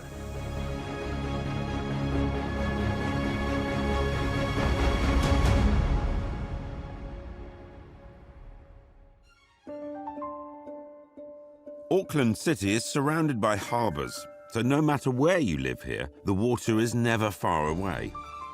I'm taking a short commute over one of those harbours today to the seaside suburb of Devonport.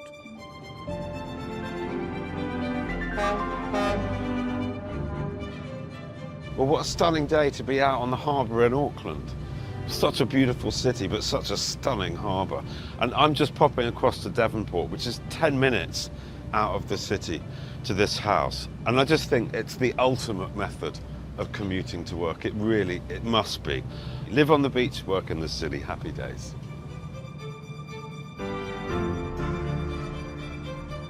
The commute is just not long enough. 10 minutes doesn't do it justice. It needs to be longer. Devonport is a historic suburb at the southern tip of Auckland's North Shore Peninsula. It's known for its charming village atmosphere, quaint seaside vibe and stunning views, making it popular for locals and tourists.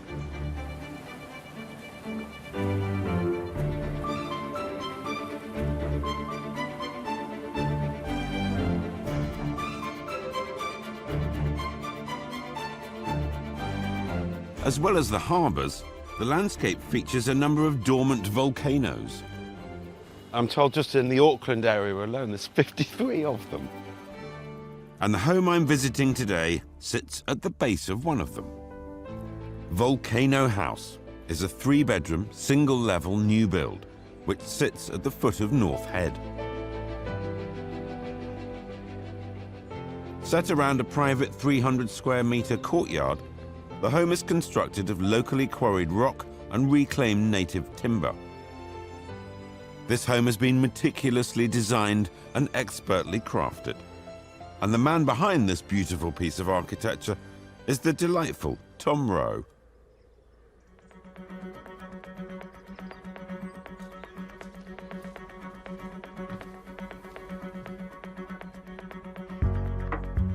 It's even got a cool gate. I think that's the coolest gate I've ever seen. You must be Tom. Good morning. I'm Phil. Lovely to meet you, Very Phil. nice to meet you. Goodness me. Welcome to the Volcano House. This is quite something. Thank you. What a spot. It's like a world within a world coming in here.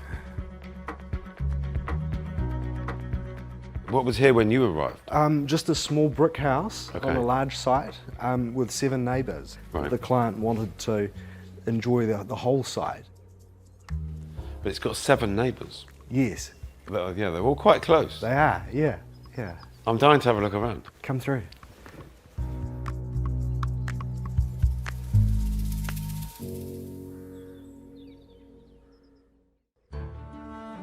I'm in Devonport, visiting Volcano House, a stunning home set around a peaceful courtyard. Architect Tom Rowe is giving me the tour, and I'm about to get my first glimpse inside.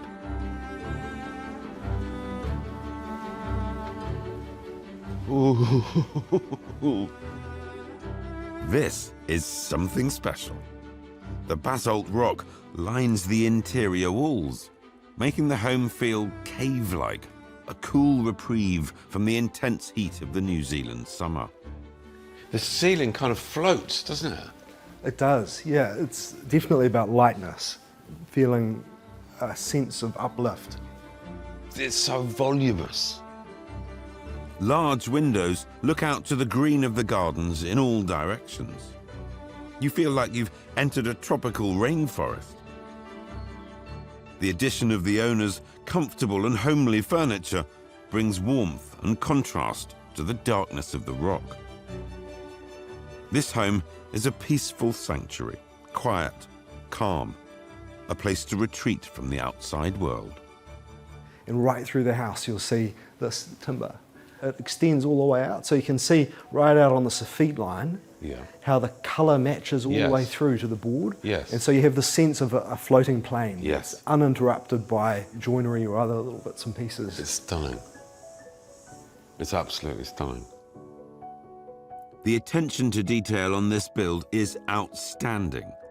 Every piece of stone perfectly aligned, seamless from inside to out. Every surface precise. It's pleasing on the eye. It seems effortless, but it's clearly not. What was your original brief from the client? A house with privacy in the middle of the city. Yeah.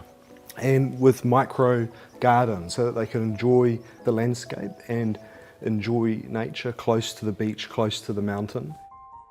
Despite the site's proximity to the beach, this home is not about sea views. Instead, it's about looking up and taking in that mountain, framing it from as many aspects as possible. We modelled the mountain in our computer so we could make sure that you'd get sight lines to the mountain. And then we set about drawing based on those sight lines. And then out of that emerged the model.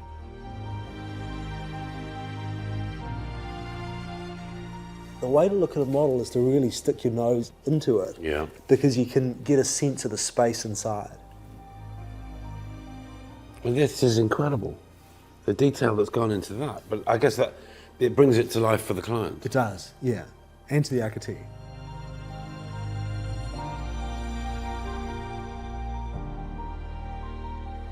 So once the layout of the home and its outlook was agreed upon, the choice of materials came naturally. Materials that would pay homage to the mountain view. They were very interested in using natural local materials, so stone that's from the South Island, timber that's been recovered from rivers in Northland, right, and really utilising New Zealand material. Love it. Yeah. Natalie and Ross, the owners of this stunning home, are passionate about the environment. So when it came to selecting the materials, they wanted to make as little impact as they could, which meant sourcing things in some fairly unique ways. The timber was, cut down in the mid-1800s when the settlers came, and all these beautiful native forests were cut, unfortunately, and the timber was floated down the rivers to the Kaipara Harbour, and much of it got caught on the corners and sunk to the bottom, and that's where it stayed for 170 years. The couple enlisted the help of Glenn Ruddle, a licensed diver who scours the bottom of the North Island rivers, dredging up and reclaiming native timber from their icy and, I'm told, eel-laden depths. If those trees were blocking up the rivers and silting up the rivers, actually you're doing the world a favour. Well, that was the idea. We'd never have cut them down.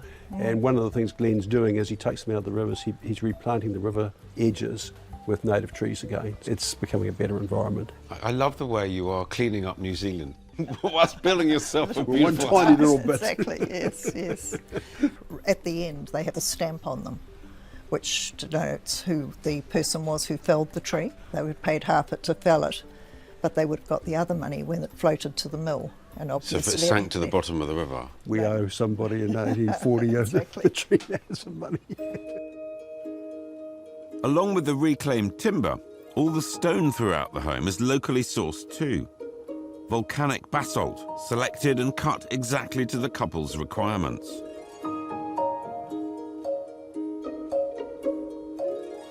I just want to touch everything. I just, the floor, the walls, Yeah. bookcase. You can see how we've instructed the contractor to wrap the same block of stone around the corners. So that's one piece of stone that they've cut twice to do a double mitre, so that it appears that it goes right around the corner. And that occurs right through the house, inside and out.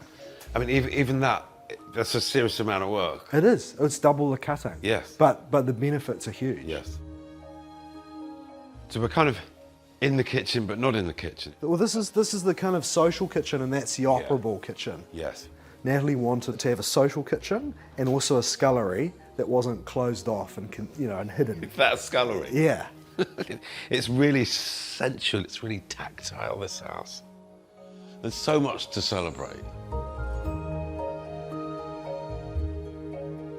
But actually the materials is something that's really impressive, because everything is from the earth. It's been recycled or it's been reused, and it's been really, really cleverly used.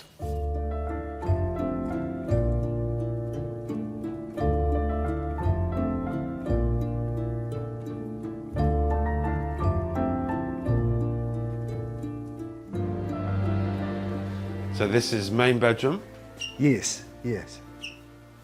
Love the headboard and the This bedside tables. This is like a butterflied lamb. So it's two pieces of wood that were turned over and matched into one another.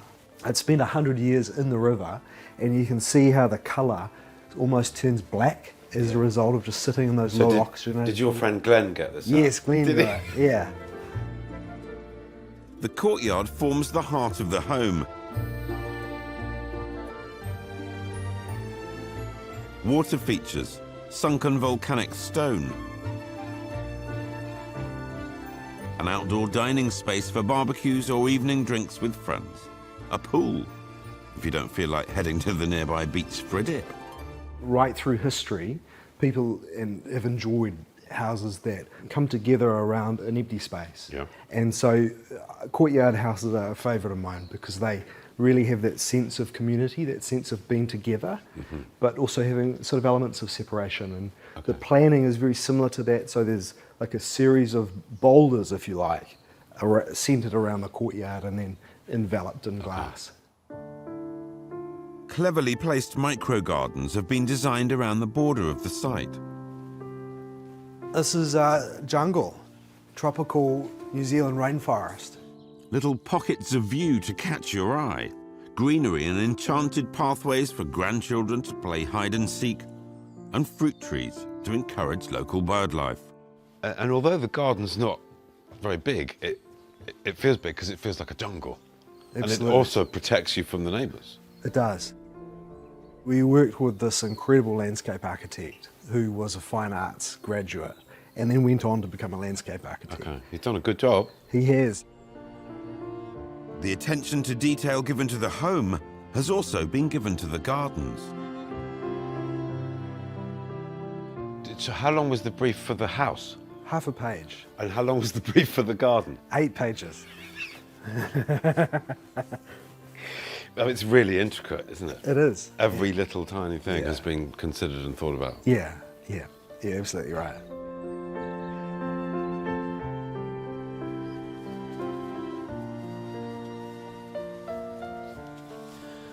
The garden it's not big, but it's lush and it's beautiful and it's green and it's actually full of nature and bird life. Again, so well thought through. Oh, check this out. I've always wanted one of these, but then I live in England. An outdoor shower, just fantastic, in a green oasis and yet totally private. That would be so nice every morning.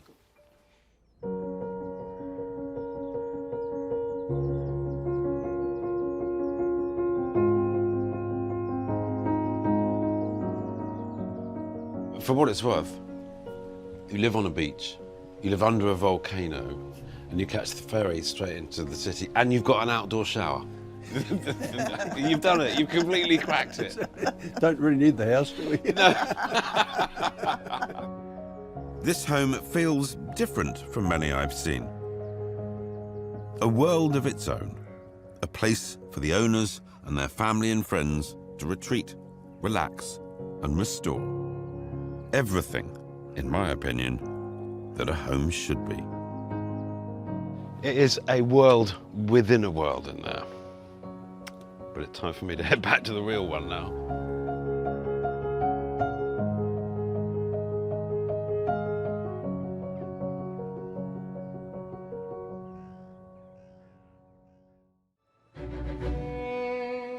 It doesn't matter where you are in the world, homes right on the waterfront command a premium.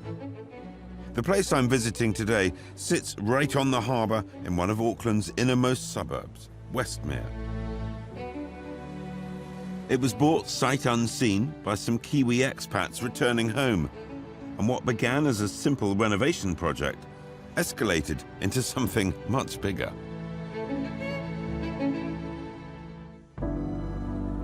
Seaward House is a new build on a narrow site down a long driveway. This Passive Plus family home is 269 square metres, set over 2 stories, with 4 bedrooms, 3 bathrooms, a pool overlooking the harbour, and its very own beach access. All this just a stone's throw from the city. Architect Mark Lithgow was the man behind the plan, and he's going to show me around.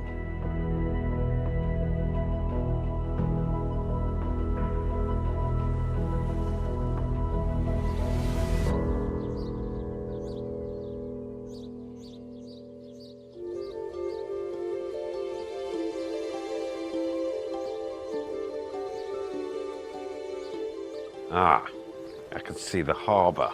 This gets a bit more interesting. That's beautiful.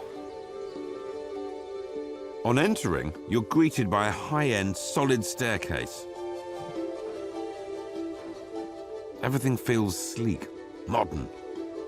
Hello, hi. Oh, How are you? I'm Phil. Phil. Really nice to meet you. Likewise, likewise.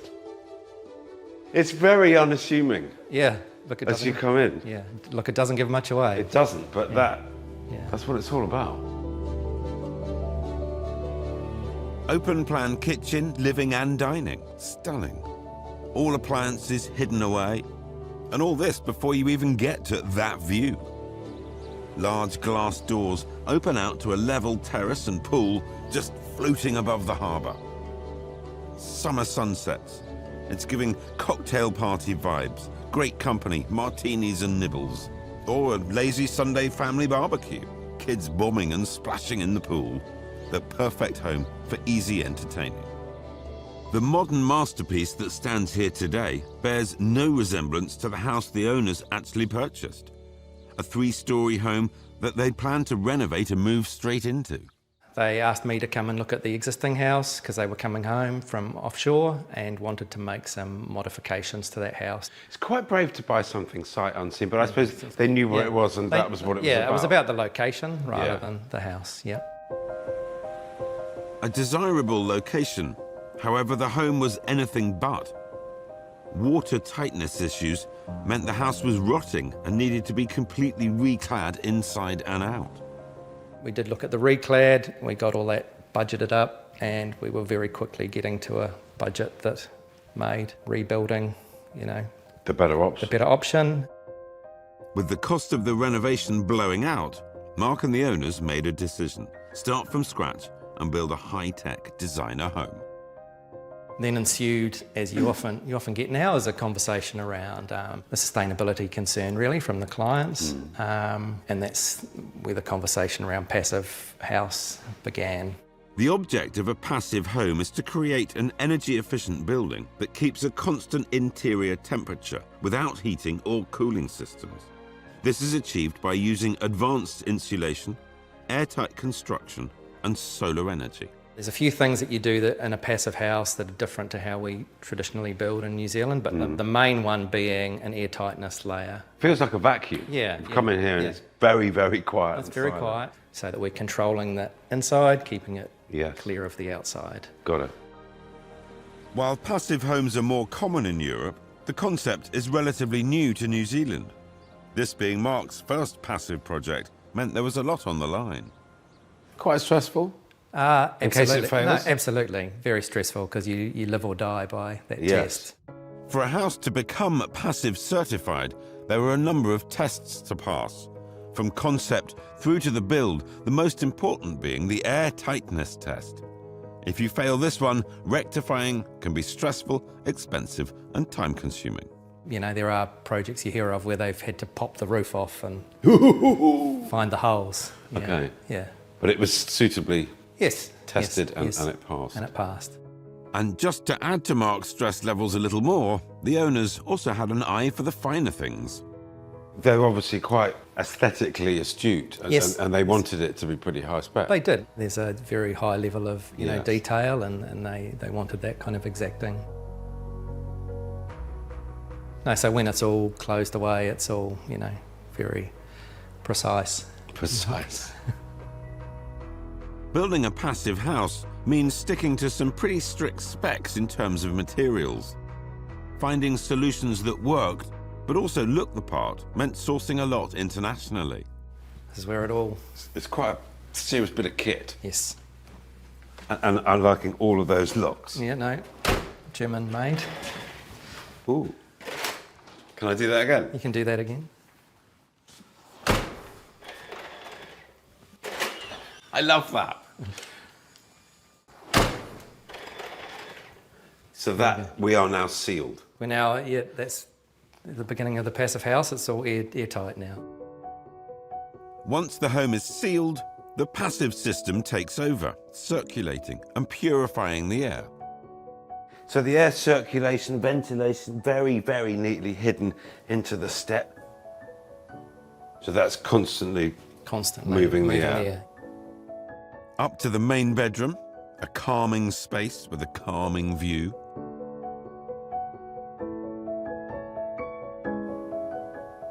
Harbour view. It's just wonderful to wake up with a harbour view. And it is so quiet. It's like being in a recording studio. Everything is deadened. Yes, that's right. All sealed. Big windows, while great for admiring the outlook, can cause issues in a passive home. There's a drop-down external blind, and that's to deal with overheating.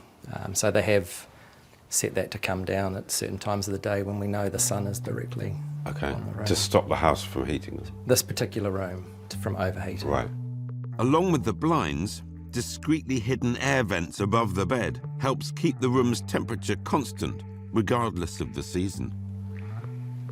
How on earth did you get that piece of glass in there? It's a job in itself. Yeah, there's a job in itself. We needed a crane, so they set up a crane on the neighbour's lawn and lifted it across. Didn't want to drop that. No, you wouldn't have wanted to drop that because it's another boat ride from Germany. Another boat ride from Germany? Sounds expensive. So this is the ensuite to the main bedroom in there. And I love this bit. All that's in here is a massive great shower and a massive great bath, all celebrating the view of the harbour. It's great.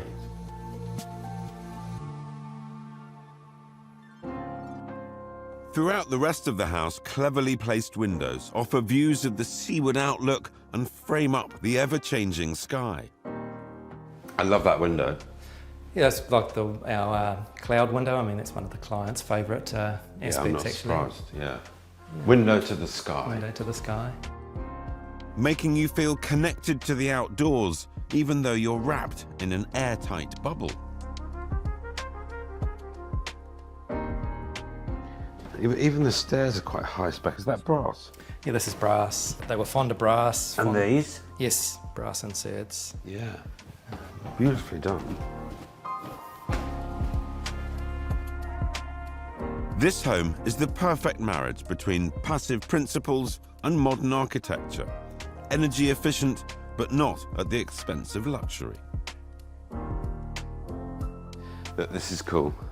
To keep it all streamlined and sleek, the owners wanted to hide away the breakfast bar until people come round. There we go.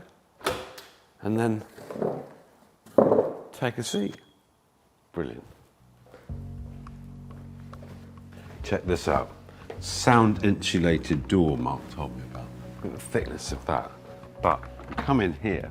This is the greatest cinema room in the world. I mean, no expense spared here. There's incredible speakers, an incredible projector, wonderful couch. The whole place is acoustically treated. You could sit back in here for hours, settle into 10 episodes of location, location, location. Just wonderful. I bet you've never seen one of these before. I certainly haven't. But that is a passive cat flap. So cat has a microchip. It approaches the door opens. Cat goes through the door, and the door closes again, leaving the house properly sealed and passive.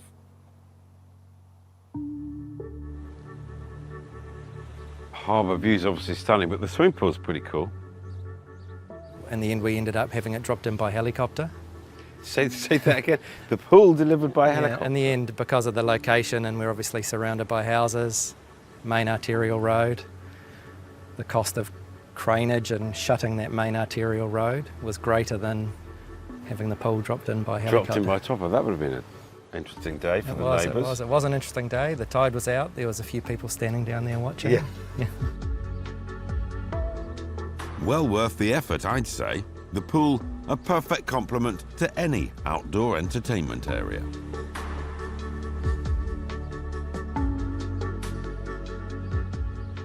Striking the balance between a super low energy home but having very high spec materials and finishings is not for the faint-hearted, and it's phenomenally difficult to execute, but they pulled it off in bucket loads here. Mind you, having your pool flown in by chopper, it's probably also not for the faint-hearted, is it?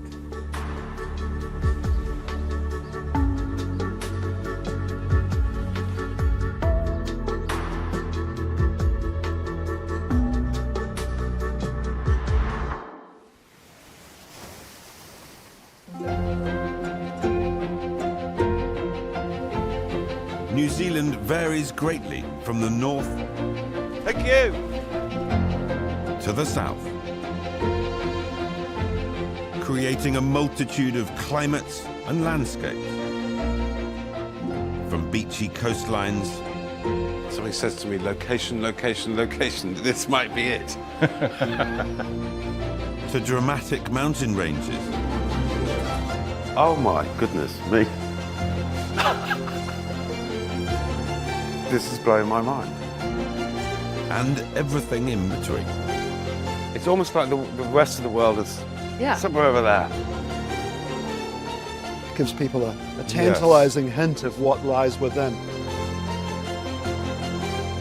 Almost the whole thing is a work of art. It is. From the moment you walk in the door. Natural local materials, so timber that's been recovered from rivers in Northland. That is a proper piece of craftsmanship. He is a craftsman, the man who made it. It's almost as if the rocky elements have extruded themselves out of the landscape. When it comes to building a home, these landscapes dictate its style and design. Extreme place to live, an extreme place to want to build a house, I would have thought. You know, nature's artistry, isn't it, really? And Nature's artistry. it all I comes love into that. The animals were to challenge the artists to see if they could do better than nature. It feels like you're on the edge of the earth. Still a relatively young country, architects and owners aren't bound by fussy traditions or historic norms. They must have had quite a significant challenge just building that, because that's a serious bit of craftsmanship up there. They're free to design. It's a very obvious feel to it, isn't it? It's got a kind of soul. You know, you want a soul in a family house. Free to experiment. You can just do this. Okay. Out into the garden. Okay. Free to let their imagination run wild. This is what you need to add to a house. No, Adam Reed. This is incredible. Absolutely magnificent. It's quite moody and dark and masculine. We can't anticipate what's going to happen. We discover it, and we share in that joy. Poetry. Poetry. For me, this journey has been a pleasure. It is just beautiful. It has the feeling of fun. Someone's having a lot of fun here. You feel quite content with life? Yeah. Beautiful homes. The most important thing is, what does it do for the family? Amazing people. Welcome to paradise. I'm in it. Thank you for having me. Nice to meet you. Breathtaking landscape. I think you might have pulled it off, you know. I think you might have pulled it off. We're here enjoying somebody else's passion, which is lucky us. Lucky us. What else do you need? Nothing. Oh. Absolutely nothing in life. Life is completely sorted once you've got this. Everything's famous in New Zealand, isn't it?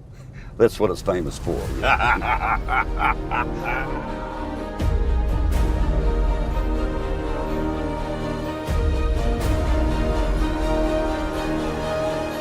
New Zealand. I'm gonna miss you. I wonder what you have to do to get a visa.